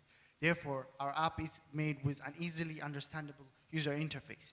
And additionally, with the help of the integrated AI, it offers real-time tracking and feedback that helps the user to a more sustainable use of water. And finally, it motivates users to reduce water consumption by gamifying the experience, such as growing a virtual plant. I wonder how all of this aligns with the Sustainable Development Goals of the UN. Of course, I found it aligning with 4 key Sustainable Development Goals. First, it supports clean water and sanitation by helping users track and cut down their water waste. And second, it also contributes to sustainable cities and communities by creating a water-wise society. And third, it also, by the features that we have mentioned, like the monthly consumption tracking, it also contributes to responsible consumption and production. And finally, since the solution is linking water conservation with growing plants, it actually shows how this contributes to the environment. And personally, I'm very excited to see how this solution could make a real difference. Now that's done, let's talk about the feasibility of the solution. As an engineer, a solution is not really a solution unless it's feasible for the user. This is why our platform is more than an idea. It can also be implemented with ease. You can simply buy flow meters and integrate them within your existing household or integrate them in the plan when making another. You can then, by using those flow meters, control and monitor the amount of consumption of water at the tip of your fingers anytime, anywhere. In addition to their environmental and sustainable uses, you can also get back your initial investment in the long run, because they will help you in minimizing the money you spend on water usage. Yes, it can also be modified to adapt to certain change in the house. For example, let's say there's a newborn that will waste more water probably, right? And we can even use it to manage different houses under the same ownership as one. But what if we take it to the next level? What if we bring it to the corporate scale? Companies with big sizes and vast outreach can utilize our resource to manage unsupervised water wastage all around their warehouses and different branches. So, you know, we've been throwing words at you, like AI, this and that, right? What if we show you the demo? We have created a user interface here.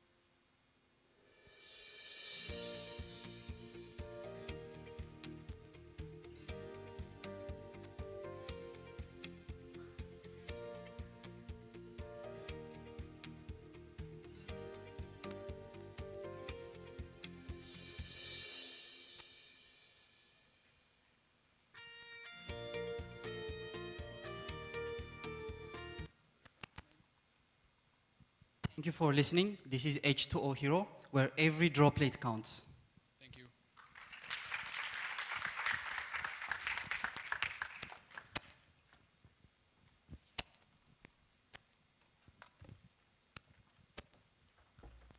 Thank you to Higher Colleges of Technology, College of Applied Media, Sharjah, UAE. Thank you to our second set of presenters for the first topic. Please give a big round of applause to yourselves for doing a tremendous job of putting forth your viewpoints. شكرا لمجموعتنا الثانية من مقدمي الموضوع الأول. من فضلكم صفقوا لأنفسكم للقيام بعمل رائع في طرح آرائكم. Now we will take a 15-minute refreshment break, and when we reconvene, we shall be hearing from the balanced presenters. Please make sure to be back at exactly 1:40 p.m. to ensure that we start on time. Remember, 1:40 p.m. والآن سنأخذ استراحة قصيرة مدتها 15 دقيقة. بعدها سنستمع إلى مقدمي العروض المتبقية. يرجى العودة بحلول الساعة 41 للتأكد من أننا نبدأ في الوقت المحدد.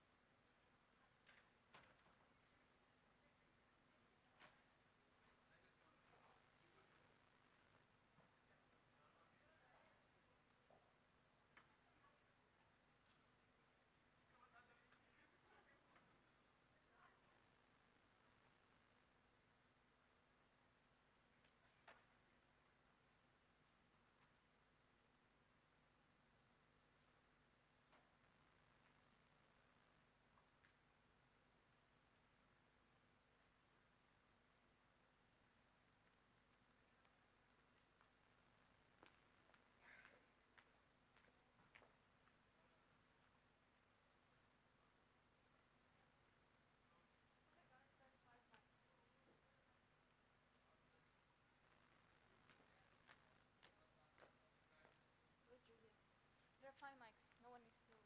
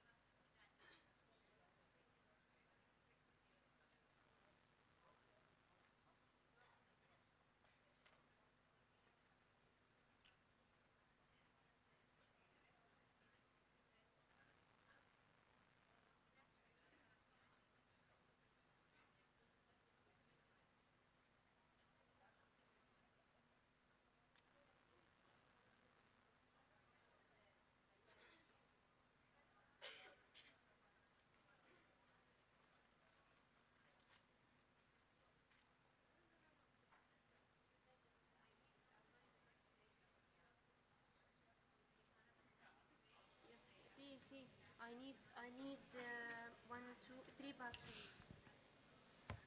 Yeah. I need to change for three mics, and the mics is not working.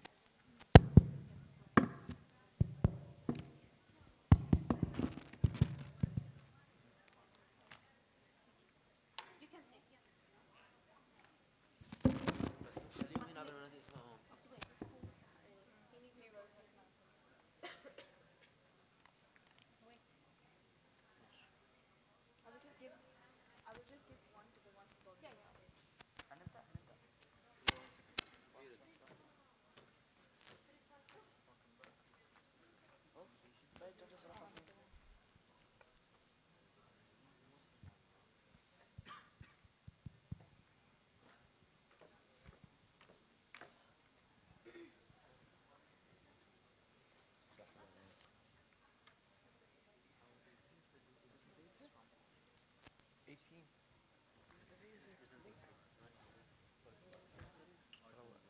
I missed a team then.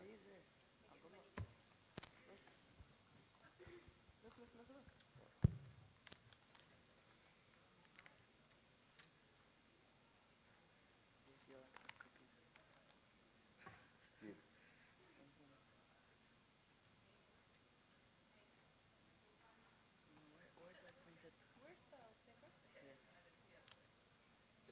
He's playing with it.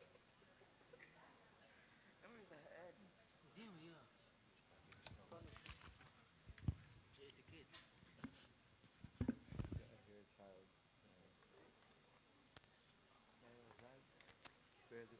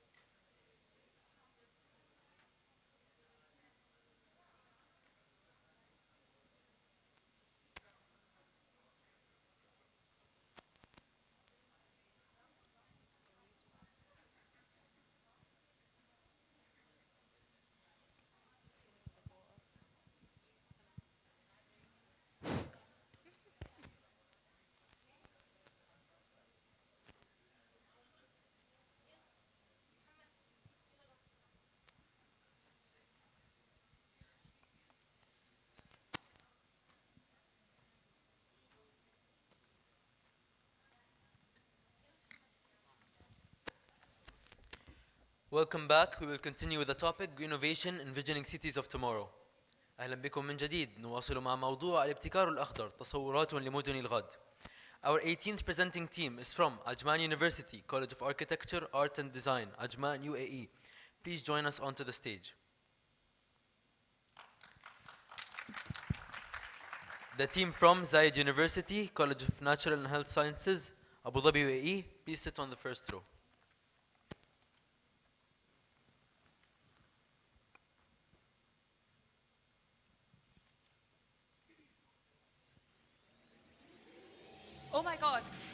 guys doing to the world today? It is all crumbling because of the misdeeds that you guys have done. Please, please stop before we have to pay the price for your crimes against the earth. The world is racing headfirst into a future dominant by urban sprawls and dense cityscapes. According to the United Nations, 68% of the world's population is projected to be living in urban areas by 2050. When over half the population hastily migrates to urban centers, it inevitably strains resources, infrastructure, and the environment, often leading to unintended negative consequences. Just in the past few months, we have witnessed extreme climate vulnerabilities in the form of natural disasters like hurricanes and floods, cities facing unprecedented heat waves and collapsing infrastructure. And it does not stop there. The lack of greenery and deforestation in cities around the world has taken a physical and mental toll on its residents. The cities of the future need to be able to mitigate these challenges through active solutions, like compact city design, urban forestry programs, climate resilient infrastructure, and more. One such solution is the liquid trees, which is developed by scientists in Belgrade, Serbia. The liquid trees consist of microalgae that are suspended in a 600-liter water tanks that convert carbon dioxide into oxygen to perform photosynthesis. These liquid trees are used to combat air pollution in dense urban areas where planting traditional trees is not feasible. This innovative solution is an efficient air purifier, replacing the functionality of 2 10-year-old trees or 200 square meters of lawn, while being 10 to 50 times more effective than trees in absorbing carbon dioxide.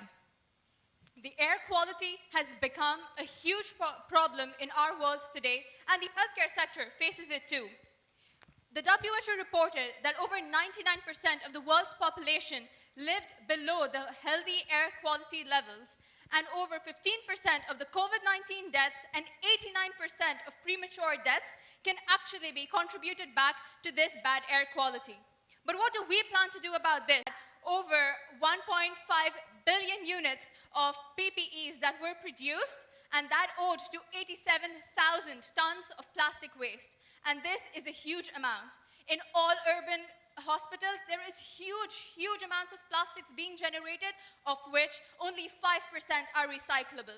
And if we see, these trends are only growing, which is why it is important that we have something that can actually help us solve it. But fret not, because nature has the cure for it all, presenting a bacteria called Idionella saciens and a fungi called Aspergillus terris, which actually can polymend, which means that they can degrade the plastic into its biodegradable forms, and this can actually help save our world from the plastic problem. As we move towards the future, we see how, as we move towards the future, the energy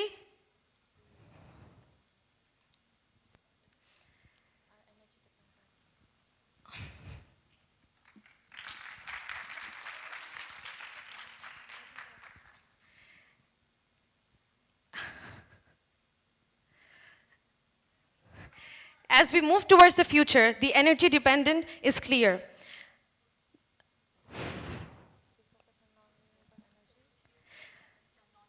There is a huge dependence on non-renewable energy systems, and we must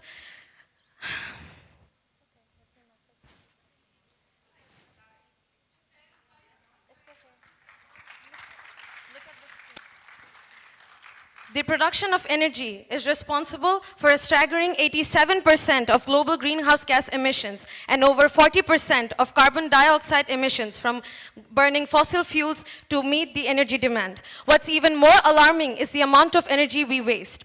Each and every kilowatt of energy wasted means more amount of energy is required to meet the demand, leading to even higher carbon dioxide emissions.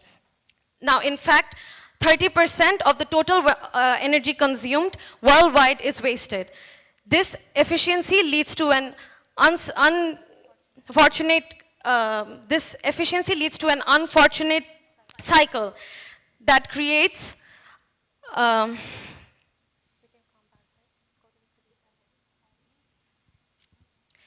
The solution lies in incorporating renewable energy sources and implementing smart monitoring systems.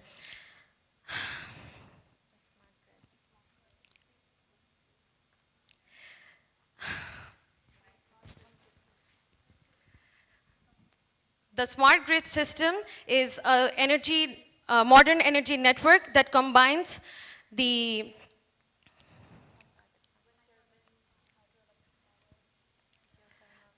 thank you. Food security and water security are critical global issues. In 2023, 5.6 billion people lived under water insecure conditions, and 2 billion people lacked access to safe drinking water. Now, food security is similarly dire. In 2019, 820 million people did not have food for even basic energy needs, and the worst state of which is in Africa. Now, these situations are exacerbated with the ever-persistent climate change, as the intensity and the frequency of the total extreme weather events increases with time. And the predictions indicate that there's a decline in the agricultural yields as the intensity, in the regions such as Sub-Saharan Africa, South Asia, and Southeast Asia have already faced crop failures due to climate change. Now, ask yourself, can we actually stop climate change? Now, that is entirely unlikely, but what we can do is that we can try to mitigate it or live with it and not to it. And that, for food security and water security, can be done in smart water systems and smart irrigation systems. Now, smart water systems utilize sensors and IT devices that monitor water quality, usage, and weather conditions that will adjust the pressure and flow of the water to optimize the water usage and minimize the waste. Now, in smart drainage systems, there are automated gates that open whenever the water levels rise or the rainfall intensity increases to allow this excess water to run into retention basins that prevents flood. Now, in smart dams, there are flexible storage capacity that can be adjusted based on the weather conditions. And smart irrigation systems, we have sensors and water sensors and soil moisture sensors that will trigger irrigation based on the meteorological conditions, on the real-time needs. Now, techniques like drip irrigations are preferred as the water is delivered directly to the roots, and that will reduce the water consumption by 60% and increase the water and the agricultural yield by 90%. Now, by implementing these technologies, our future cities can become resilient in the face of climate change, and we can ensure food security and water security for all. Waste management. Inadequate recycling is a poor side effect of waste management, where every year 11.2 million metric tons of solid waste is generated. In addition, by 2050, the amount of waste in the plastic ocean would increase, therefore harming marine life. Not to mention that the composition of plastic is estimated 1.6 for the estimated by 1.6 for the carbon dioxide emissions. Now, moving on to our second problem, which is the food waste. Food waste, annually, 931 million metric tons of food waste is generated, by which it affects the percentage from 8% to 10% of the carbon emissions. In addition, according to the UNEP Food Index report, 17% of the food is lost and 61% of the food is from households. Now, moving on into improper e-food disposal, it exposes us to harmful substances such as lead, cadmium, and PCDS, which will harm our health. Moving on to the solution, I'm going to talk about waste-to-energy plant. The waste-to-energy plant converts waste into electricity by converting 3,000 tons of garbage into electricity produced of 85 megawatts, enough to power 1.4 billion people. This energy is not only eco-friendly through which it prevents the emissions of 1.38 carbon emissions, and it is also very recyclable through the ash that is converted into cement. We welcome you to Ethiopia, the city of the future, where sustainability is not just about the environment, it's about creating a world where energy and nature thrive together. Thank you.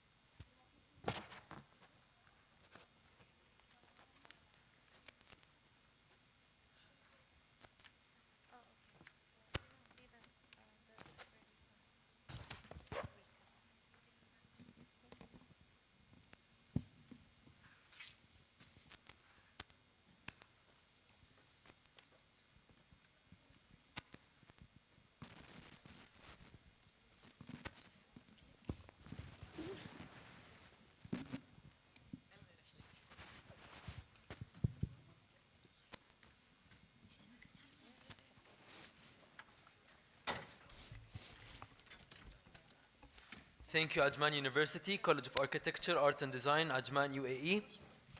Let's welcome Zayed University, College of Natural and Health Sciences, Abu Dhabi, UAE, onto the stage. We invite higher colleges of technology, College of GARD, Al Dhafra, Abu Dhabi, UAE, to the first row.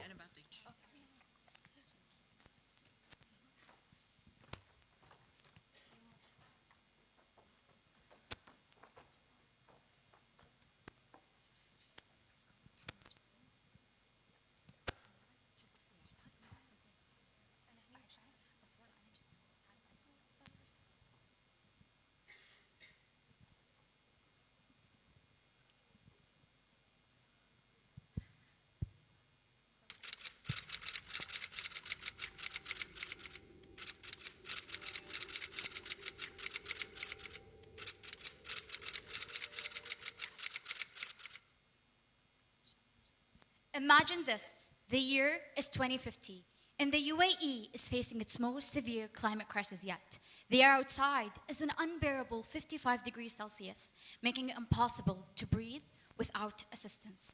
Sandstorms rage across cities, burying streets and disrupting lives. In just a few hours, the sky shifts from fiery orange to pitch black as an unexpected superstorm unleashes torrential rains, flooding entire neighborhoods in seconds. These extreme weather events are no longer rare. They are our new reality. The question is, will our cities continue to survive this continuous barrage of climate disasters? The choices we make today will decide whether we crumble or rise. And it all starts with reimagining the cities of tomorrow. Our future isn't just asking for innovation, it's screaming for it. And the time to act is not tomorrow, but now. Today, cities are responsible for 70% of the global greenhouse gas emissions. Why? Because cities use too much energy, relying on cars and factories that pollute and grow without thinking about sustainability. This is one of our biggest challenges in the 21st century, urban growth that's harming the planet. But let me ask you, is this the kind of future you want? A future where our cities keep pushing the planet to its limits? We have the solution, and it's time to make a change. Now, let's look at the UAE. It's known for its rapid development and iconic skylines, but it also faces major issues: high energy use, water scarcity, and heavy dependence on oil. However, the UAE is working hard to change this.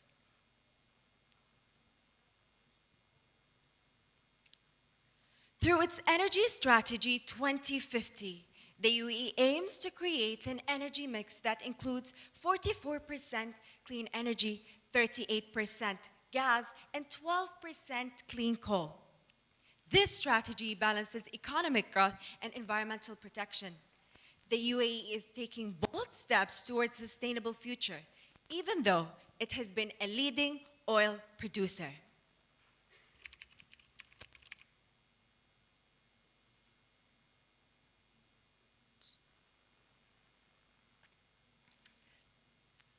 Another one. The next one. One great example of this is Masdar City, a groundbreaking project that runs on renewable energy and focuses on sustainability. It's a model for what future cities can be: smart, efficient, and eco-friendly. It also emphasizes waste management, water conservation, and urban farming to promote biodiversity. By combining all of these elements together, Masdar City remains the future of cities. It inspires us to think about how we can all contribute to making a more sustainable world. How would it feel stepping outside on a blistering summer day and feeling a refreshing, cool breeze, not from an air conditioner, but from the streets themselves? Sound futuristic, right? Well, this is already happening in Qatar with the concept of solar-powered cooling streets, and it's a game changer. Let's picture that this innovative technology is applied here in the UAE, where our sun-soaked days could power more than just our buildings. It could power our various streets. These smart streets use the sun's energy to lower surface temperature, making outdoor spaces cooler and more enjoyable, even during the peak of the summer. Imagine walking in Abu Dhabi or Dubai with the scorching heat softened by technology that's powered entirely by clean and renewable energy. كل حي في أرض أباه يزرع. Cultivating the UAE is part of Sheikh Zayed's will and legacy. In line with this vision, the UAE plans to launch the National Agriculture Center, a national project that invites everyone to participate for a future city.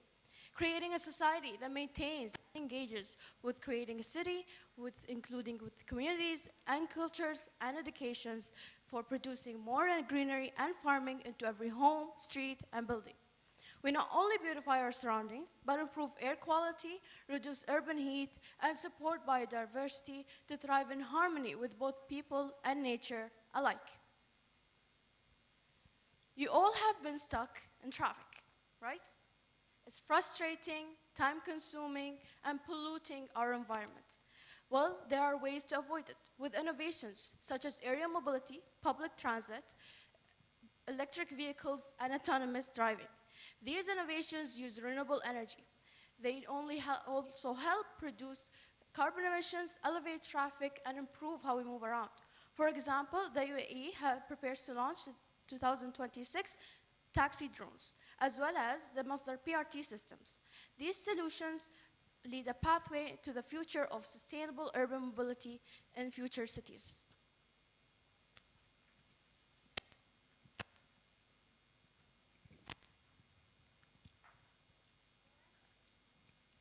All right, everyone, let's talk about something that affects us all in the UAE. Raise your hand if you've ever turned on a tap and worried about where the water comes from. In our dry climate, every drop counts, and smart water systems are stepping up to the challenge. Imagine sensors working behind the scenes, detecting leaks and optimizing how the water flows. Pretty cool, right?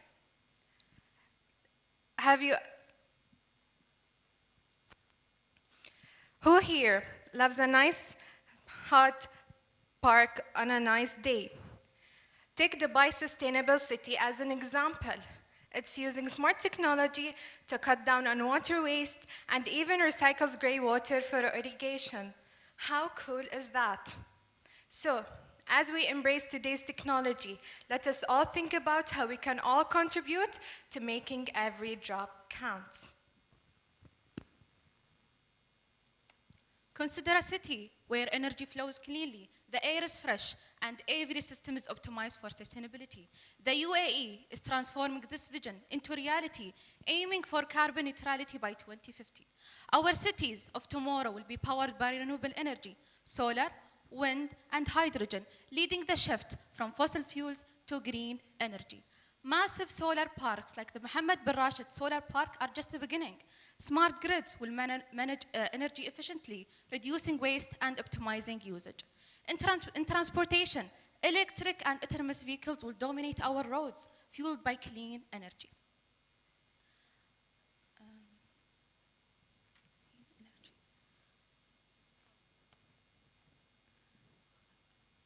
A smart AI power system will reduce congestion, cutting emissions and improving urban living.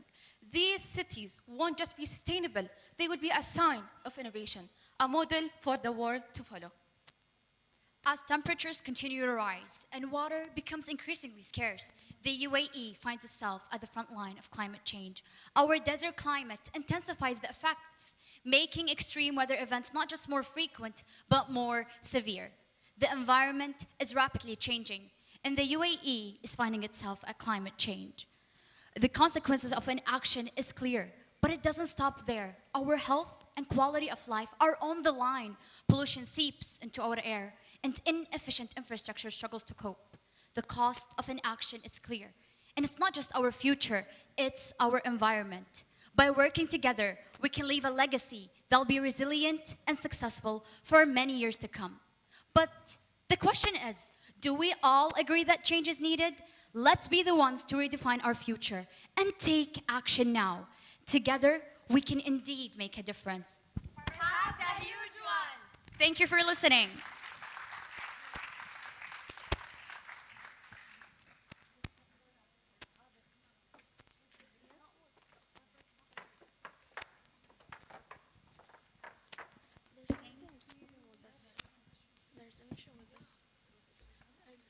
Thanks to our 19th team of presenters.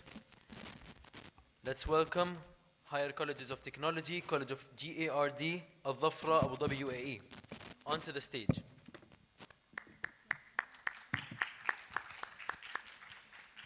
Let's invite UAE University, College of Chemistry, Al Ain, UAE, to the first row.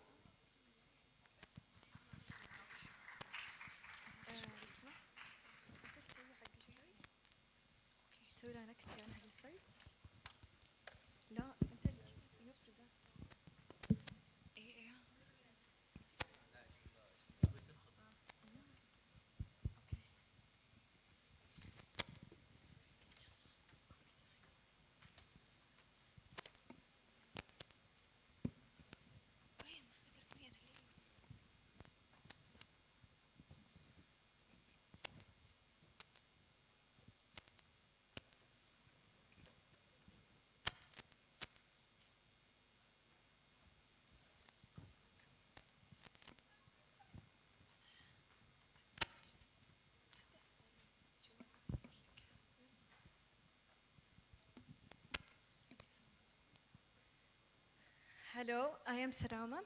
It's my pleasure to be here as we present our vision, the Greennovation. It's actually about the Envisioning series of tomorrow. Together, we will explore innovative solutions for a sustainable series. We will showcase the overview. First of all, we have the UAE's environmental issues. Secondly, we have what are the impact that could be caused from these issues. Third, what can we do as a community? Fourth, we have the biogas in homes. 5, our vision and mission. 6, the SDGs involved.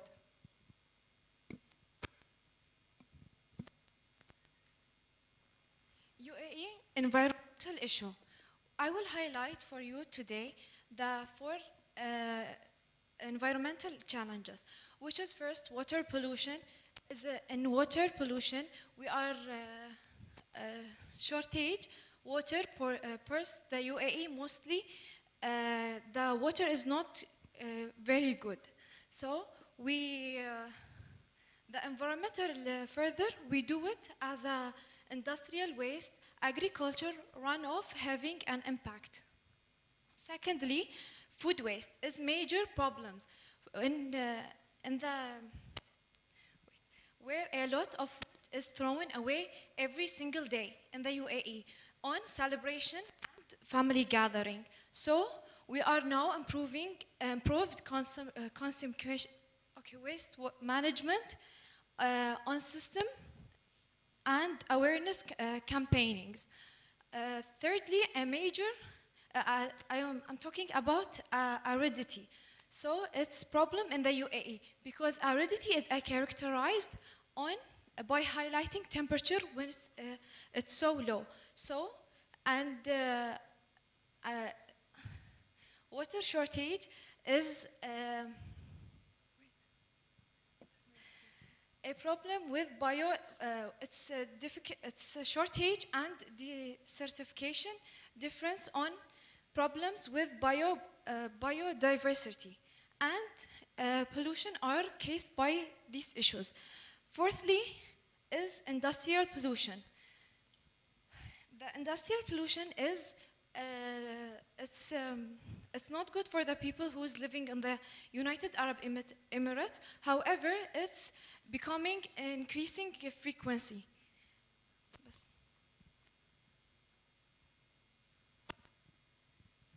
The impacts that could be caused from these issues.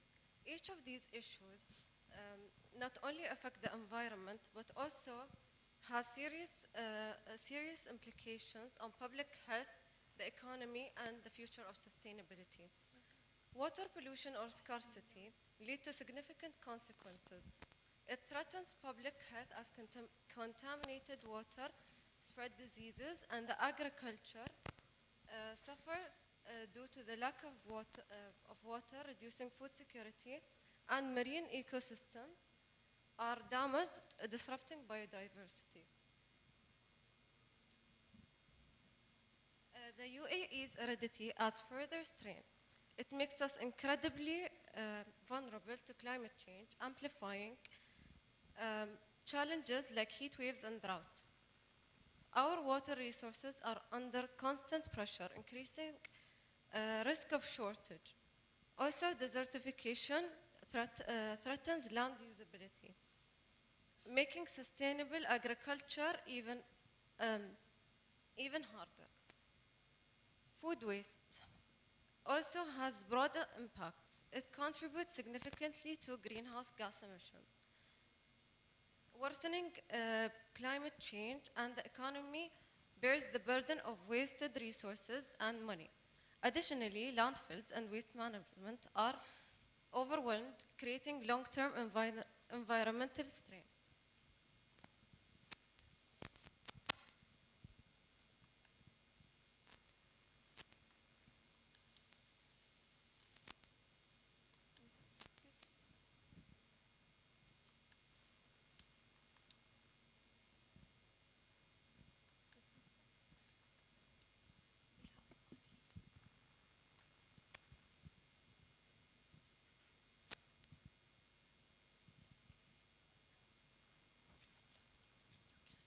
What can we do as a community? Environmental challenges demand collective solutions. As a community, we have the power to create meaningful challenges adapting by the sustainable solutions. We have for the water scarcity, we can provide the innovative water technologies, prevent water waste, and promote wastewater recycling. Secondly, we have the tree planting and the desert landscaping. It's actually about participating in afforestation efforts. We have the food waste reduction. We can actually plan meals carefully and implement food donation programs. Use biogas systems at homes to convert food waste into energy. We have the pollution reduction. Encourage the eco-friendly technologies and better business practices. For the community engagement, participate in the local clean-up businesses and the green businesses. Support green businesses for sustainable development. Last but not least, we have the sustainability education and awareness. We have to educate individuals about sustainability.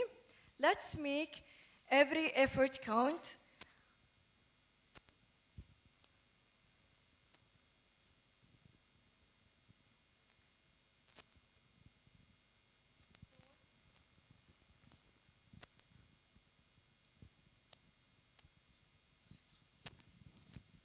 So what is biogas? Biogas is a process where food waste is stored in an anaerobic environment which has no oxygen, and it breaks down into bacteria, and we could use this for fertilizer, and also the gas. The gas is used in a sustainable way. What are benefits of biogas for households? Biogas offers several advantages, including reduced gas costs and a more sustainable energy source. Additionally, it contributes to the reduction of greenhouse gas emissions. How can communities and the environment benefit from the biogas? Biogas can foster community resilience by providing a local energy source, reducing dependence on fossil fuels, and promoting waste management practices. Its use can lead to improved air quality and lower all greenhouse gas emissions. Now we are going to talk about our vision and mission. Our mission is to create spaces for people, focusing on well-being,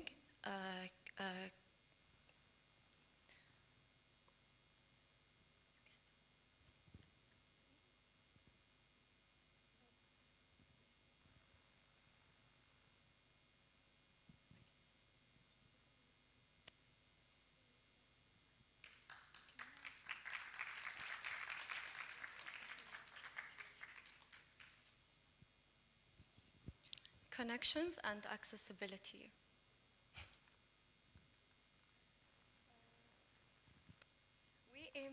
We aim to build urban areas so everyone gets to enjoy quality of life.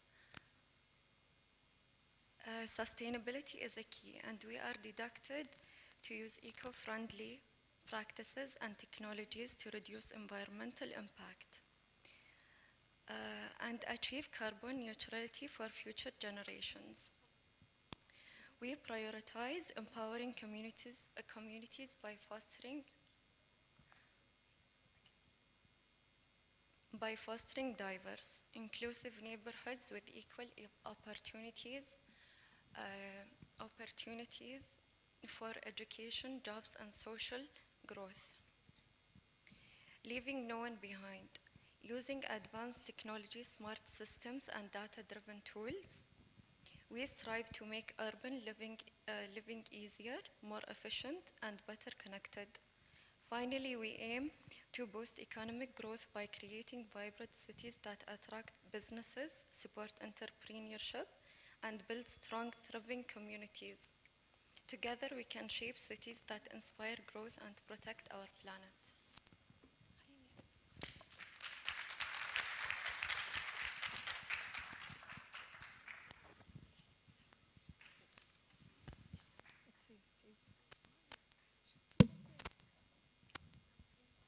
Thank you to our 20th team of presenters. We invite United Arab Emirates University, College of Chemistry, Al Ain UAE onto the stage and invite University of Europe for Applied Sciences, General Dubai UAE to the first row.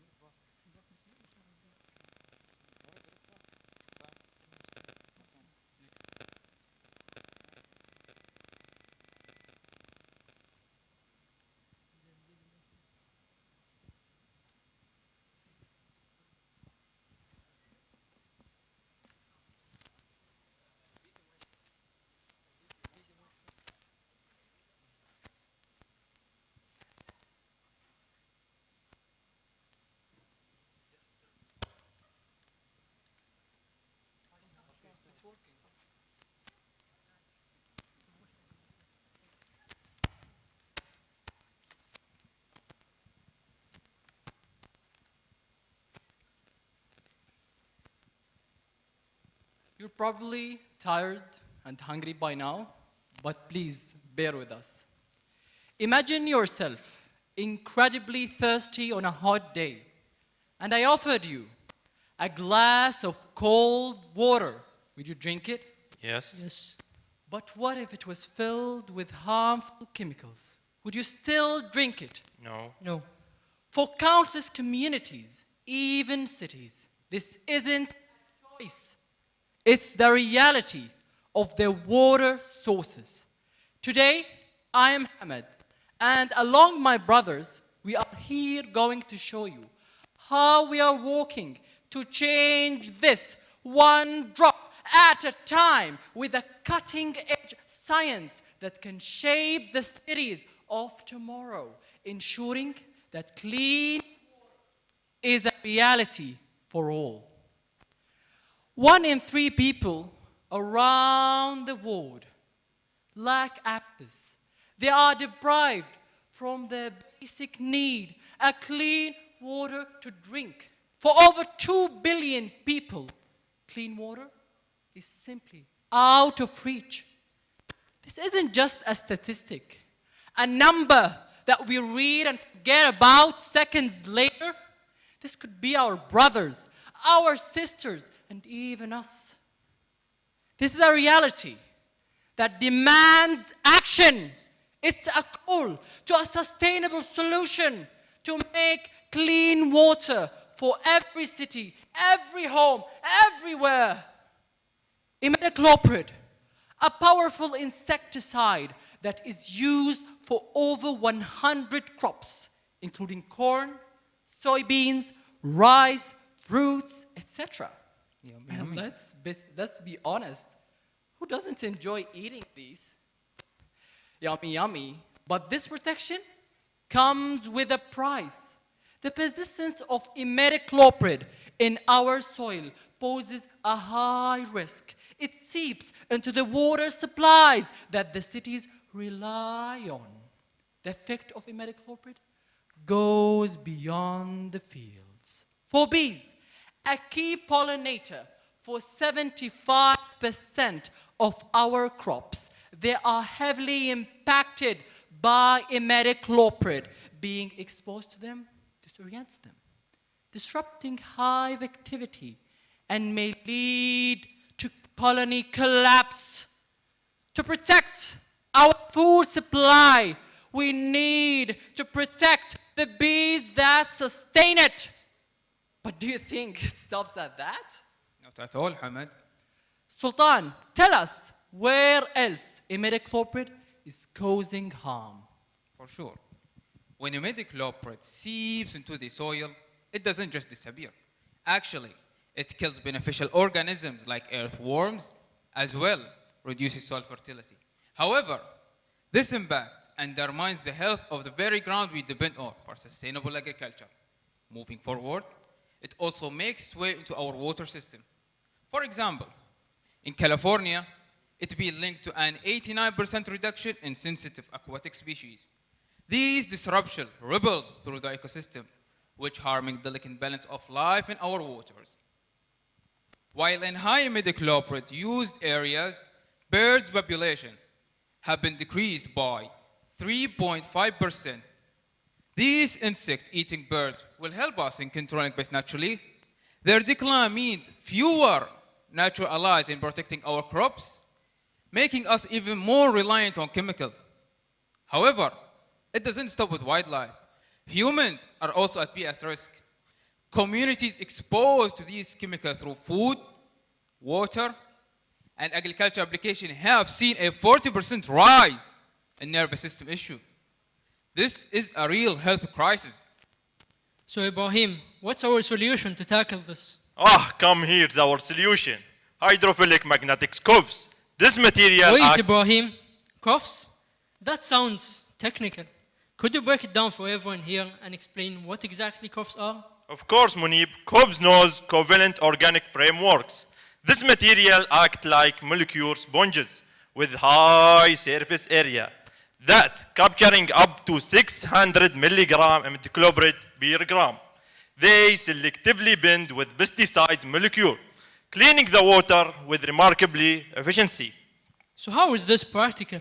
Let me explain. Our cuffs are not only effective, they are also practical because infused with nanoparticle, they can be magnetically removed after absorption, ensuring easy, safe, and reusable purification methods. Reusable? That sounds game-changing. Let's dive into how effective they are after multiple cycles. This isn't a single-use solution. Our cuffs maintained 93% of their absorption capacity after 5 cycles. This makes them sustainable and cost-effective for long-term water purification. 5 cycles and still effective? Wow, that's incredible. We didn't stop by that. We used our own coughs on real-world sample, such as honey and fruits, and it showed effective imidacloprid reduction. Even in organic acid, it was still effective. This adaptability makes them invaluable for diverse contamination scenarios. Adaptability, usable, efficient, but do they stop at adsorption? Our coughs take it a step further by using light to degrade imidacloprid completely. Using photocatalysis, the pesticide is broken down into safe byproducts, such as water, leaving no harmful residues behind. This innovation is backed by a patent from the United States Patent and Trademark Office, highlighting its credibility and potential to revolutionize water purification. With a world facing escalating threat from water contamination, our hydrophilic magnetic covalent organic frameworks provides a beacon of hope with the high absorption capacity, reusability, and complete mineralization. Today, this is not just another technology. It's a blueprint for safer, cleaner city. Today, as we envision the city of tomorrow, we are walking together, purifying water drop by drop, ensuring clean water is a reality for all. Quenched my thirst. Thank you.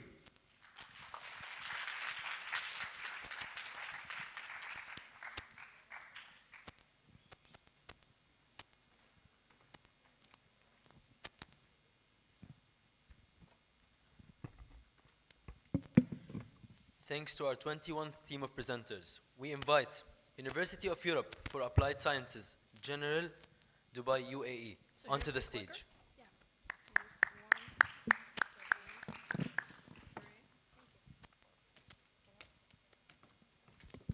Hello.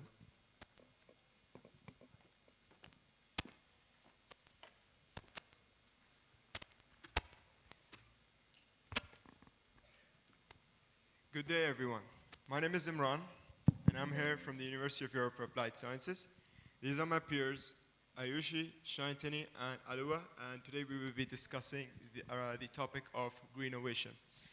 So did you know that cities occupy just 3% of the Earth's land, yet they account for over 70% of global CO2 emissions? And by 2050, 2/3 of the world's population, which is 5.3 billion people, will call these cities home. Imagine the strain this will have on our air, water, and food systems. Yet there are sparks of hope. In New Zealand, the government has committed to being carbon neutral by the year 2050, with 82% of its electricity already generated from renewables as of today. Here in the United Arab Emirates, Vision 2021 laid the groundwork for sustainable development, while the 2050 net zero strategy aims for a carbon-free future through ambitious projects like solar farming and hydrogen technology. And did you know that sustainable planning has the potential to reduce global carbon emissions by up to 70% by the year 2050? These efforts show us that Greennovation isn't just a dream, it's already in motion. So what is Greennovation, and how does it shift or shape the cities of tomorrow? Greennovation combines green thinking and innovation to create sustainable solutions for urban life. It's about merging nature and technology to reimagine cities not as concrete jungles, but as thriving ecosystems. From renewable energy to waste management, Greennovation seeks to address climate change, resource scarcity, and urban challenges. Today, we'll take you through the three key aspects of Greennovation, which are designing resilient cities, embracing circular economies, and fostering community-driven innovation. To speak about resilient infrastructure, climate change is real. Cities like Amsterdam and San Francisco are already integrating eco-district and flood-resilient infrastructure. For example, Amsterdam preserves its excess rainwater through its rain gardens, while San Francisco cools urban spaces with its green roofs. Now it's simple to imagine. Imagine a city where buildings have vertical forest, streets entirely solar paneled, flooring entirely piezoelectric tiles, and public transport entirely electric. You see, there are more sustainable options. And to talk about UAE as a fact, we here in the UAE consume 95% less water compared to that of traditional farming. And this yet produces 50% higher yields. To talk about the next segment, that is embracing circular economies.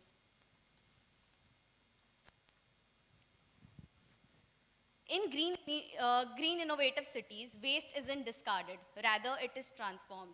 And just to think about it, today we have 18 universities participating here. And we all have come up with innovative ideas or solutions that are already in place. But why not implement it?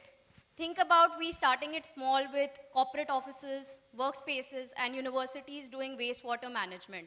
That is, the washrooms that we use could be recycled water. It starts small. What is circular economy? It is a condition or a strategy where we aim to eliminate waste and reuse materials as long as possible. Unlike the traditional economy model, that is take, make, and dispose. Give you an example, Netherlands is leading this charge with aiming to eliminate its waste by the year 2050.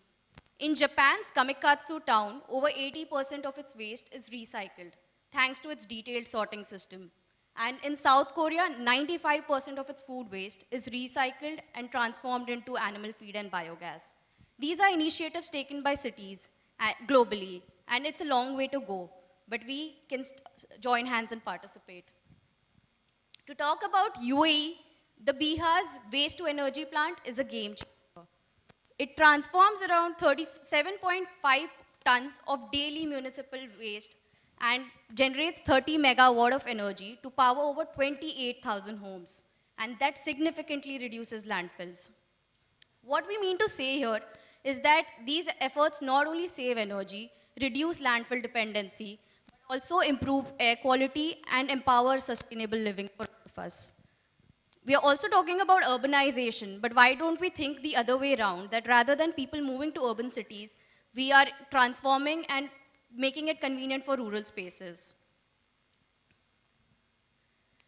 And with entirely what we mean to say here is that it's a mindset shift that we need to have. Let's embrace waste as not a discard, but rather a resource. This way we not only save our ecological footprint, but also create economic opportunities. So I will talk about the importance of technologies in creation of the smart city vision and how involving citizens directly with decision-making processes will bring new innovation and new solutions. So well-developed communication system is one of the key aspects of greennovation and sustainable cities. Why? Because high-speed, high-capacity internet connection opens up so many new perspectives, like waste and consumption management. So green technology hubs like Masdar City in the UAE are driving global solutions to achieve net zero by 2051.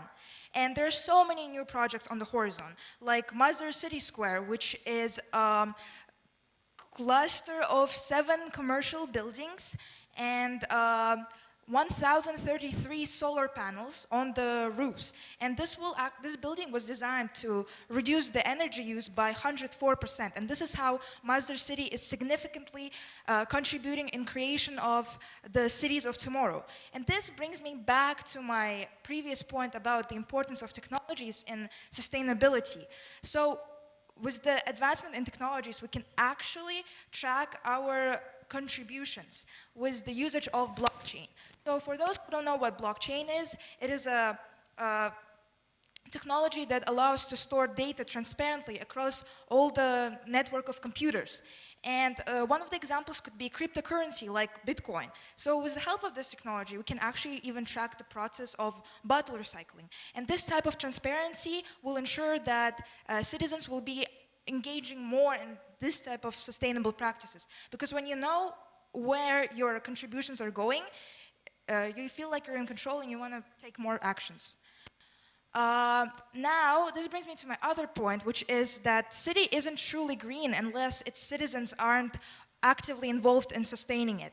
So that's why we offer such thing as a serious game. So what is this concept? Serious games are gamified simulations that are not only used for entertainment, but are used to educate and solve real-world problems. And in the context of smart cities, stakeholders like city plan, urban planners, citizens, and policymakers then can actually test, visualize, and choose urban strategies. And they interact with the real world, with the city, VR city model, and they can actually take some actions, like adding solar panels and seeing how their action, what kind of result their action will have. Lastly, to conclude, urbanization is inevitable. By 2030, 60% of the world's population will live in urban areas. Greennovation isn't just about big ideas, it's about small changes, like supporting public transport. It's good for the planet and for recycling. Earth is what we all have in common. So let's trade wisely, innovate, and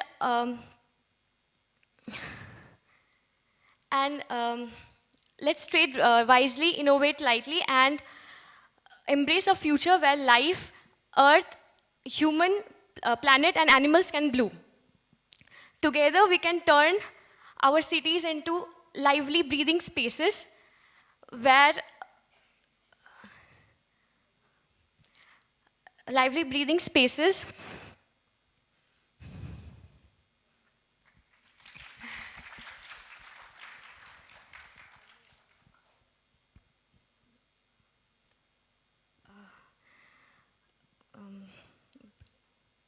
that inspire and endure.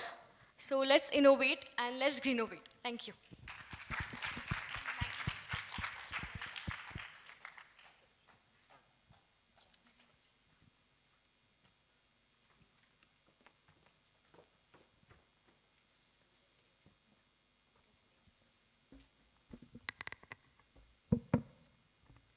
We thank our 22nd team of presenters.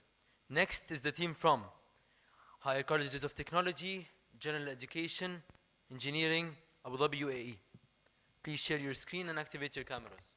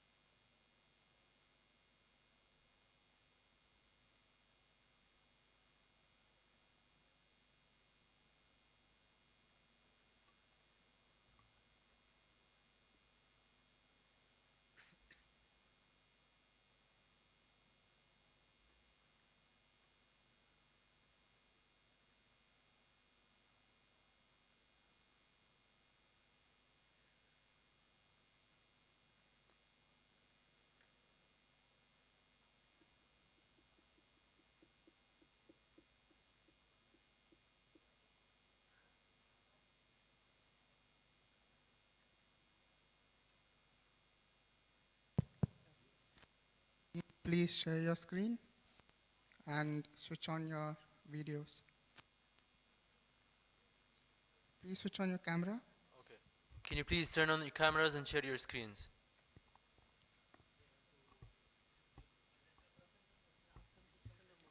Put presenter mode, please. Put your And camera on, speaker view. please.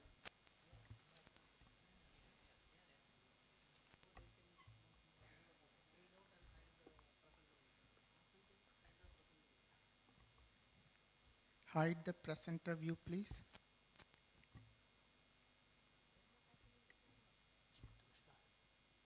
Switch on your camera and then hide the presenter view. We cannot share the camera, but we will talk.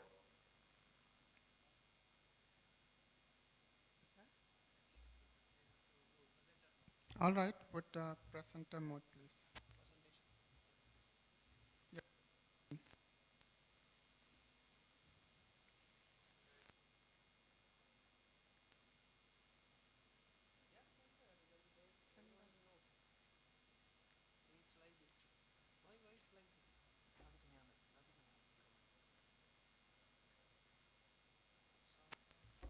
Okay, you can start.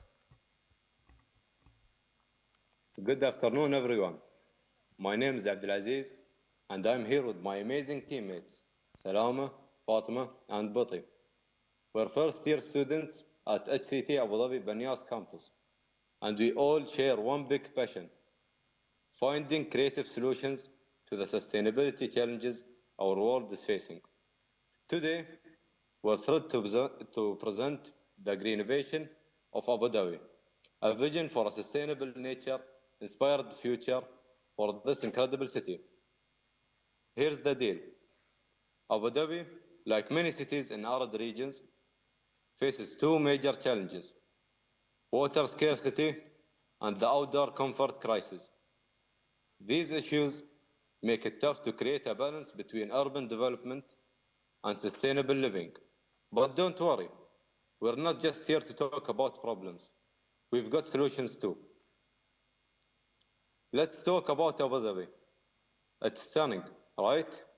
But behind the shiny skyscrapers and the palm-lined roads are some serious environmental challenges. Firstly, the desert climate. It's hot, the extreme heat and lack of water make outdoor life impossible for a good part of the year. Secondly, limited green spaces. Urban areas here don't have enough greenery because it's hard to sustain plants in such hard environment. Thirdly, the big picture. We need solutions that can make Abu Dhabi livable while staying eco-friendly. The goal? To rethink urban spaces in a way that combines innovation with nature. So now, I will pass it to Salama to go more in depth about our topic.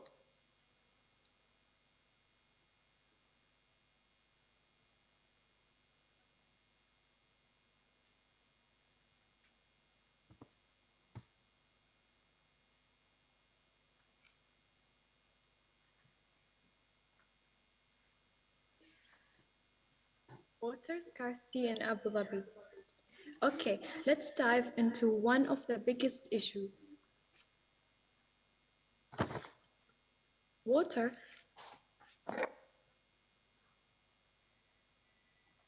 Did you know Abu Dhabi gets very little rainfall? So we rely on desalination for most of our water. Sounds fine, but here's the catch. Desalination is expensive and bad for environment. A huge chunk of water is used to maintain green spaces, which, let's face it, it is not sustainable. By 2050, water availability per person is expected to halve. That's scary. So if we want to keep our cities green and thriving, we need to rethink how we use and conserve water fast.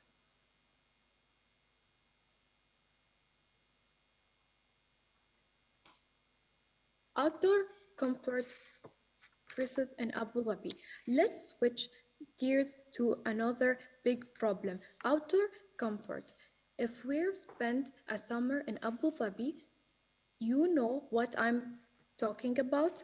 The heat is so intense that beginning outside for long, uncomfortable, and sometimes unsafe. Public spaces like parks and squares lose their purpose because it's just too hot to hang out there most of the year. And that sucks, right? People want to connect, relax, and enjoy nature. The solution: cooling outdoor spaces so people can actually use and enjoy them no matter the weather.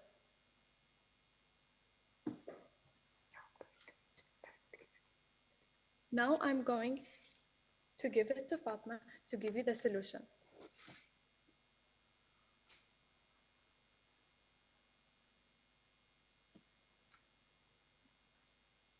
Now, here's where it gets interesting or exciting.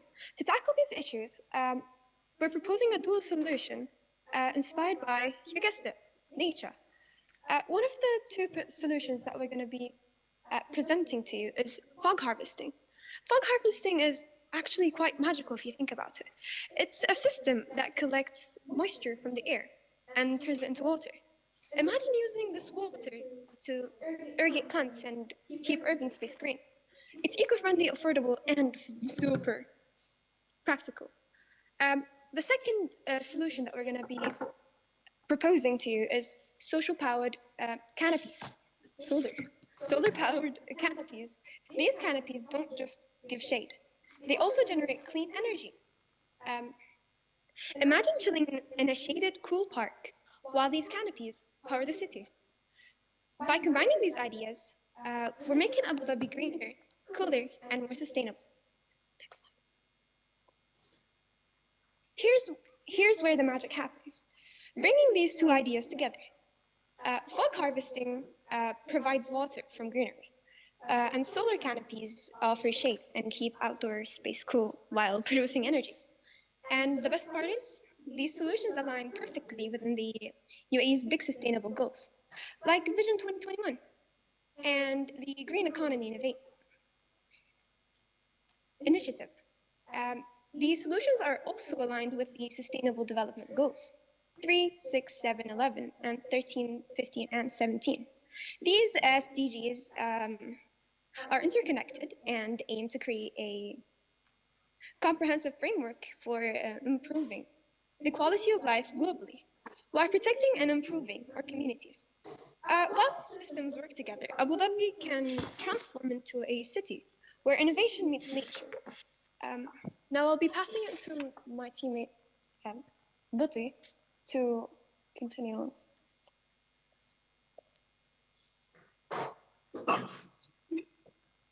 Future vision for Abu Dhabi. Hello. Let's dream big for a second. Let's- Picture let's- this.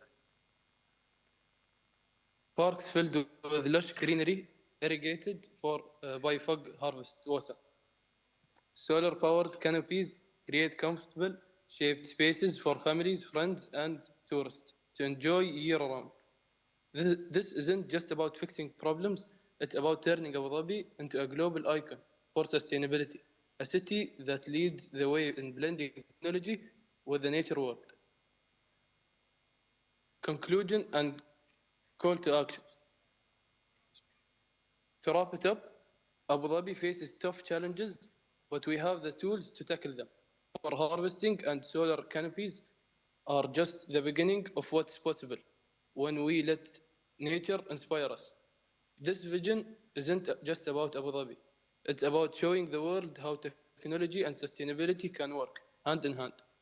We believe that with the right steps, Abu Dhabi can set an example for cities worldwide, a place where people and nature thrive together. Thank you so much for your time. Let's build a brighter, greener future starting today. Thank you.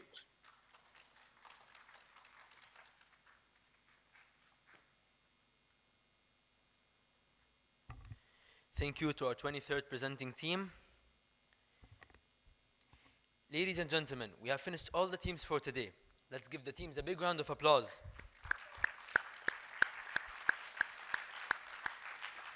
Thank you to all the teams present here with us or those who have joined us virtually. You have done an incredible job with your presentations. الحضور الكريم، وصلنا لختام العروض التقديمية لهذا اليوم. دعونا نصفق بحرارة لكل الفرق. شكرا لكل الفرق المشاركة حضوريا وافتراضيا. لقد قمتم بعمل رائع في عروضكم التقديمية. We will now take a lunch break of 30 minutes while the final scores are being tallied, and then we will start the closing ceremony.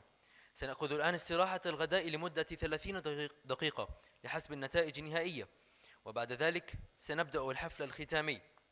We request you to return at exactly 3:30 sharp when we will announce the results and the winners. نرجو منكم العودة في تمام الساعة دقيقة حيث سنعلن عن النتائج والفائزين. I repeat, make sure to be inside the auditorium 3:30 p.m. We will not wait for anyone to start the closing ceremony.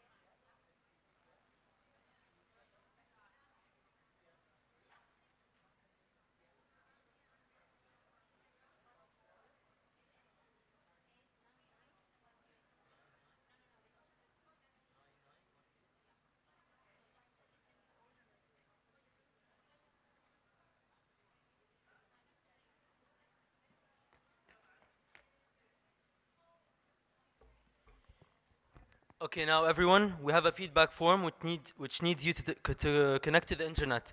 So the internet name is HCT guest. HCT guest. The username is guest8. The username is guest8. The name is HCT guest. The name is HCT guest. The username is guest8. Okay, you need to connect to the Wi-Fi because we have a feedback form now. So again, you need to connect to the Wi-Fi because you have a feedback form now. Sorry?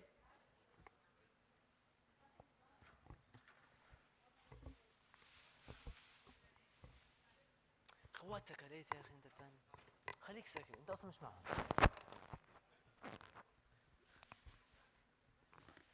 ايه بقول لي واتس يوزر نيم انت بدك هذا شويه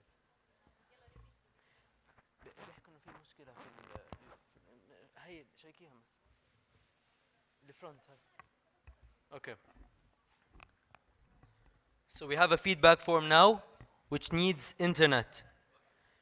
So the internet name is HCT guest. The username is guest8. The password is 9918. So the name is HCT guest. The username is guest8. The password is 9918.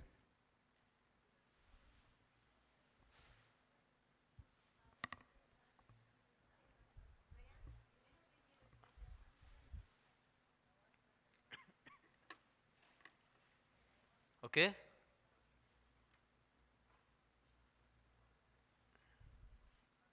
Okay.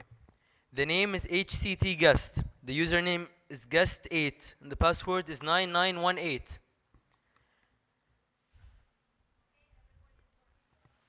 They're telling me to repeat. Tamam?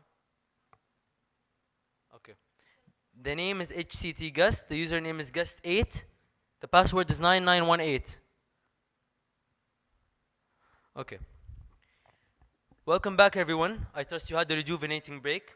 Before we dive into the much anticipated awarding ceremony, while we just wait for the final calculations and awarding preparations on the scoring, I invite you all to scan this QR code to participate in an interactive and live feedback form. After the winners are announced, all the team scores will be displayed onto the screen.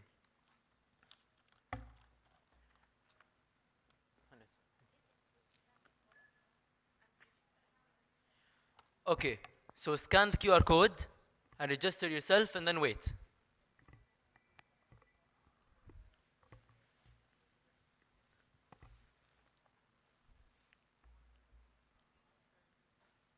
Oh, okay.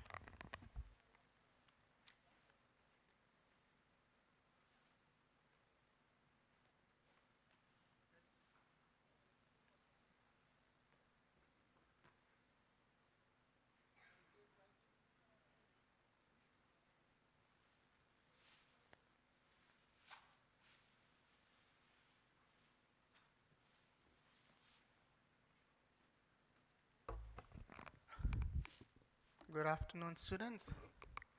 All right, I know everyone is excited to get their scores and see who the winners are. But as with every year, we value your feedback. We take it seriously. We check the feedback. We look at the topics for next year from your feedback as well. And we always strive to improve the competition. So please, everyone, go to the menti.com if you're not able to scan the QR code and enter the code 16036123. I want everyone to participate, please. Everyone logged in?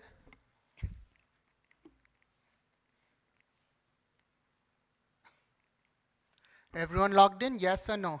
Raise your hands if you have logged in. Okay, everyone. Why these girls did you not log in yet? Please log in. Everyone else, raise your hands if you have logged in. Okay. All four of you have logged in? Okay, great. And here, everyone logged in? All right, brilliant. Girls in the middle, boys in the middle? Done? Okay. All right, let's go to the first question then. All right, let's go to the next slide. Okay, next. Okay, let's see the gender composition of our audience today. So how many female, how many male? Usually for inter-school, I will say there were more female than men. Let's see how for inter-college, in the STEM field, environmental field, or whichever field you are in actually. You took an interest in environment. That's a good initiative. So we have 33 female, 14 male. I have only 42 participants now, 54 participants. Anyone else? Everyone answered? Yes? No? Girls, you also answered, all four of you? Okay. Okay, brilliant. Let's go to some more female. Okay. Please rate the following aspects of the program: whether the event was well planned and organized, and the topics chosen were of relevance and of interest. So the topic today, Greennovation, was it an interesting topic for you? So 4 and 4.3. So you can look at the overall topics also. We have 4 topics, so 4 days. You can also see whether all 4 were interesting topics. All right, so only, okay, 53, 54. I need more, 57. Okay, let's go to the next question, please. What motivated you to participate? To drive change, to learn, to network, for career advancements, building on your skills. You can choose one or you can choose many. It's up to you. So majority of you are saying to learn. No, to build on skills and then to learn. Yes, it's very valuable. This platform gives you opportunity to network and build your skills, oration skills, your confidence. All right, so that's the important aspect of this competition. And then you said building on skills and to learn. And all of you, I was listening to the presentations, a lot of you gave different perspectives as well. So you are here to learn from different viewpoints. You have few people from international countries. They bring different viewpoints as well. So it's always important to look at the concept of environment, the sustainability from different countries as well and regions. Okay, so keep this in mind while we go into the next question. All right, keep these 4 in point. So based on that, what you said, so most of you said to build on skills. So based on the motivation to participate, what aspects of the event helped you achieve these goals? So if you said you are here to learn, now the event is over, what aspects of this event helped you learn? Public speaking, confidence, the speaking part, the teamwork and research, yes. We wanted all 5 of you in the team to speak, and that's an important part of teamwork, to research together and work as a group. Cultural exchange, yes. Public speaking, teamwork and hard work, confidence, achieving goals, fostering teamwork, creativity. Yes, creative. So a lot of you have different creative presentations, right? So think of not only in your public speaking, the way you created the presentation, there's an artistic element to it, the way you brought statistics and facts and figures and solutions into the platform. All right, confidence, oration skills. All right, thank you. Let's go on to the next question. What did you take away from today's event experience? So what was your takeaway? So a lot of facts, as I said, right? So a lot of solutions discussed today. So a lot of universities showcase what the university is doing. So what was your takeaway? How can you change, right? What was a learning experience? So you said various solutions. Can you write one solution you thought was very interesting? To try hard, confidence, importance of action. All right, the first place, okay. Do something from your heart, good food. Okay, wear green. Diverse topics discussed. Ecolink app solution. A lot of important things. So what are the important things? To find better solutions to tackle environmental issues. The confidence. Okay. All right, next question then. What did you take away from, let's say, voting? Just a minute. There's a display. So to try harder, good team, various solutions, perspectives, etc. Now, please take this seriously. Now 2025, what topics would you like us to bring into the stage? So we took feedback from last year and we compiled all the data and modified it to ensure that holistically the topic can be discussed in a public speaking platform. So for 2025, what do you want? So this year is a year of sustainability. So think what UAE has done. COP29 is happening. So what is happening at COP if you're listening to the news? Based on all this, what do you think is important for next year?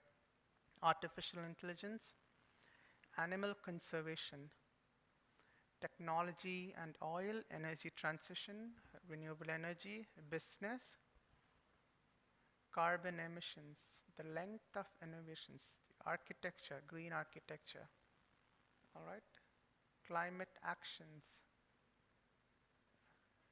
all right, waste, someone said waste, empowerment, women empowerment, fashion, all right, what else, nanoparticles. Okay, so anyone knows of any nanoparticles being used in sustainability or environment?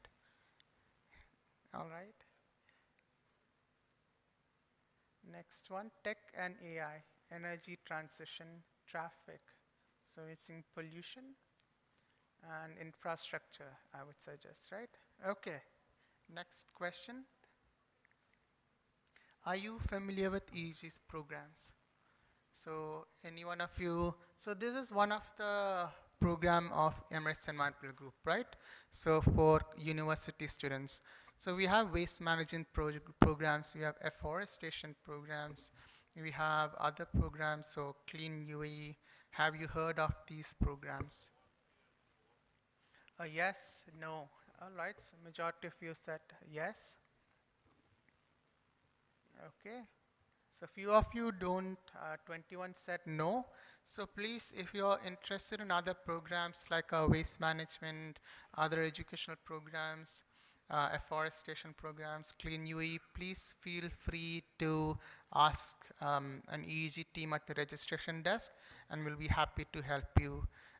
So a lot of students want volunteering. We have internship opportunities for university students. So please feel free to ask us and we'll be happy to help you learn more about our programs.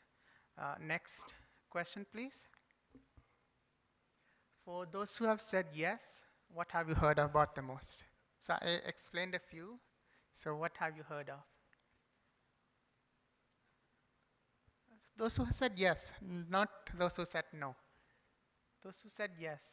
Cleanup drive and public speaking, Clean December, okay. This coming up, the registrations are still open, I believe. So please, if you are as a university or an individual would like to participate, please ask us on registration.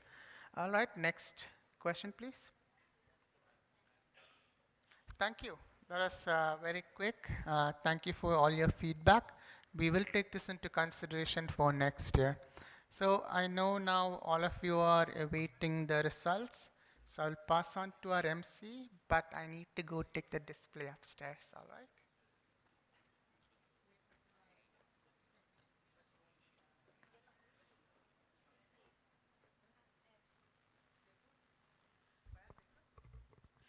A resounding applause is due for the esteemed panel of judges. Undoubtedly, their task was no small feat, and we extend our sincere gratitude for their invaluable time and expertise.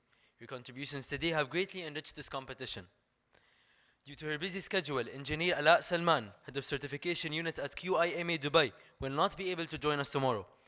I would like to now invite Mrs. Habiba to the stage to present Engineer Ala with a token of appreciation and gratitude for her valuable contributions today.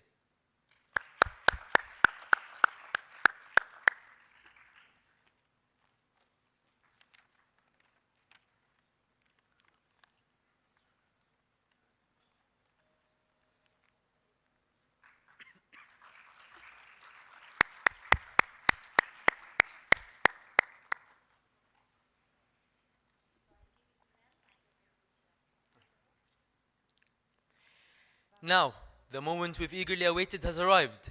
The results are in. Before we unveil the champions, let's acknowledge and congratulate all the participating teams for their commendable efforts. Each presentation added immense value to today's proceedings. We will begin by announcing the runner-ups and the victorious 3 teams in today's topic. I'm delighted to invite Mrs. Al-Marashi and the esteemed members of the jury panel to join us on stage to present the trophies to our deserving winners.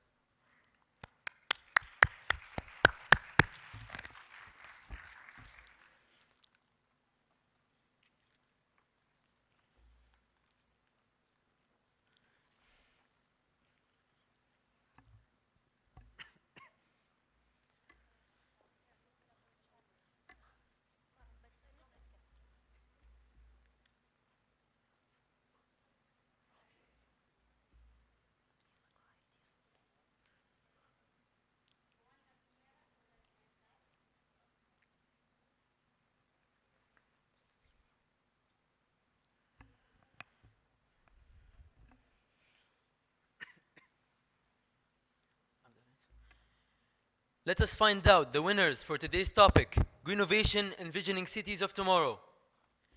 Second runner-up is the team from United Arab Emirates University, College of Chemistry, Al Ain, UAE.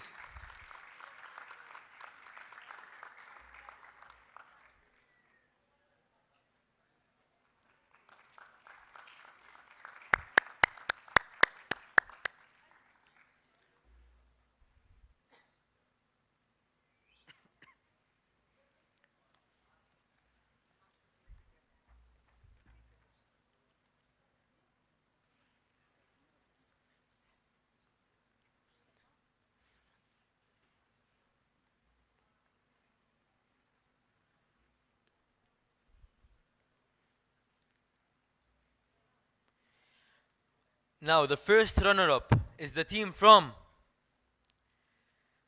Manipal Academy of Higher Education, Dubai, School of Design and Architecture, Dubai, UAE.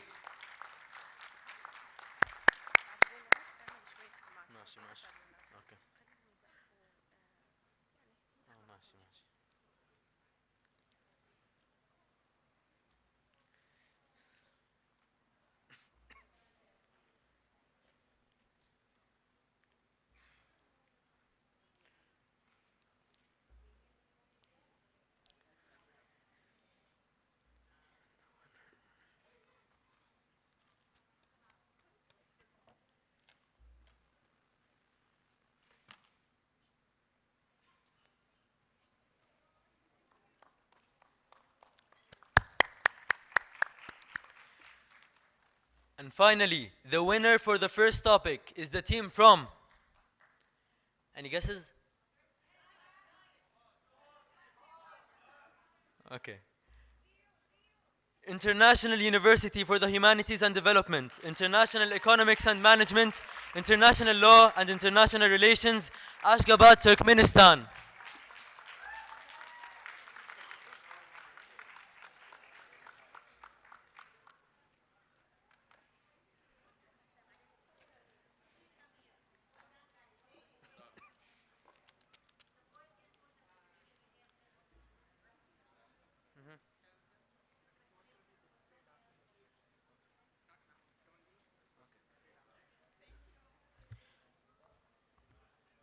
The scores will be displayed after. Just give it a few minutes. Okay. Sincere congratulations to today's outstanding winners. A chorus and round of applause is in order for all our participants who made this day truly remarkable and exceptionally informative. A crucial note to all the winners. Okay, can we have the winners, all the winners, the 3 winners on stage?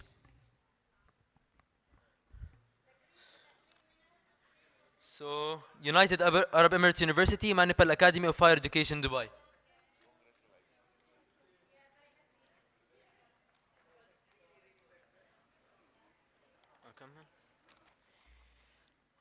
A crucial note to all the winners. Your triumph today automatically propels you into the contention for the coveted overall winner's position for the 24 cycle. We kindly request the winning teams of today to grace the closing ceremony on the 28th of November and to be present by 12 p.m. Once again, congratulations. Please find your scores on the screen. The scores are... Okay. خلاص بس كده بس كده.